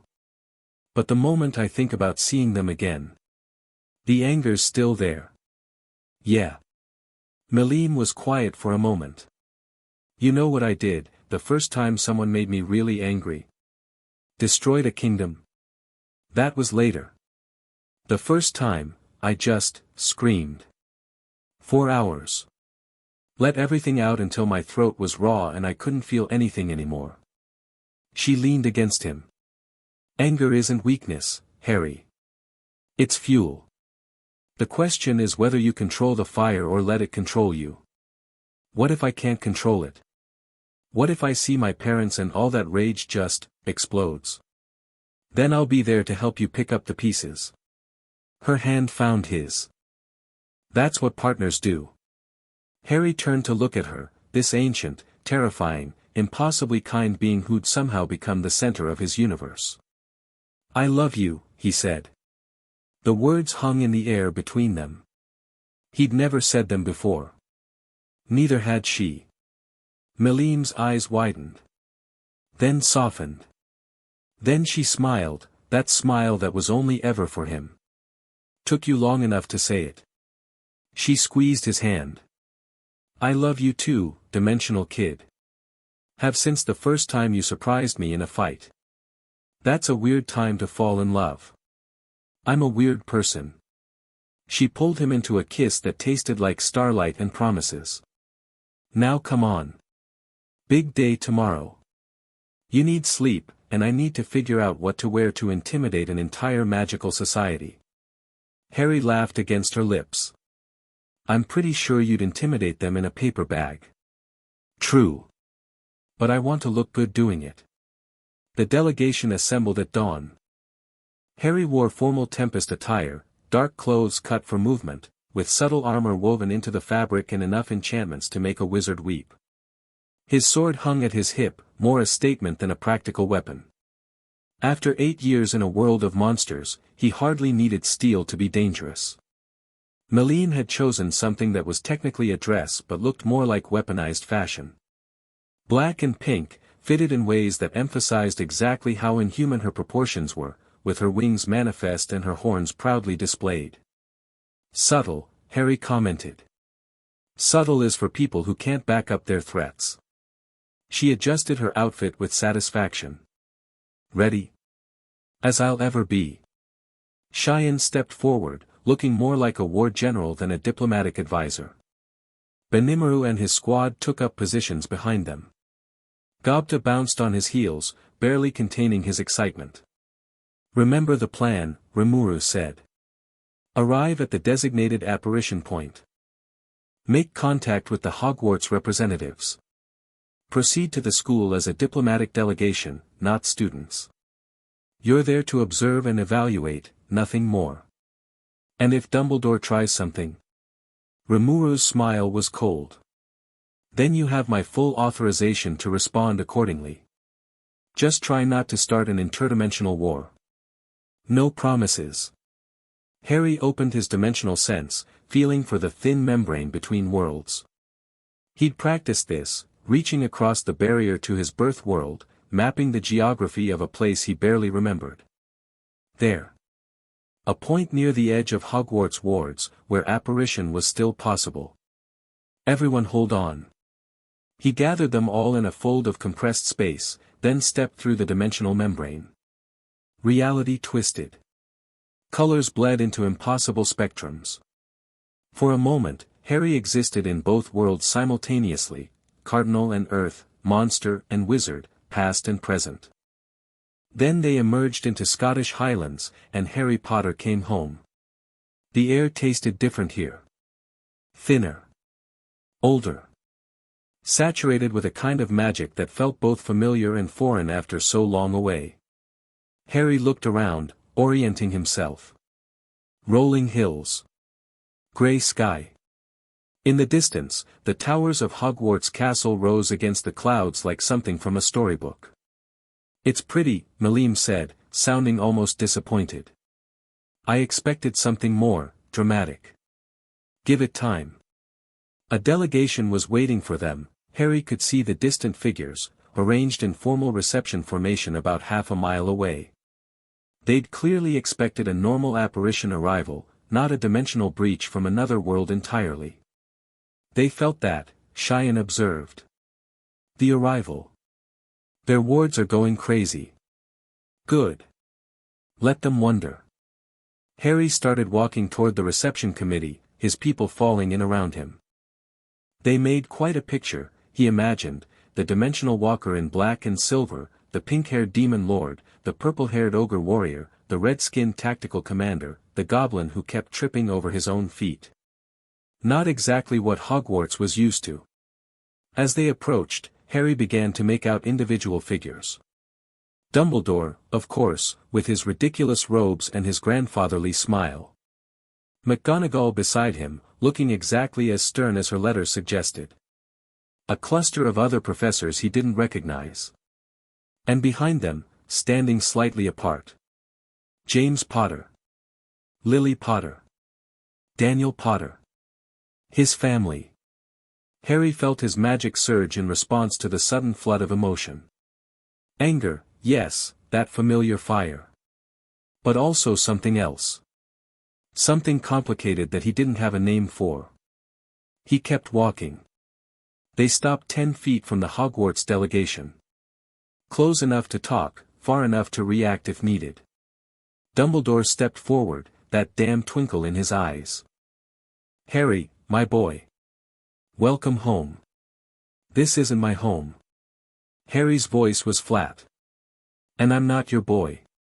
The twinkle dimmed slightly. Of course. Forgive an old man's presumption. Dumbledore's gaze swept over the rest of the group, lingering on Milim with obvious wariness. You've brought, friends. My partner. Harry gestured to Milim. Milim Nava, demon lord of the cardinal world. My advisor, Cheyenne. My security commander, Rimuru. And Gobta. Hi.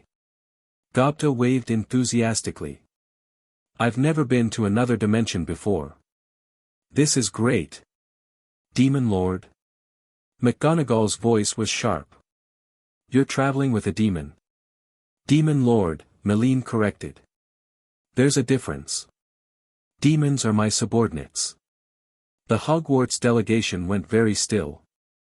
Perhaps we should continue this discussion inside, Dumbledore suggested smoothly. The castle is prepared for your visit. We've arranged quarters for your delegation. We won't be staying long. Harry kept his eyes on Dumbledore, deliberately not looking at his parents. I came to see Hogwarts. To understand what my birth world has to offer. Not to be a student, and not to be manipulated. I assure you, Harry, I have no intention. You sent a tracking spell to find me. You spent 4 years trying to establish a connection across dimensional barriers. You sent a Hogwarts letter to lure me here. Harry's voice hardened.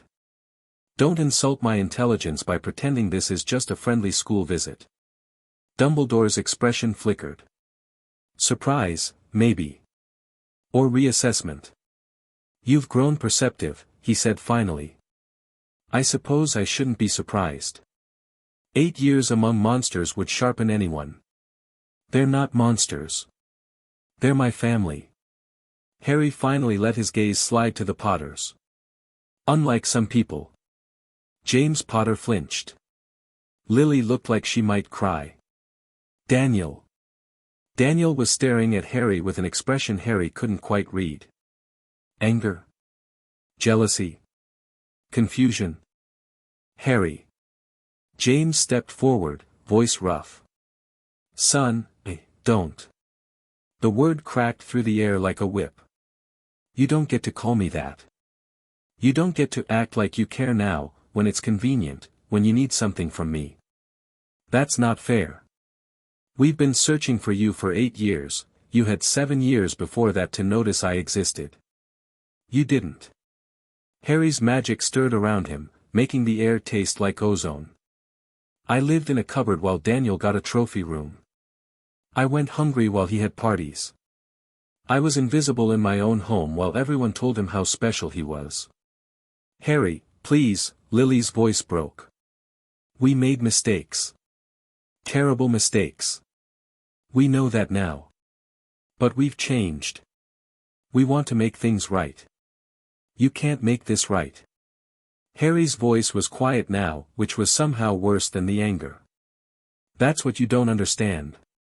There's no apology big enough. No gesture that undoes years of neglect. The best you can do is accept that I'm not yours anymore. I belong to Tempest.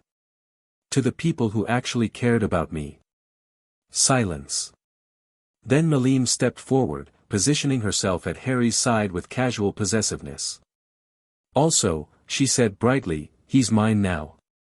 So if any of you try to make him sad again, I'll destroy this entire island. Milim. What? I'm just being honest. She smiled, and it showed far too many teeth. I've destroyed things for less. Dumbledore's composure finally cracked. Just for a moment, a flicker of genuine fear crossing his ancient features. Perhaps, he said carefully, we should proceed with the tour. Hogwarts Castle was impressive. Harry could acknowledge that, even through his tangled emotions. The architecture, the magical engineering, the centuries of accumulated enchantments layered over each other, it was genuinely remarkable by any standard. But it felt small.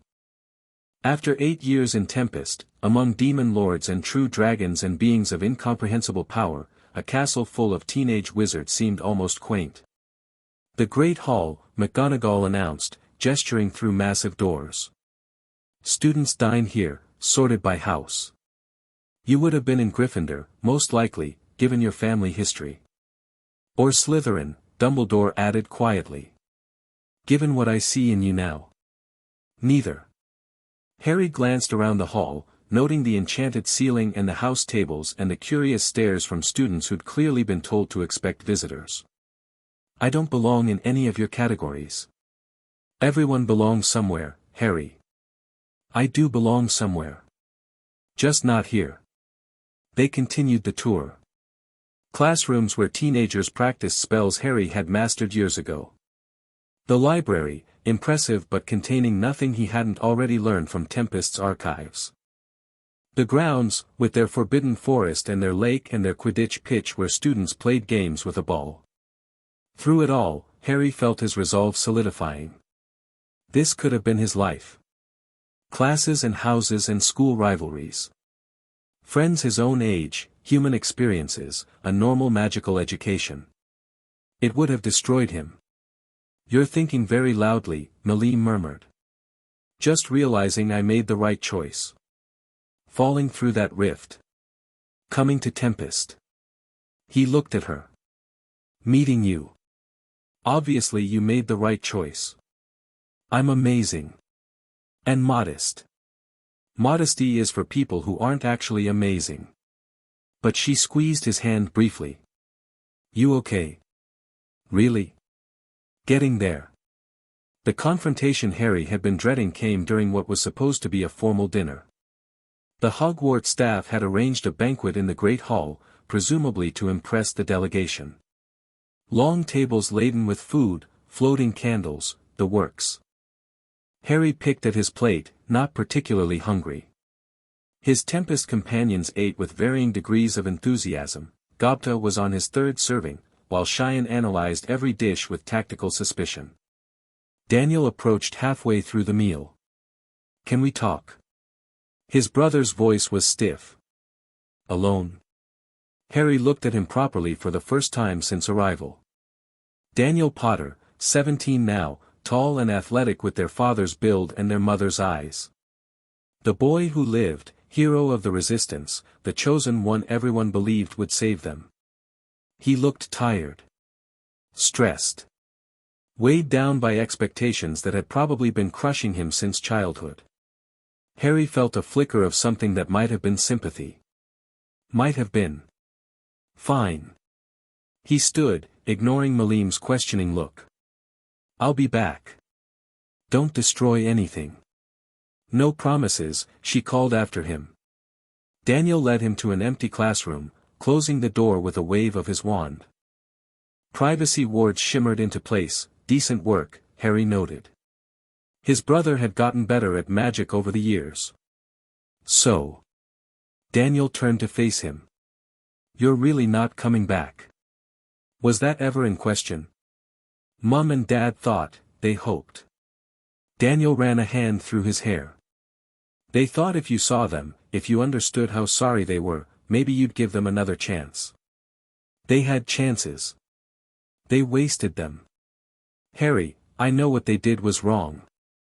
I know I was part of it, even if I didn't understand at the time. Daniel's voice cracked slightly. I was a kid. I didn't know any better. I thought everything was normal. That you were just, different. Less important, you mean? Yes. The admission hung in the air. I thought you were less important. Because that's what everyone told me. Every day, my whole life, everyone said I was special. The chosen one. The one who mattered. And you were just, there. Harry waited. I didn't question it, Daniel continued. Not until you were gone. Not until I saw Mom crying every night, Dad drinking himself to sleep, everyone suddenly realizing that you weren't just, there, you were my brother. And we'd thrown you away. Realizing after the fact doesn't help. I know. I know it doesn't. Daniel took a shaky breath. But I need you to understand, I'm not asking you to forgive them. I'm not even asking you to forgive me. I wanted you to know that I'm sorry. That I wish things had been different. That I think about you every day and wonder what kind of brother I could have been if I wasn't so wrapped up in being special. Harry studied his brother. Looking for deception, for manipulation, for the kind of ulterior motives he'd learned to expect from everyone in this world. He didn't find any. Daniel was being genuine. Painfully, awkwardly genuine. I believe you, Harry said finally. Relief flooded Daniel's features. You do. I believe you're sorry. I believe you've thought about me. Harry kept his voice level. But that doesn't change anything. We're not brothers, Daniel. Not really. Brothers grow up together. Brothers know each other. We're just two people who share genetics and a house full of bad memories. We could change that. Start over. Get to know each other now. Could we? Harry shook his head. I'm not staying. After this visit, I'm going back to Tempest. Back to my real life. Back to the people who actually raised me. But the war, Voldemort, not my problem. Daniel stared at him. How can you say that? People are dying, Harry. Innocent people. Children. And you have power, I can feel it. More power than anyone I've ever met. You could help. I could. But why would I? Harry's voice was calm. This world threw me away. This world ignored me, neglected me, let me suffer for years while everyone focused on you. Why should I bleed for it now? Because it's the right thing to do. Right according to who? The people who decided I didn't matter. Harry laughed, and it wasn't a kind sound. You want me to save your world, Daniel? You want me to fight your war? Then give me a reason that isn't just, it's the right thing. Give me something real. Daniel opened his mouth. Closed it. Opened it again. I don't know what to say. Then I guess we're done. Harry moved toward the door. Good luck with Voldemort. I hope your prophecy works out. Harry, wait. Daniel grabbed his arm. Please.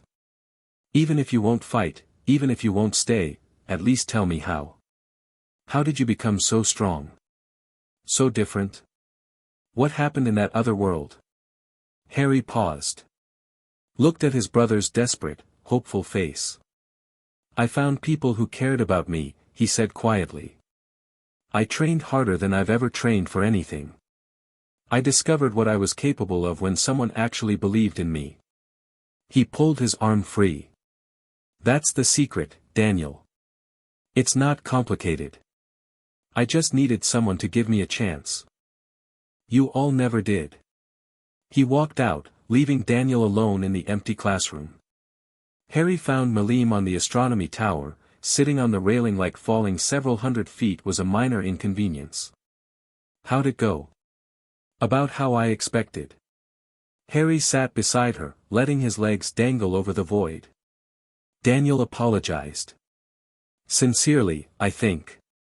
Wanted me to forgive everyone and stay and fight their war for them. You said no. I said no. Harry looked out at the grounds, at this castle full of people who'd never known he existed. Is that wrong? All those innocent people Daniel mentioned, they don't deserve to die because my parents were terrible. No, they don't. Milim's voice was thoughtful. But you don't owe them your blood either. You're not responsible for every bad thing that happens in your birth world just because you have the power to stop it. Then what am I responsible for? Your choices. Your people. The things you actually commit to. She leaned against him. If you decide to help them, it should be because you want to. Not because anyone guilt you into it. Harry absorbed that. It was similar to what Rimuru always said, power meant having choices. The freedom to act or not act, based on your own judgment. I don't want to help them, he admitted. I want to watch. I want to see if Daniel can actually handle being the chosen one. I want to see my parents' faces when they realize their hero isn't enough. That's petty. You said petty was fine. I said revenge was understandable. Petty's different. Milim tilted her head. You don't just want them to fail, do you? You want them to need you. To beg you to save them. And then you want to choose whether you will or not. Harry said nothing. She wasn't wrong. There's nothing wrong with wanting power over the people who hurt you, Milim continued. But if that's all you want, it'll eat you up eventually. Trust me. I've watched a lot of people destroy themselves chasing revenge. What's the alternative? Figure out what you actually want. Not just watch them suffer. What comes after that? When the revenge is done and the anger runs out, what's left? Harry didn't have an answer. Milim stood, pulling him up with her. Come on. Let's go back to our delegation before Gupta starts an international incident. You've got time to figure out the complicated stuff. Do I? You've got me. That means you've got as long as you need. She kissed him briefly. Now stop brooding. It's unbecoming for someone who threatened an entire fleet 2 weeks ago. Harry laughed despite himself. The next morning brought an attack. Harry woke to screaming, his dimensional senses flaring with sudden hostile intent. He was on his feet and folding space before his conscious mind caught up, appearing in the castle courtyard where black-robed figures were pouring through a breach in the wards. Death Eaters. Dozens of them. With something massive moving behind them, a troll, maybe, or something worse. Milim. Already here. She dropped from the sky, landing beside him with a ground-shaking impact. This is more like it. I was getting bored. Students were running everywhere, teachers trying to mount a defense. Hogwarts' ancient protections were failing one by one, crumbling under sustained assault. Harry's mind raced. He hadn't expected this. Hadn't expected Voldemort to be brazen enough to attack the castle directly while a delegation from another dimension was present. Unless that was the point. Unless Voldemort had heard about the Dimensional Walker and wanted to take him off the board before he became a problem. Benimaru. Cheyenne. Harry's voice cut through the chaos. Protect the students. Gobta, stay with them. Milim, the big ones are mine. She launched herself toward the breach, pink energy already building around her fists. Harry drew his sword and stepped into the fold. He emerged in the middle of the Death Eater formation. Their reactions were too slow. Human reactions, wizard reactions, nothing compared to the reflexes he'd honed against Demon Lord tier opponents. Harry's blade took the first 3 before they could raise their wands. He folded again, appearing behind their line, cutting through 2 more. Fold. Strike. Fold. Strike. It wasn't combat. It was surgery. Spells flew past him, killing curses, torture curses, everything the Death Eaters could throw. None of it mattered. Harry phased through the attacks that came close, let his dimensional folding carry him past the rest. He was a ghost among them. A nightmare with a sword. "Fall back," someone screamed. "Fall back, Harry's blade opened the screamer's throat. The Death Eaters broke. Hardened killers, servants of the Dark Lord, and they broke and ran from a single opponent. Harry let them go. Chasing down fleeing enemies wasn't his concern. The massive shape behind the breach was. It wasn't a troll. It was a giant, a proper giant, 20 feet tall, with a club that could crush buildings. And riding on its shoulder, directing its assault, was a figure in black robes with a skull-white mask. A Death Eater lieutenant, probably. Someone with enough authority to coordinate an attack on Hogwarts. Harry folded space, appearing in the giant's path. "You should leave." His voice was calm. "Now." The lieutenant laughed. "One child against Grognak the Crusher. The Dark Lord will reward me well for your head, Dimensional Walker." The giant swung its club. Harry didn't fold. Didn't phase. He reached into his magic, found the truth of what he wanted, and pulled. Dimensional severance. A line of compressed space tore through the giant's arm at the elbow. The limb, club and all, fell to the ground separately from the giant. The creature stared at its missing arm for a long moment, apparently unable to comprehend what had happened. Then it screamed. Harry folded to the giant's head, directly in front of the lieutenant. The Death Eater barely had time to raise his wand before Harry's sword was at his throat. "Tell Voldemort that Tempest's delegation is off limits," Harry said. "Tell him that if he tries this again, I'll do to him what I just did to your giant." You don't know who you're dealing with," Harry pressed the blade harder. Blood trickled down the lieutenant's neck.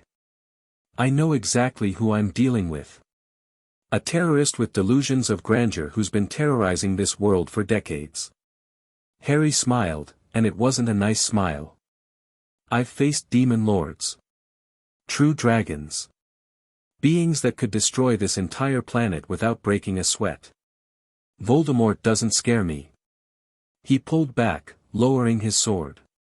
"Deliver my message. Now." The lieutenant operated away, his injured giant stumbling after him. Harry turned back toward the castle, where the sounds of fighting were dying down. The aftermath was chaos. Students huddled in groups, some crying, some in shock. Teachers moved among them, healing injuries and offering comfort. The Tempest delegation had taken up defensive positions around the main entrance, ready for a second wave that never came. "Casualties?" Harry asked Cheyenne. 3 students dead. 17 injured, most not seriously. The Death Eaters lost at least 20 that I counted, plus whatever you did out there." She looked at him with something like respect. "You cut through them like they were standing still. They might as well have been." Dumbledore approached, his grandfatherly facade completely gone. He looked old. Tired. Terrified. "That was Voldemort's first direct assault on Hogwarts in years," he said. "He's never been this bold before. Your presence must have drawn him out. Then I apologize for the inconvenience." "Harry." Dumbledore's voice was strained. "What you did out there. The way you fought. I've never seen anything like it." "That's because nothing like it exists in this world." Harry sheathed his sword. "I came here to observe. To understand what my birth world has to offer. I think I've seen enough. You're leaving. Now. My delegation will depart within the hour." Harry met Dumbledore's eyes. "But I'll be back. When Voldemort makes his final move, and we both know he will, I'll return. Not because you asked. Not because I owe this world anything. Because I want to see how it ends." Dumbledore opened his mouth, probably to argue or persuade or manipulate. Harry didn't give him the chance. He folded space, appearing beside Milim, who was still radiating the satisfied energy of someone who'd just gotten to punch things. "We're leaving. Already?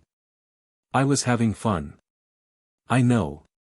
That's why we should go before you have too much fun and level the castle." Milim pouted but didn't argue. The rest of the delegation gathered around them, and Harry began preparing the dimensional fold that would take them home. But before he could complete it, someone pushed through the crowd. Lily Potter, tear-streaked and desperate. "Harry, wait. Please."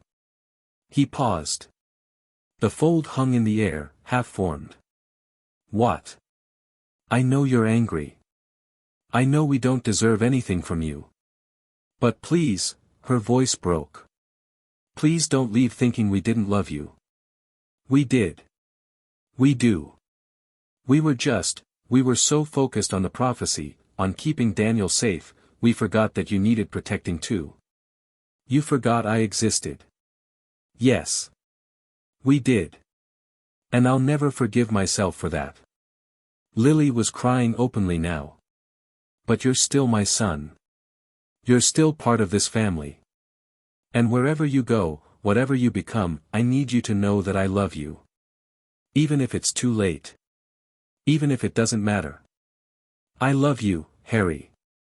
Harry stood frozen. 8 years of anger.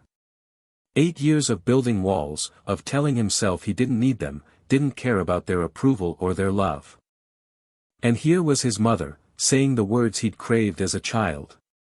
Too late. Far too late. But still. "I believe you," he said finally. "I believe you love me. Or that you think you do."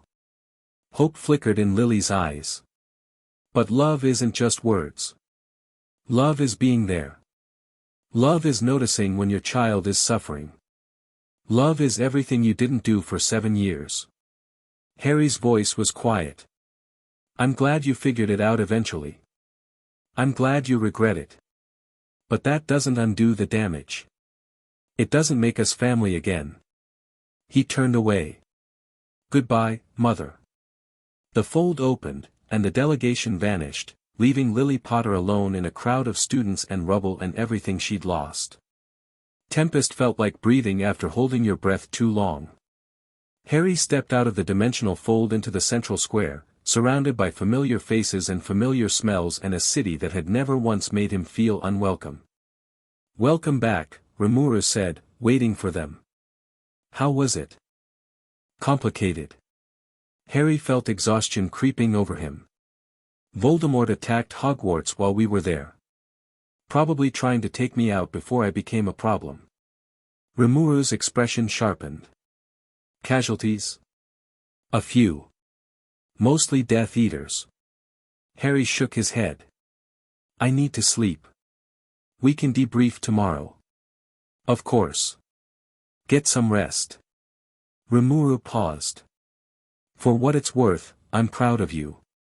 Going back there, facing all of that, it couldn't have been easy." "It wasn't. But it was necessary." Harry managed a tired smile. "I know where I stand now. What I want. What I'm willing to do." "And what's that?" Harry looked at Milim, who'd somehow ended up with someone else's blood on her dress and a satisfied smile on her face. "I'm going to end this," he said.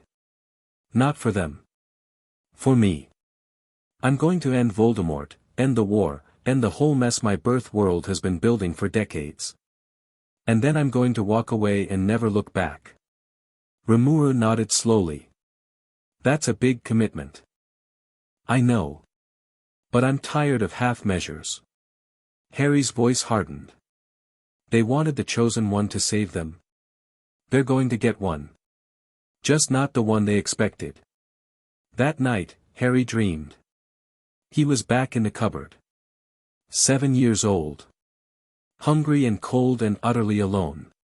But this time, when the door opened, it wasn't Daniel or his father come to drag him out for some chore. It was himself. Older. Stronger. Dressed in tempest black with a sword at his hip and power radiating from every pore.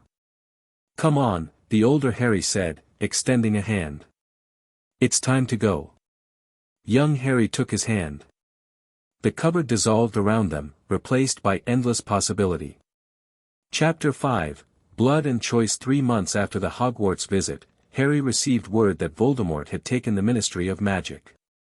The message came through Luminous Intelligence Network. The Vampire Queen had been monitoring Harry's birth world ever since the diplomatic visit, seeing opportunity in dimensional connections. According to her sources, the Dark Lord's forces had overwhelmed Ministry defenses in a single night, killing or capturing most of the senior officials. The wizarding world was in open chaos. Daniel Potter escaped, Cheyenne reported, reading from the intelligence summary. Along with Dumbledore and a core group of resistance fighters. They've gone underground, operating out of hidden safehouses. And my parents? Alive.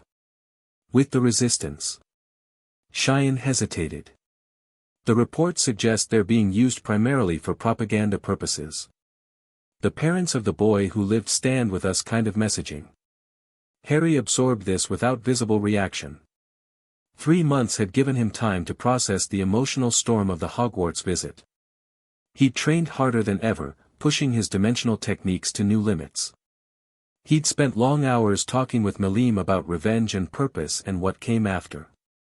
He knew what he wanted now. How long before Voldemort consolidates power completely? Weeks, probably. A month at most. Cheyenne set down the report. Once he controls the Ministry infrastructure, hunting down the resistance becomes trivial. They don't have the resources for a prolonged guerrilla campaign. Then I need to move before that happens. Cheyenne's expression sharpened. You're going back. After everything you said about letting them handle their own problems. I said I'd return when Voldemort made his final move. This qualifies. Harry stood, pacing toward the window. Besides, I've had time to think.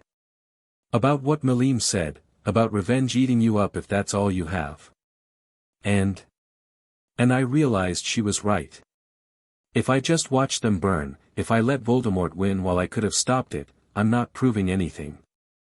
I'm just being spiteful. He turned back to face Cheyenne. I don't want to be spiteful. I want to be powerful. There's a difference. The difference being, spite is reactive. Power is proactive. Harry's voice was calm but certain. Voldemort is a threat to innocent people, people who had nothing to do with how my family treated me. If I let him win out of spite, I'm no better than the Potters were. I'm letting personal grievances dictate who deserves to live or die. Cheyenne studied him for a long moment. You've grown up. I've had good teachers. Harry managed a small smile. I'm still going to make them watch, though. When I end Voldemort, I want my parents and Daniel and Dumbledore to see exactly what they threw away. I want them to understand that the despair they ignored is the reason their world survives. That's still petty. A little pettiness is healthy. Keeps you motivated. The War Council convened that evening.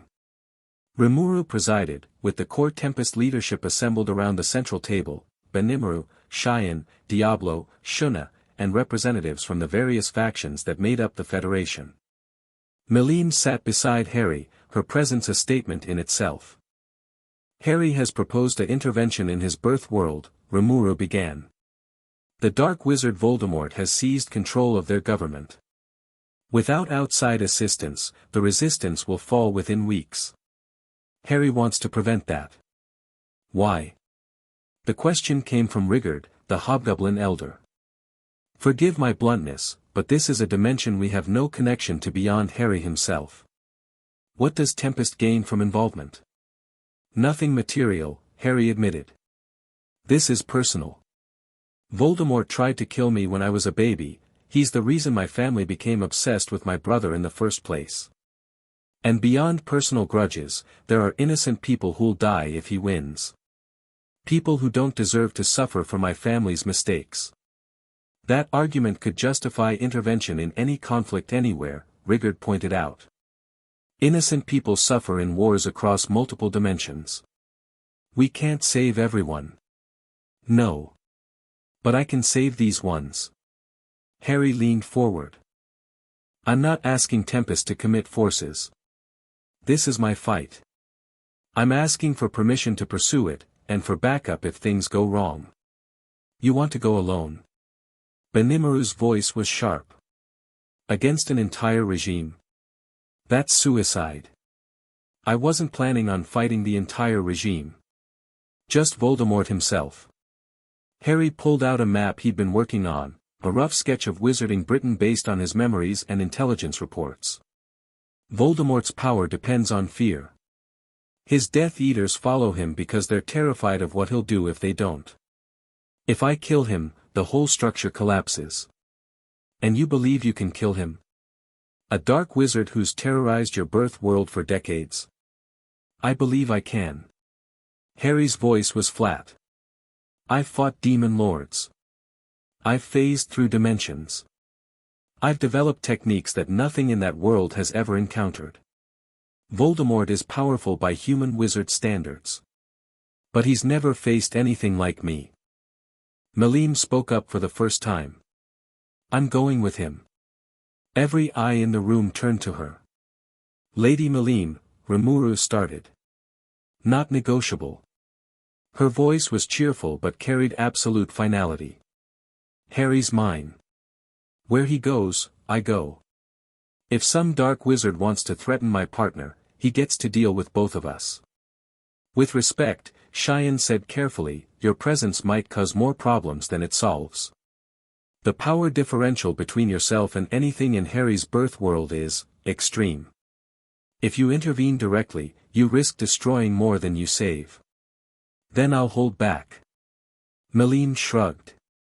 I did it at Hogwarts. I can do it again. But I'm going. End of discussion. Rimuru sighed. I had a feeling you'd say that. They turned back to Harry. Here's my concern. You say this is personal, but personal missions have a way of becoming political. If you go to your birth world as Harry of Tempest, anything you do there reflects on us. On all of us. I understand. Do you? Because if you massacre civilians or destroy their government or do anything that makes Tempest look like interdimensional conquerors, we'll have to deal with the consequences. Rimuru's voice was serious. I trust you, Harry. But trust isn't the same as blind faith. I need to know you've thought this through. Harry nodded slowly. I have. I'm not going there to conquer or destroy.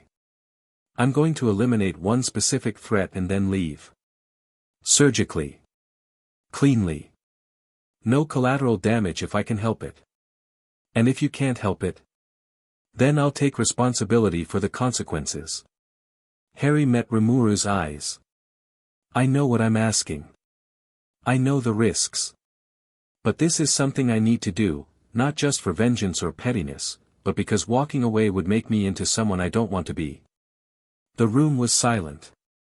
Then Rimuru nodded. All right. You have my permission. They held up a hand before Harry could respond.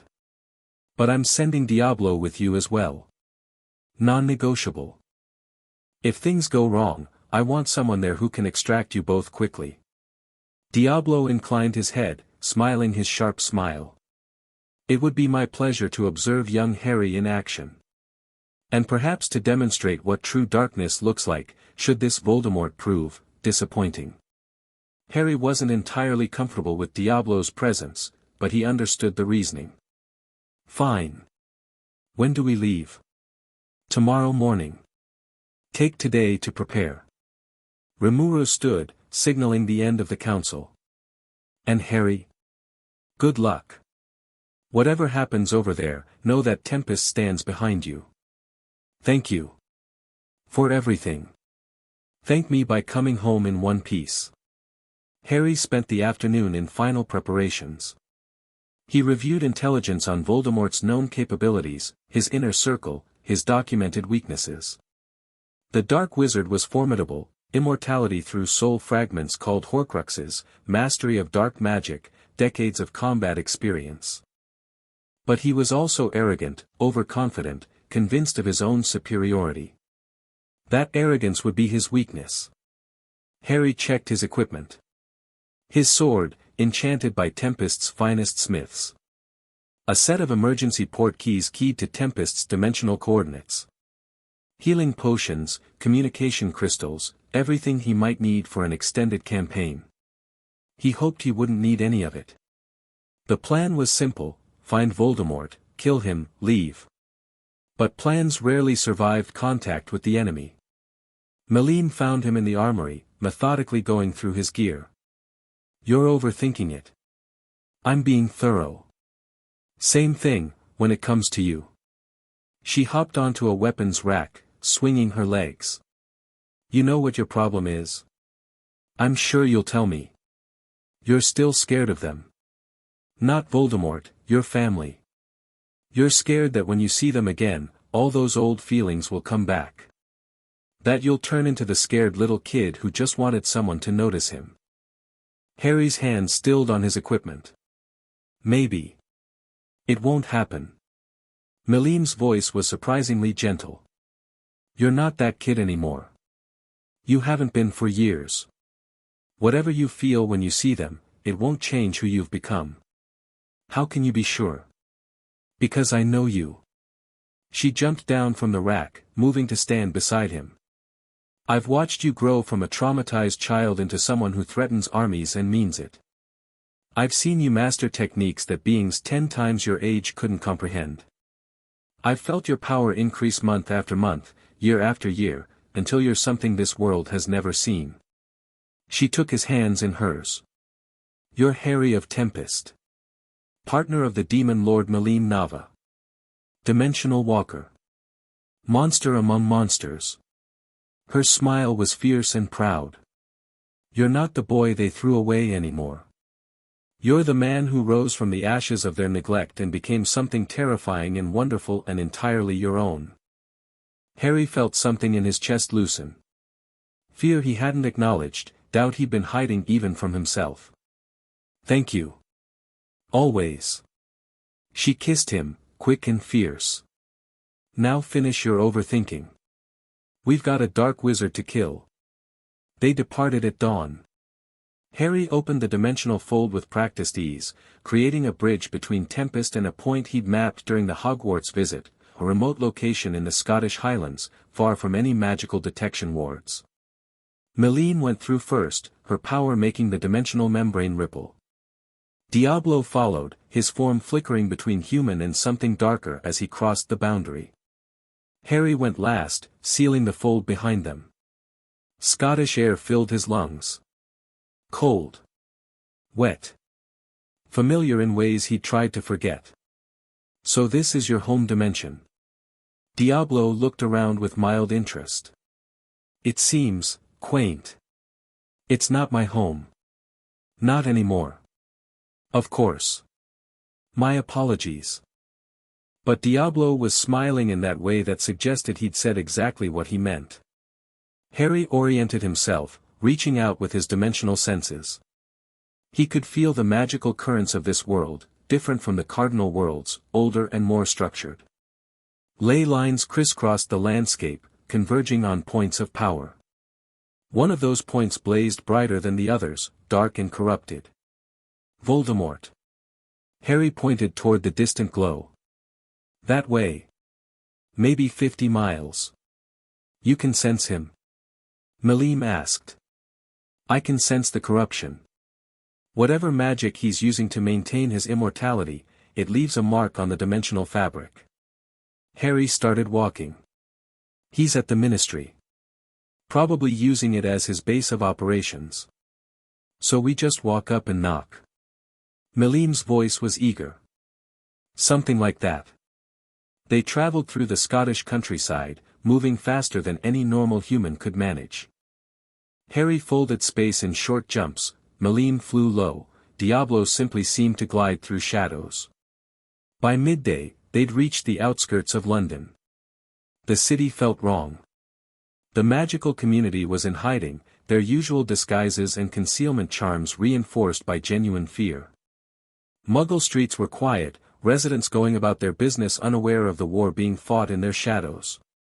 Harry led them through the mundane city toward the ministry entrance he remembered from intelligence reports, an old telephone booth in a forgotten alley. "That's your government building?" Milim stared at the booth with disbelief. "It's tiny. It's bigger on the inside. Magic. Still seems inefficient." But she followed him toward the entrance.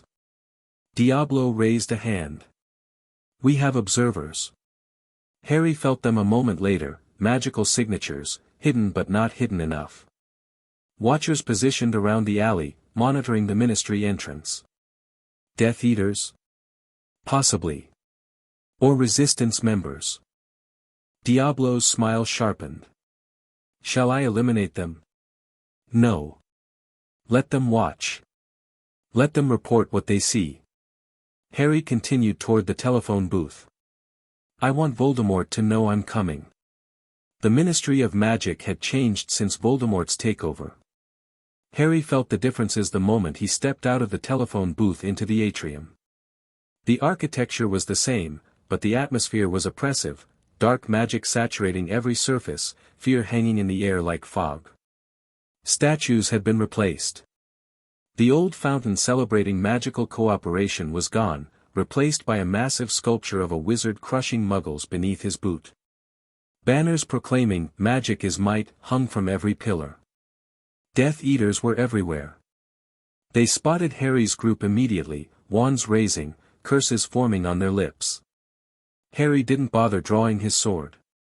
He reached into the dimensional membrane and pulled, phasing himself and his companions into the space between worlds. The Death Eaters' spells passed through empty air where they'd been standing. "Interesting," Diablo observed from within the phase. "You can extend this technique to others?" Took a while to figure out, but yes. Harry moved through the phased space, drifting past the confused Death Eaters toward the elevators. "I can't attack while phased, but I can travel.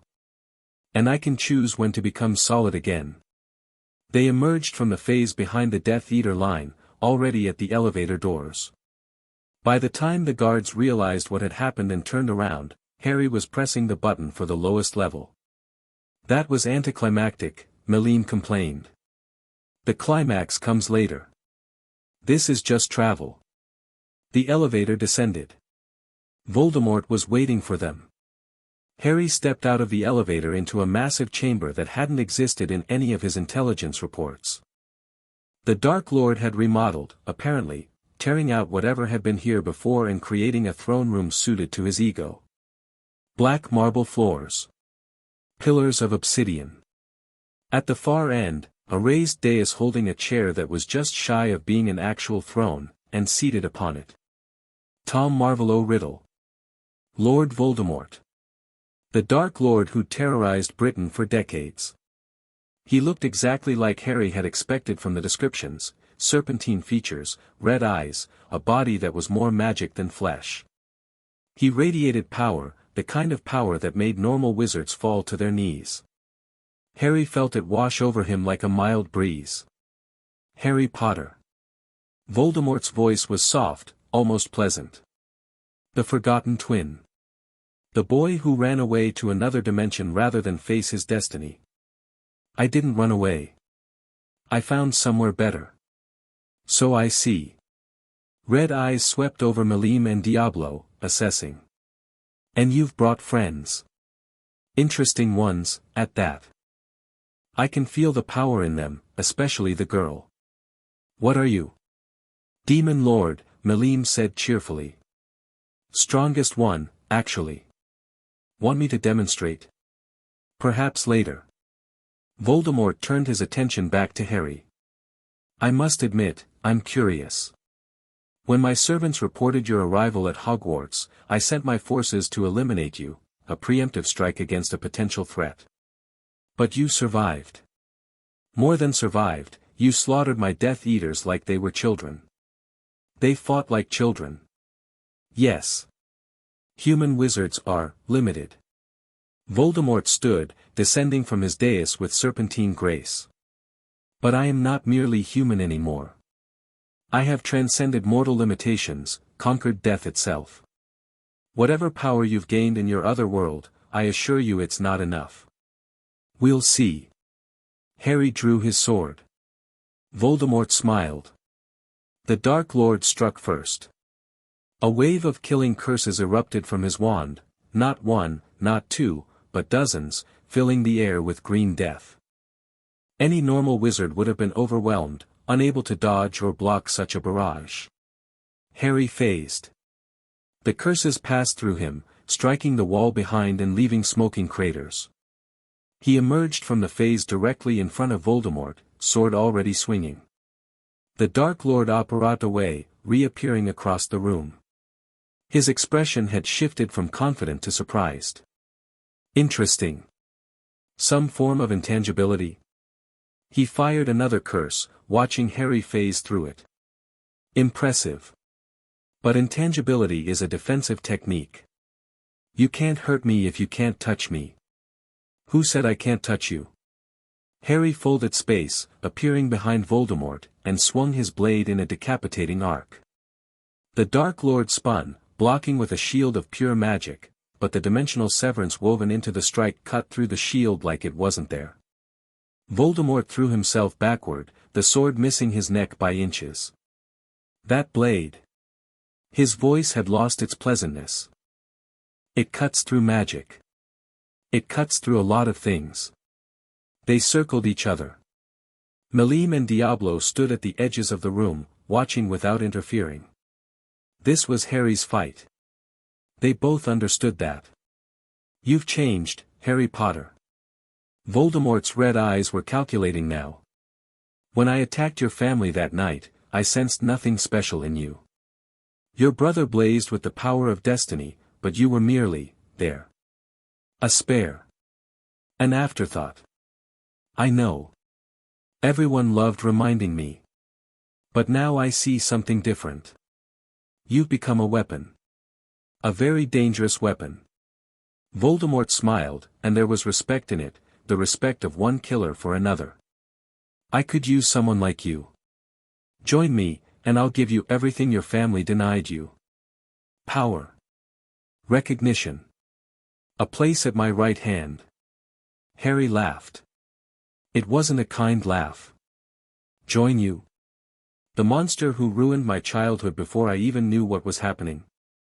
The reason my parents became so obsessed with prophecy they forgot I existed? His sword rose. I didn't come here for power or recognition. I came here to end you. Then you came here to die. Voldemort attacked again, and the real fight began. They tore the throne room apart. Voldemort was everything Harry had expected, powerful, skilled, ruthless. His magic was vast, his experience decades deep. He wielded dark arts that should have been impossible, spells that warped reality and twisted flesh and consumed souls. None of it was enough. Harry phased through curse after curse, appearing and disappearing across the battlefield like a ghost. His dimensional severance cut through every shield, every barrier, every protection Voldemort raised. When the Dark Lord tried to apparate away, Harry folded space to intercept him. They were almost evenly matched in speed. But Harry had one advantage Voldemort couldn't counter: he could exist in spaces the Dark Lord couldn't reach. Hold still. Voldemort snarled, firing a curse that should have disintegrated anything it touched. Harry stepped into the dimensional membrane, letting the curse pass through empty air, then emerged with his blade already moving. The sword caught Voldemort's wand arm, cutting deep. The Dark Lord screamed, a sound of pure rage and pain. First blood, Harry said. You'll pay for that. Voldemort's wound was already healing, dark magic knitting flesh back together.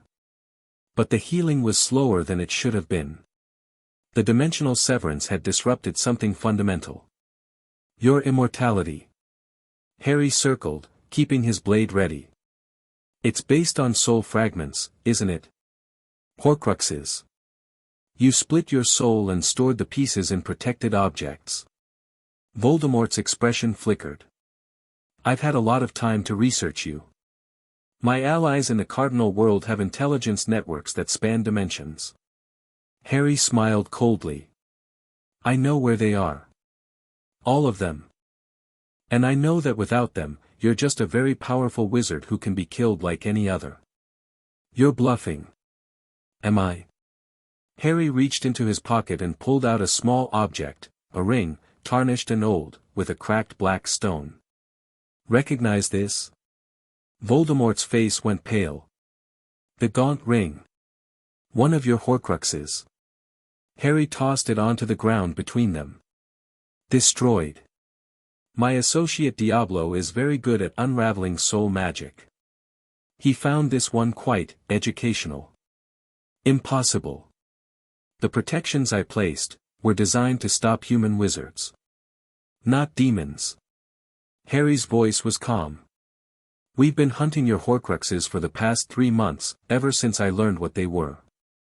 The diary, destroyed. The cup, destroyed. The locket, destroyed. The diadem, destroyed. The ring, you can see for yourself. Voldemort staggered. For the first time, genuine fear showed on his serpentine features. That leaves only 2. The snake, Nagini, which Diablo is handling as we speak. Harry raised his sword. And the fragment inside you. The piece of soul that's kept you anchored to this world. No. No, this is impossible. You can't, I can. And I will. Harry stepped forward. You ruined my childhood with your attack. You created the prophecy obsession that made my parents forget I existed. You're the root cause of everything that went wrong in my life. Another step. I don't hate you for that. Not anymore. I've moved past hatred into something colder. Harry's voice was ice. You're just a problem to be solved. An obstacle to be removed. And today, I'm removing you. Voldemort threw everything he had left, curses, hexes, magic so dark it hurt to look at. The air itself screamed as reality warped around them. Harry walked through it all. Phasing. Folding. Cutting. Each step brought him closer, each moment stripping away more of Voldemort's defenses. Until finally, he stood directly in front of the Dark Lord, sword raised for the killing blow. Any last words? Voldemort looked up at him with those red eyes, and in them Harry saw something unexpected. Recognition. You're not the Spare anymore, the Dark Lord whispered. You never were. I know. The sword fell. Voldemort died. Not with a dramatic explosion. Not with a final curse or a defiant scream. He simply ended. The dimensional severance cut through his remaining soul fragment, destroying the anchor that had kept him bound to the mortal world. His body crumbled to dust. Harry stood over the remains, sword dripping with something darker than blood. It was done. Well. Diablo's voice came from behind him. That was more entertaining than I expected. You handled him quite efficiently. The Horcruxes? All destroyed. The snake proved somewhat challenging, it had absorbed more of his soul than the others, but nothing I couldn't manage. Diablo smiled. Your wizarding world should be quite grateful. They had no idea how dangerous those fragments were. Milim was suddenly at Harry's side, her hand finding his. You okay? Harry considered the question. He'd just killed the most feared dark wizard in his birth world's history. The monster under his childhood bed, the source of so much suffering. He should feel something. Triumph. Relief. Closure. Instead, he felt empty. I thought it would feel different, he admitted. Bigger. More significant. Revenge rarely does. Milim squeezed his hand. But you did the right thing. Not for them, for yourself. You proved you could face the thing that haunted you and win. Did I? Or did I just kill someone who couldn't really fight back against what I've become? Harry shook his head. He was powerful here. One of the most powerful. But compared to what I've faced in Tempest. That's not weakness. That's growth. Milim turned him to face her. You're not the scared boy who fell through a dimensional rift anymore. You've become something more. Something better. And yeah, that means old enemies don't seem as scary. That's the whole point. Harry looked at her, his partner, his love, his anchor in a universe that had tried to break him. I love you, he said. I know. I'm very lovable. But her smile was soft. Love you too, dimensional kid. Now come on. We've got cleanup to do, and your birth world probably needs to know their boogeyman is dead. The news spread fast. Within hours, word reached the Resistance that Voldemort was dead. Harry made sure of that. He had Diablo deliver the Dark Lord's wand to Dumbledore personally, along with a message, the war is over. You're welcome. He didn't wait for a response. Instead, he went to find his family. The Potter safe house was a cottage in the Welsh countryside, hidden behind layers of protective magic. Harry walked through them without slowing down, his dimensional sense rendering their concealment useless. He found them in the kitchen. James. Lily. Daniel. All three looked up when he entered, their faces cycling through shock, hope, and fear. Harry. Lily rose from her chair. We heard, Dumbledore told us, did you really? Voldemort is dead. Harry's voice was flat. His Horcruxes are destroyed. The Death Eaters will scatter without him. Your war is over. Silence. You saved us, Daniel said finally. After everything we did to you, you came back and saved us. I didn't do it for you. Harry looked at each of them in turn, these people who shared his blood but not his life. I did it because innocent people were dying. Because leaving Voldemort alive would have made me into someone I don't want to be. Because it was the right thing to do, regardless of who benefited. Harry, James started. I'm not finished. Harry's voice cut through whatever his father was going to say. I want you to understand something. I didn't come here for forgiveness. I didn't come here for reconciliation. I came here to end a threat and to show you exactly what you threw away. He stepped forward, letting them feel the power radiating from him, power that dwarfed anything they'd ever encountered. You spent 7 years treating me like I didn't exist. You forgot my birthday to celebrate Daniel's. You turned my bedroom into a trophy room. You left me hungry and cold and alone while you showered your chosen one with everything I was denied. Lily was crying. James looked like he wanted to sink through the floor. Daniel just stared, something complicated moving behind his eyes. And then I fell into another world, and I found people who actually cared about me. I found teachers who believed in my potential. I found a partner who loves me for who I am, not what prophecy says I should be. I became someone powerful and capable and whole, not because of you, but despite you. Harry let that sink in. Voldemort is dead. Your world is saved. And you will spend the rest of your lives knowing that the son you threw away is the one who made it possible. His voice was quiet now. That's your punishment. Not vengeance. Not cruelty. Just the truth, living in your heads forever. He turned to leave. Harry, wait. Daniel's voice. Please. Harry paused. I know we don't deserve anything from you. I know we failed you in every way possible. Daniel stepped forward, and there was something genuine in his expression, not the desperate hope of their Hogwarts conversation, but something more like acceptance. But I want you to know that I'm not going to stop trying. To be better. To deserve being called your brother someday, even if that day never comes. Harry studied him for a long moment. That's more than I expected from you. I've had time to think. About what you said at Hogwarts. About who I want to be. Daniel's voice was steady. I don't want to be the chosen one anymore. I don't want to be defined by a prophecy. I want to be someone worth knowing, someone who earned their place instead of having it handed to them. That's a good goal. Harry's voice softened slightly. I hope you achieve it. Will you ever come back? To see if I have? Harry considered the question. 3 months ago, he would have said no. Would have walked away and never looked back. But that would be the spite talking. The wounded child who still lived somewhere inside him. Maybe, he said finally. Someday. When enough time has passed. When we've both had the chance to become who we're supposed to be. It wasn't forgiveness. It wasn't reconciliation. But it was a door left open. Thank you. Daniel's voice cracked. For everything.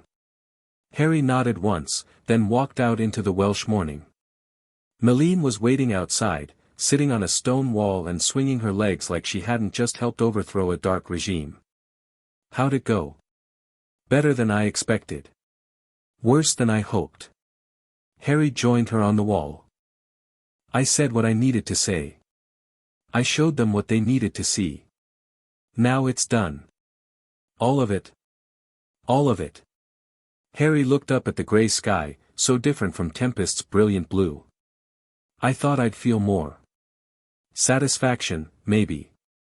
Or closure. But mostly I just feel tired. That's normal. Big emotional moments are exhausting. Milim leaned against him. You did good, Harry. You ended a war, killed a monster, faced your past. That's a lot for one day. I had help. Obviously. I'm very helpful. Her smile was warm. Ready to go home? Home. Tempest. His real home, with people who'd actually earned that title. Yeah. Harry stood, offering Milim his hand. Let's go home.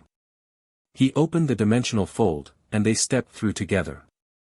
Tempest welcomed them back with celebration. Word of Voldemort's defeat had somehow preceded them, Diablo's doing, probably, and the city was in a festive mood. Harry found himself mobbed by well-wishers the moment he appeared in the central square, Gobta leading the charge with enthusiastic screaming. You did it. You killed the bad guy. This is the best day ever. Gobta, I can't breathe. Rimuru rescued him eventually, pulling him aside while the festivities continued. I'm proud of you, the slime said simply. Not for killing Voldemort, though that was impressive. For the rest of it. For choosing mercy over spite. For leaving the door open with your brother. You heard about that? Diablo reports everything. Rimuru's expression was warm. You've come a long way from the broken child who fell into our forest, Harry. You've become someone worth admiring. Harry didn't know what to say. So he just nodded. Now go enjoy the party. You've earned it. Rimuru gave him a gentle push toward the crowd. And maybe let Milim drag you onto a dance floor. She's been looking forward to that. She has. She mentioned it. Several hundred times. Harry laughed and let himself be pulled into the celebration. That night, after the parties wound down and the city quieted, Harry and Milim sat on the roof of the central tower, watching the twin moons rise. So, Milim said.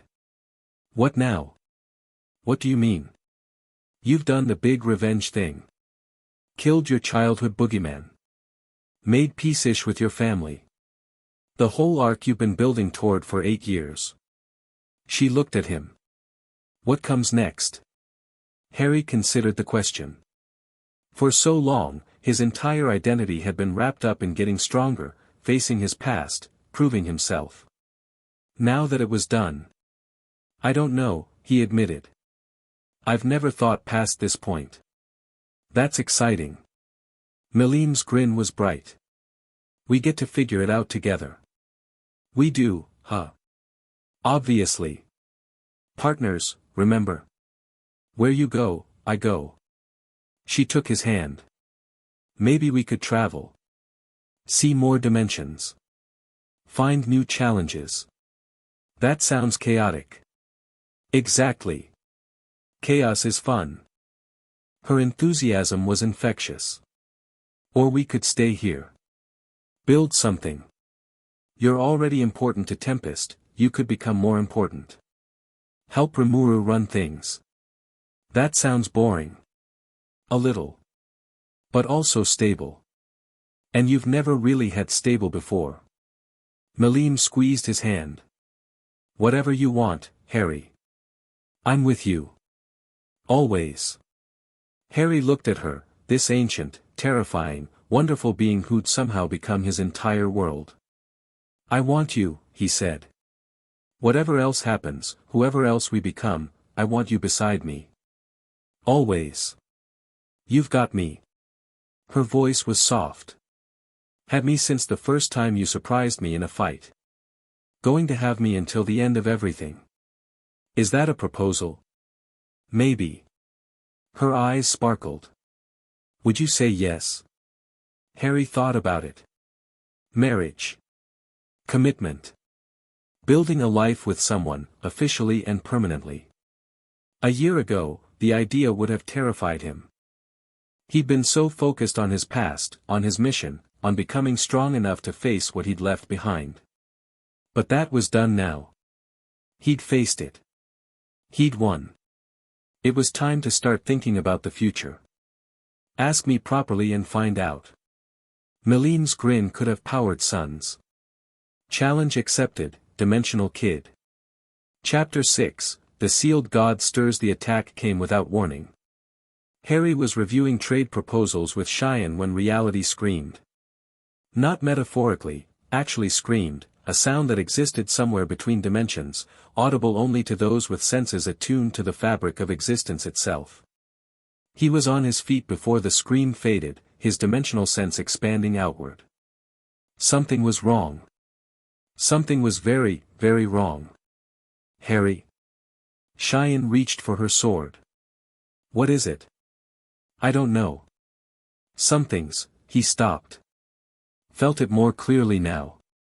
Something's tearing. The dimensional membrane. Something's forcing its way through. From your birth world? No. From somewhere else. Somewhere deeper.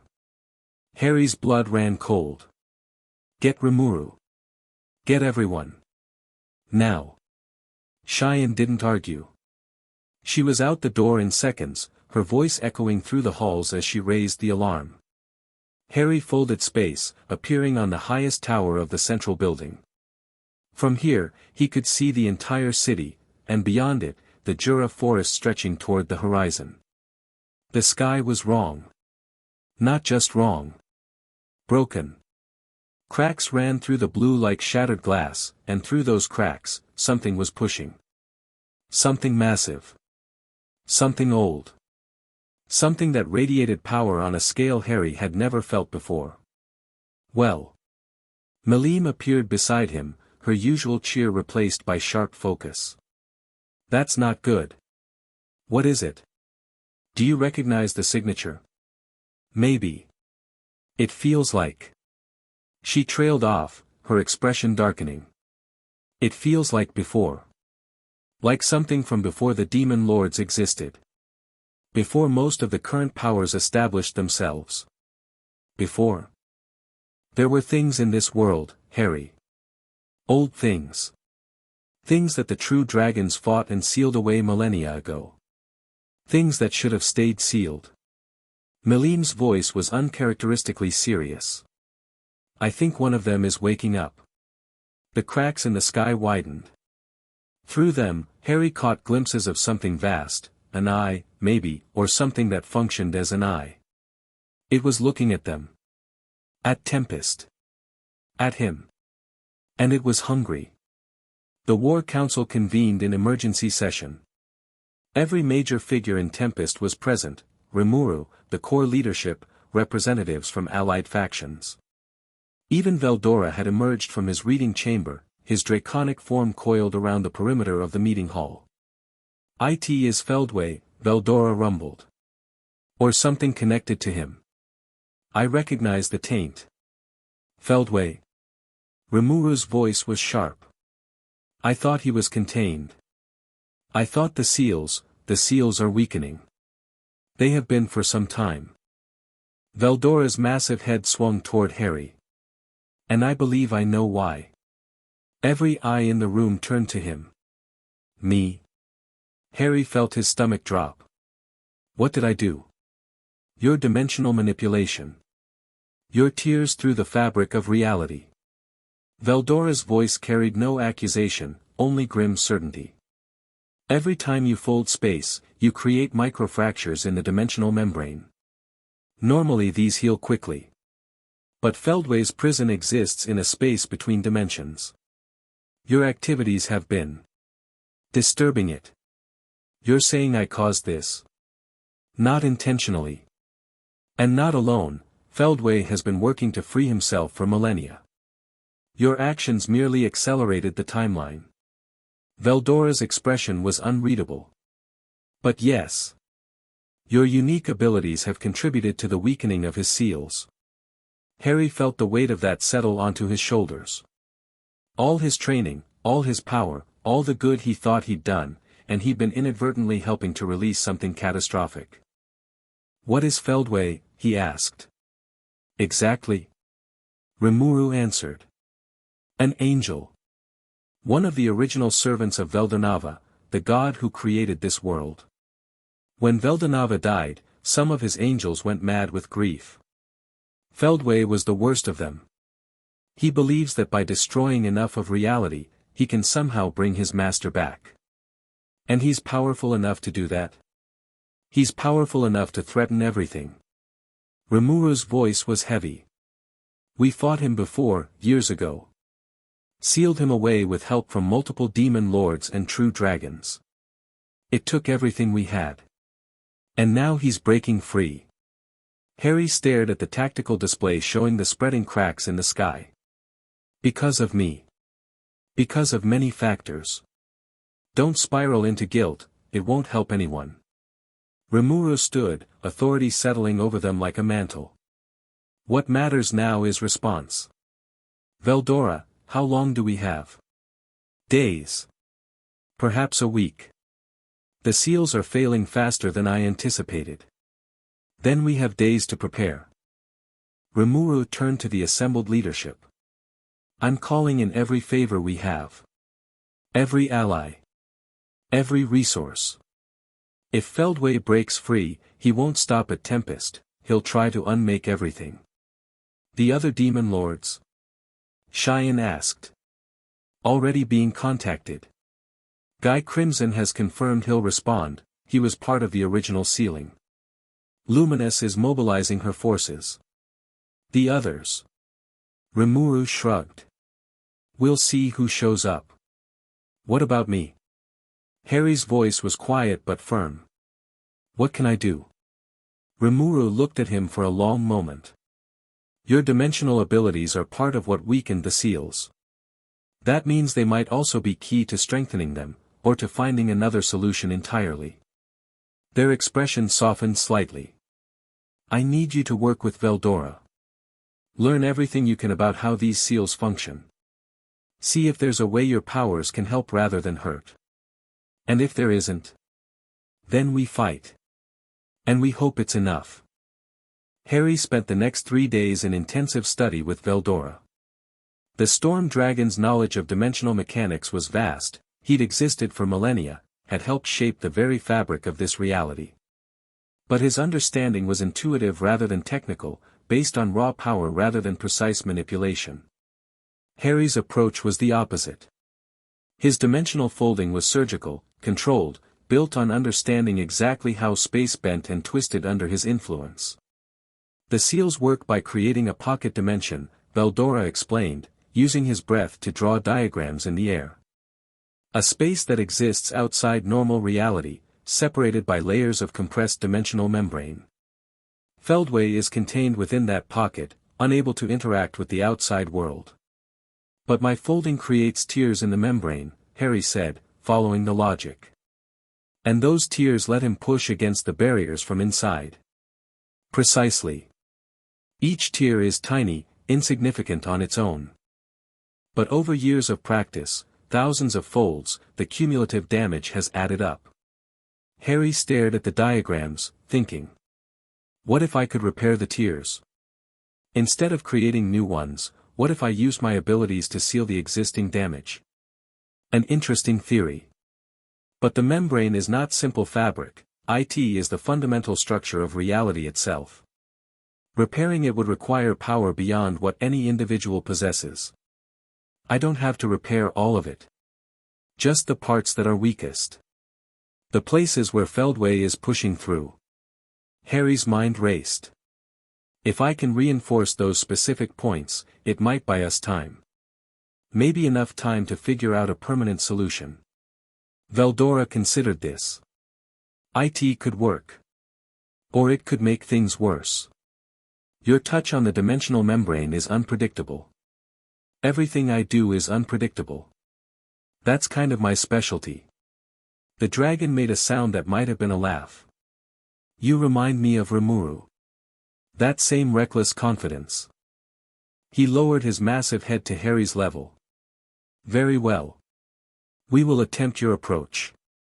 But if it fails, if Feldway breaks through because of our actions, then we deal with the consequences. Together. Milim found Harry on the fourth night, collapsed in his room after another grueling session of dimensional experimentation. You look terrible. Thanks. Very supportive. I'm serious. She sat on the edge of his bed, her hand finding his forehead. You're burning up. Your magical reserves are critically depleted. You need to rest. Can't rest. Feldway could break through any day now. I need to figure out, what you need is to not kill yourself before the fight even starts. Milim's voice was sharp. You've been pushing non-stop for 4 days. No sleep. Barely any food. You're going to collapse. I caused this, Milim. Harry's voice cracked. All those years of training, all that power I was so proud of, it was making things worse the whole time. I was weakening the seals every time I folded space. You didn't know. Does that matter? Ignorance doesn't undo damage. No. But guilt doesn't fix it either. Milim lay down beside him, pulling him close. Listen to me, Harry. You've spent your whole life trying to prove yourself. Trying to be strong enough to matter. But you already matter. You've always mattered. And running yourself into the ground won't change what happened, it'll just leave you too weak to help when it counts. Harry closed his eyes. She was right. He knew she was right. But the weight of responsibility pressed down on him, heavier than anything he'd felt since the cupboard. I don't know how to fix this, he admitted. I've tried everything I can think of. The membrane repairs don't hold. My folding makes things worse. Every solution I find creates new problems. Then maybe you need to stop looking for solutions alone. Milim's voice was gentle. You've got allies, Harry. People who care about you. People with knowledge and power that you don't have. Use them. I don't want to put anyone else at risk. Too late for that. Feldway threatens everyone. The risk exists whether you share the burden or not. She propped herself up on one elbow, looking down at him. You're not alone anymore. Stop acting like you are. Harry stared up at her, this ancient, terrifying, impossibly kind being who'd become his entire world. When did you get so wise? I've always been wise. You just weren't paying attention. But she was smiling. Now sleep. Tomorrow we'll figure this out together. All of us. Harry wanted to argue. Wanted to get up and keep working, keep searching for answers. But exhaustion pulled at him, and Milim's warmth was so comfortable, and maybe, just maybe, she was right about not doing everything alone. He slept. The Alliance assembled on the 5th day. Harry had never seen so much power gathered in one place. Demon lords from across the cardinal world, each one radiating authority that made the air taste like lightning. Guy Crimson, the oldest and strongest of them, his crimson eyes taking in everything with ancient calculation. Luminous Valentine, her vampire forces arrayed behind her like shadows made solid.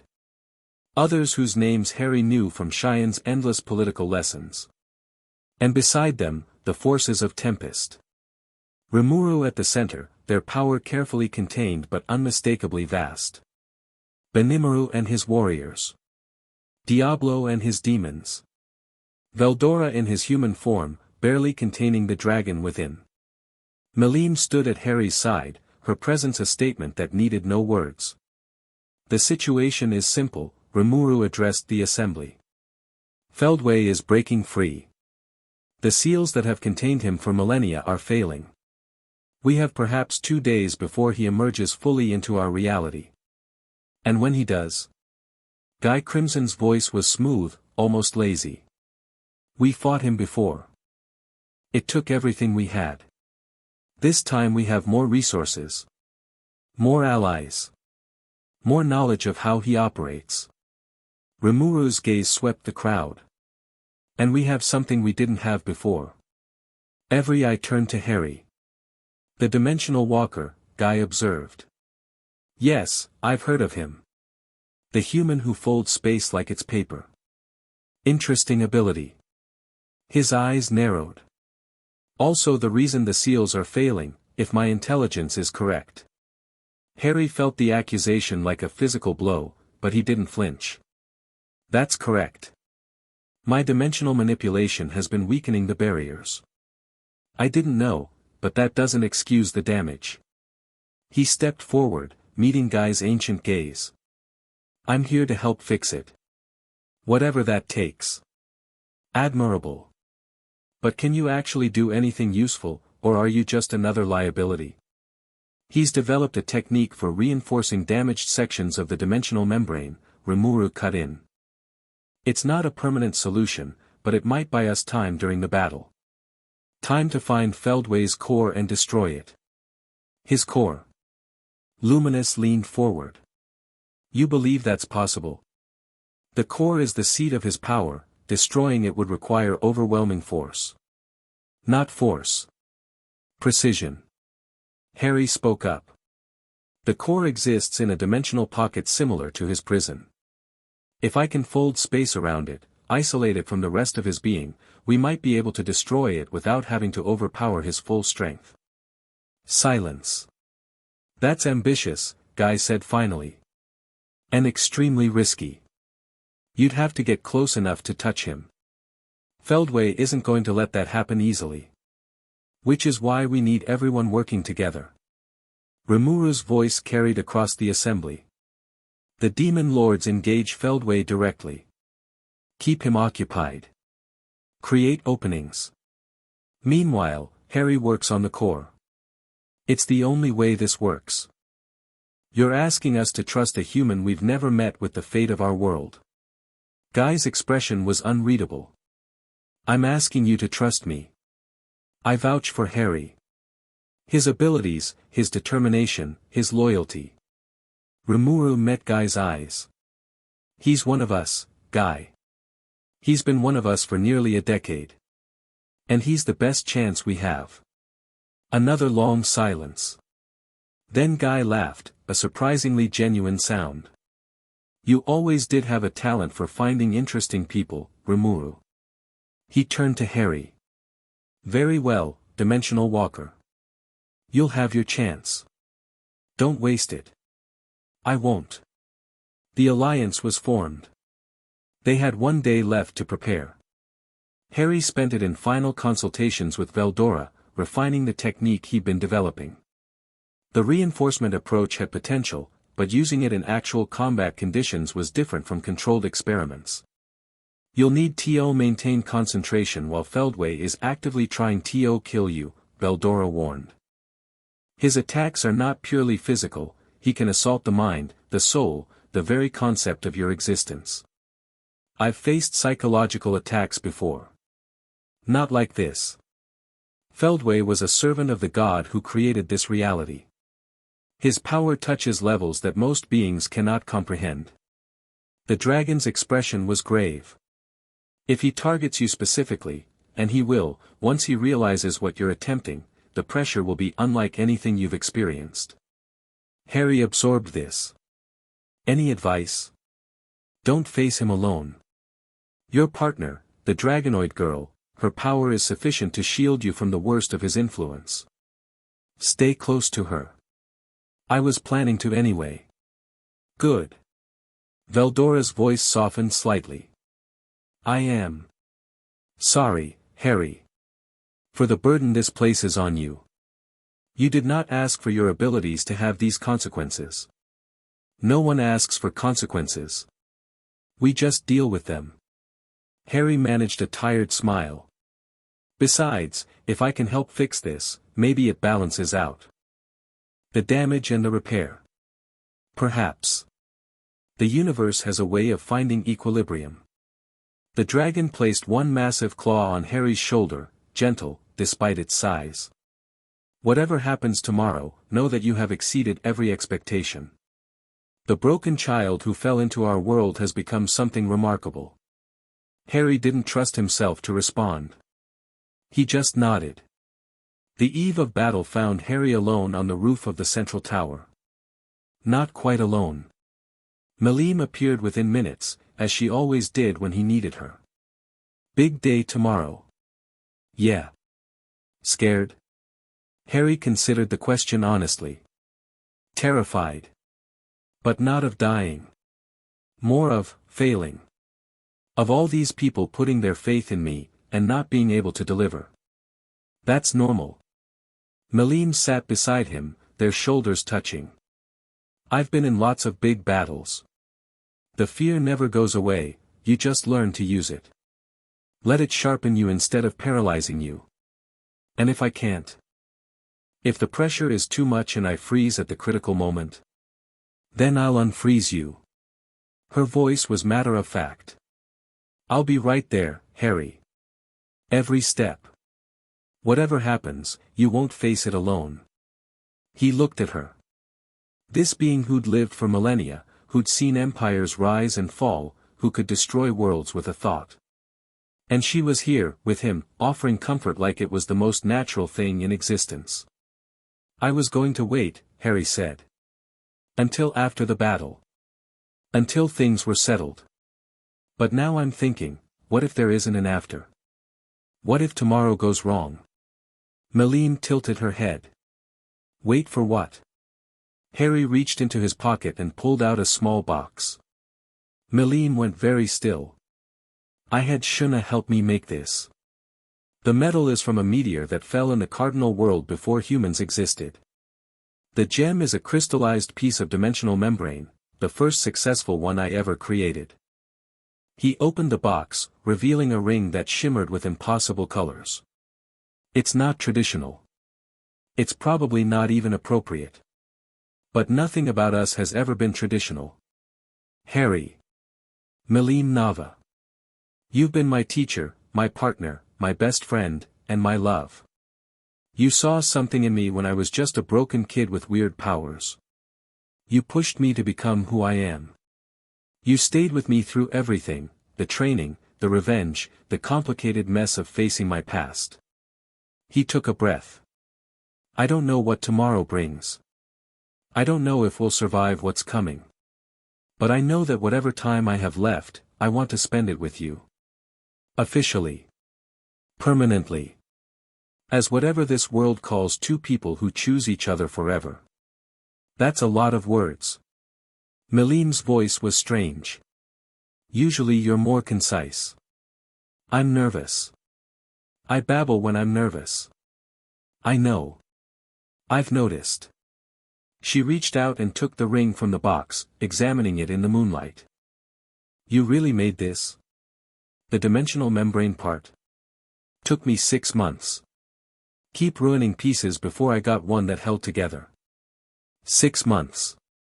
She slid the ring onto her finger.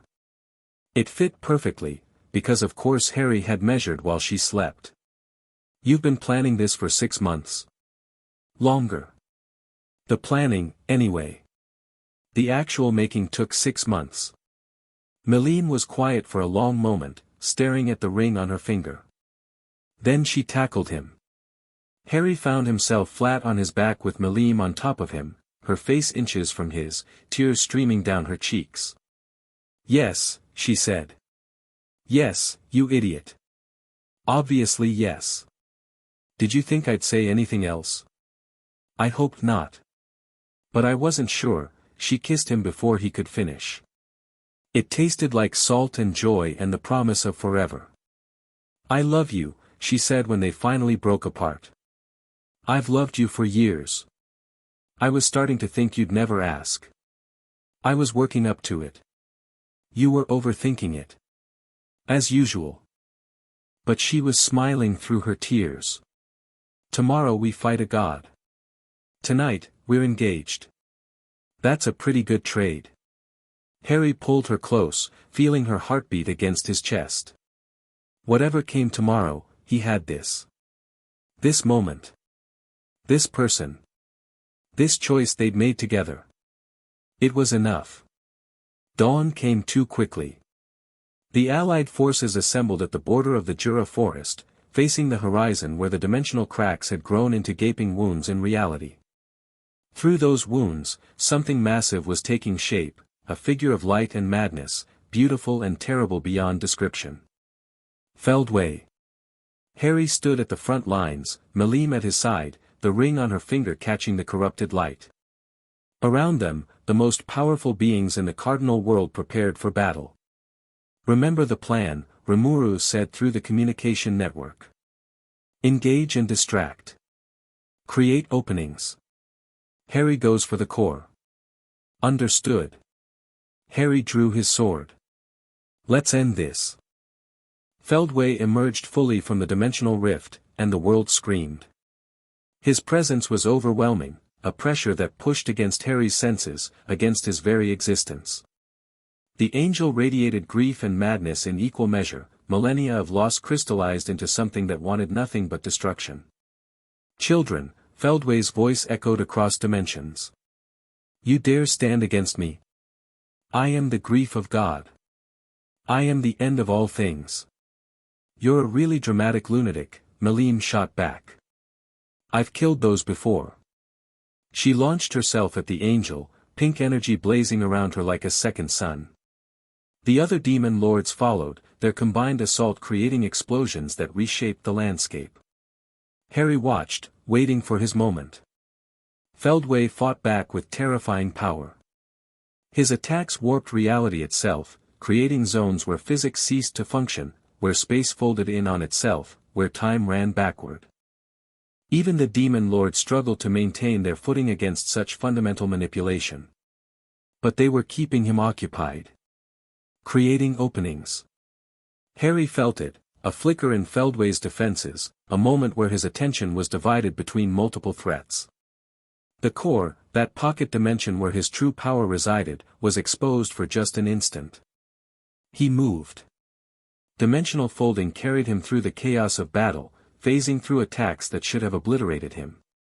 He appeared beside Feldway's enormous form, close enough to feel the angel's madness pressing against his mind. "You," Feldway's voice spoke directly into his thoughts. "The dimensional walker. You helped free me. I should thank you." "Don't bother." Harry reached for the core, feeling its location through his dimensional sense. "I'm here to put you back." "Impossible. The seals are broken. Nothing can contain me now." "We'll see." Harry gathered every ounce of power he possessed.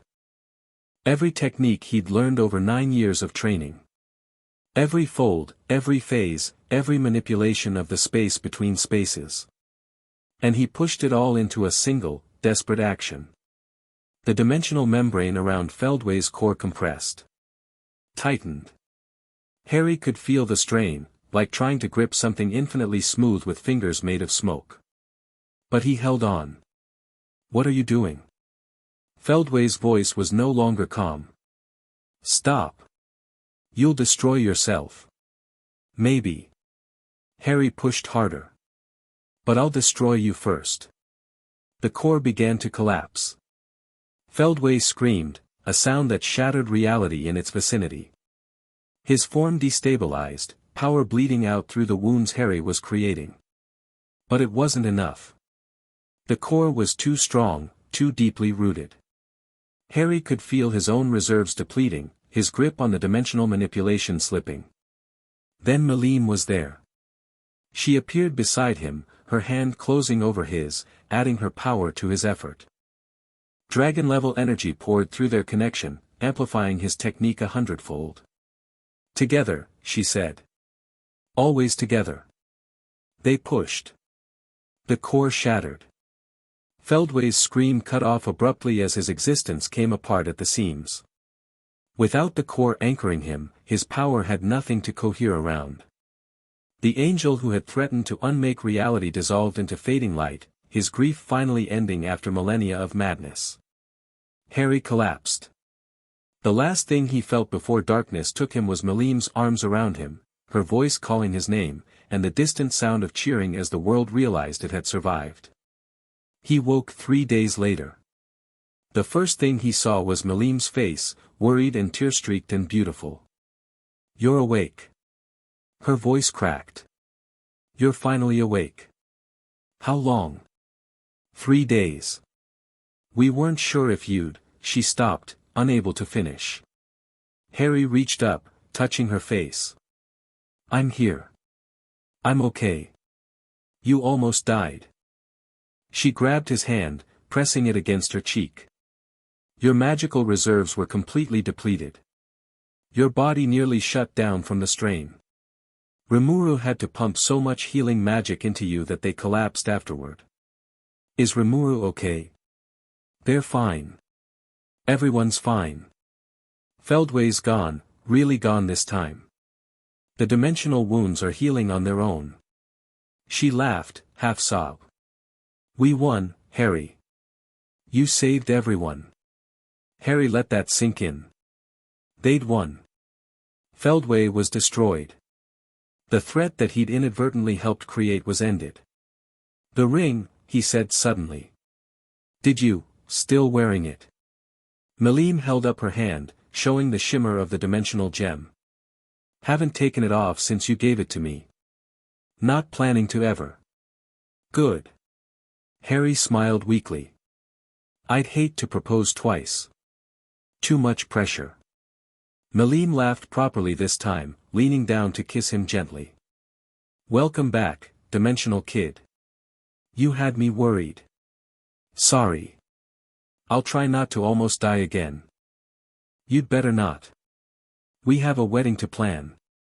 Recovery took another week. Harry's magical reserves regenerated slowly, the strain of the Feldway battle having pushed him far beyond any previous limit.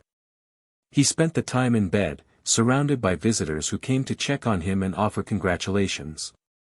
Rimuru visited daily, their relief evident in every interaction. "You did something impossible," they told Harry. "Collapsing a dimensional core while maintaining coherence, even Veldora said it shouldn't have been achievable. I had help.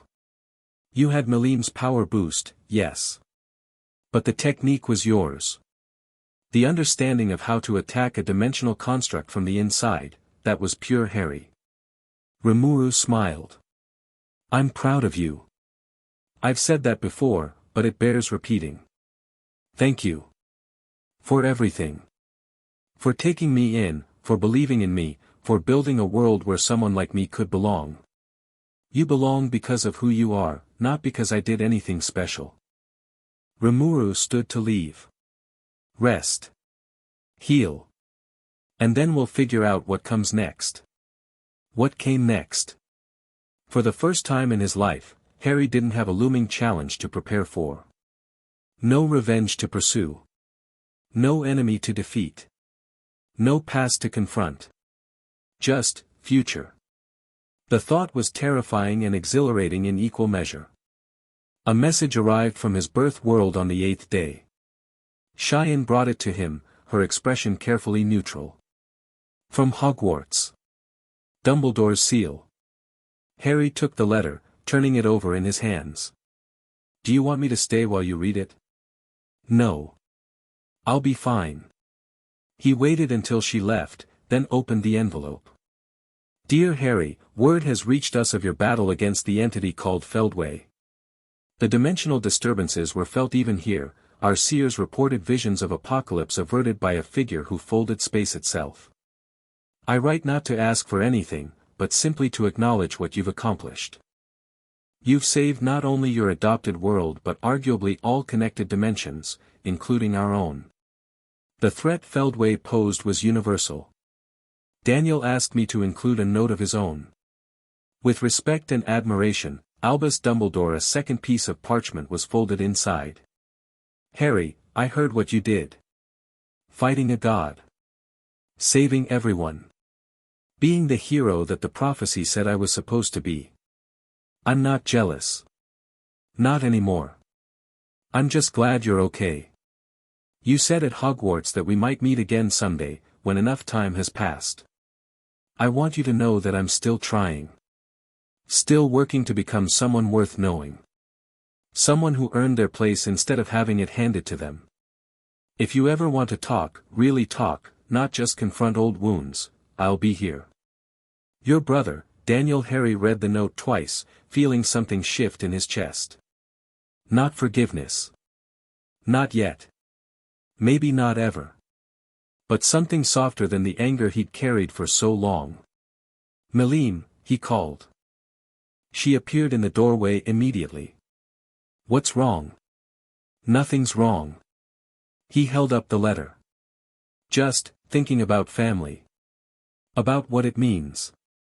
About who gets to claim that title. Milim crossed the room, sitting beside him on the bed. And I think maybe family isn't just about blood. It's about who shows up. Who stays. Who puts in the work to matter. He looked at her. You're my family. Rimuru is my family. Tempest is my family. The people who actually cared about me when I needed it. And them? She nodded at the letter. They could be. Someday. If they keep trying. If they actually become the people they claim they want to be. Harry set the letter aside. But they'll have to earn it. I'm done giving chances that haven't been worked for. That's fair. Milim leaned against him. For what it's worth, I think that's healthy. Keeping the door open without promising to walk through it. When did you become a therapist? I contain multitudes. She grinned. Now stop thinking about your birth family. We have a wedding to plan, and I have very strong opinions about the color scheme. Harry laughed, letting her pull him into a discussion about flowers and decorations and all the mundane details of building a future together. Behind them, the letter sat unopened possibilities. But for now, Harry was focused on certainties. On Milim. On Tempest. On the life he'd built from the ashes of the one he'd been denied. Whatever came next, he was ready.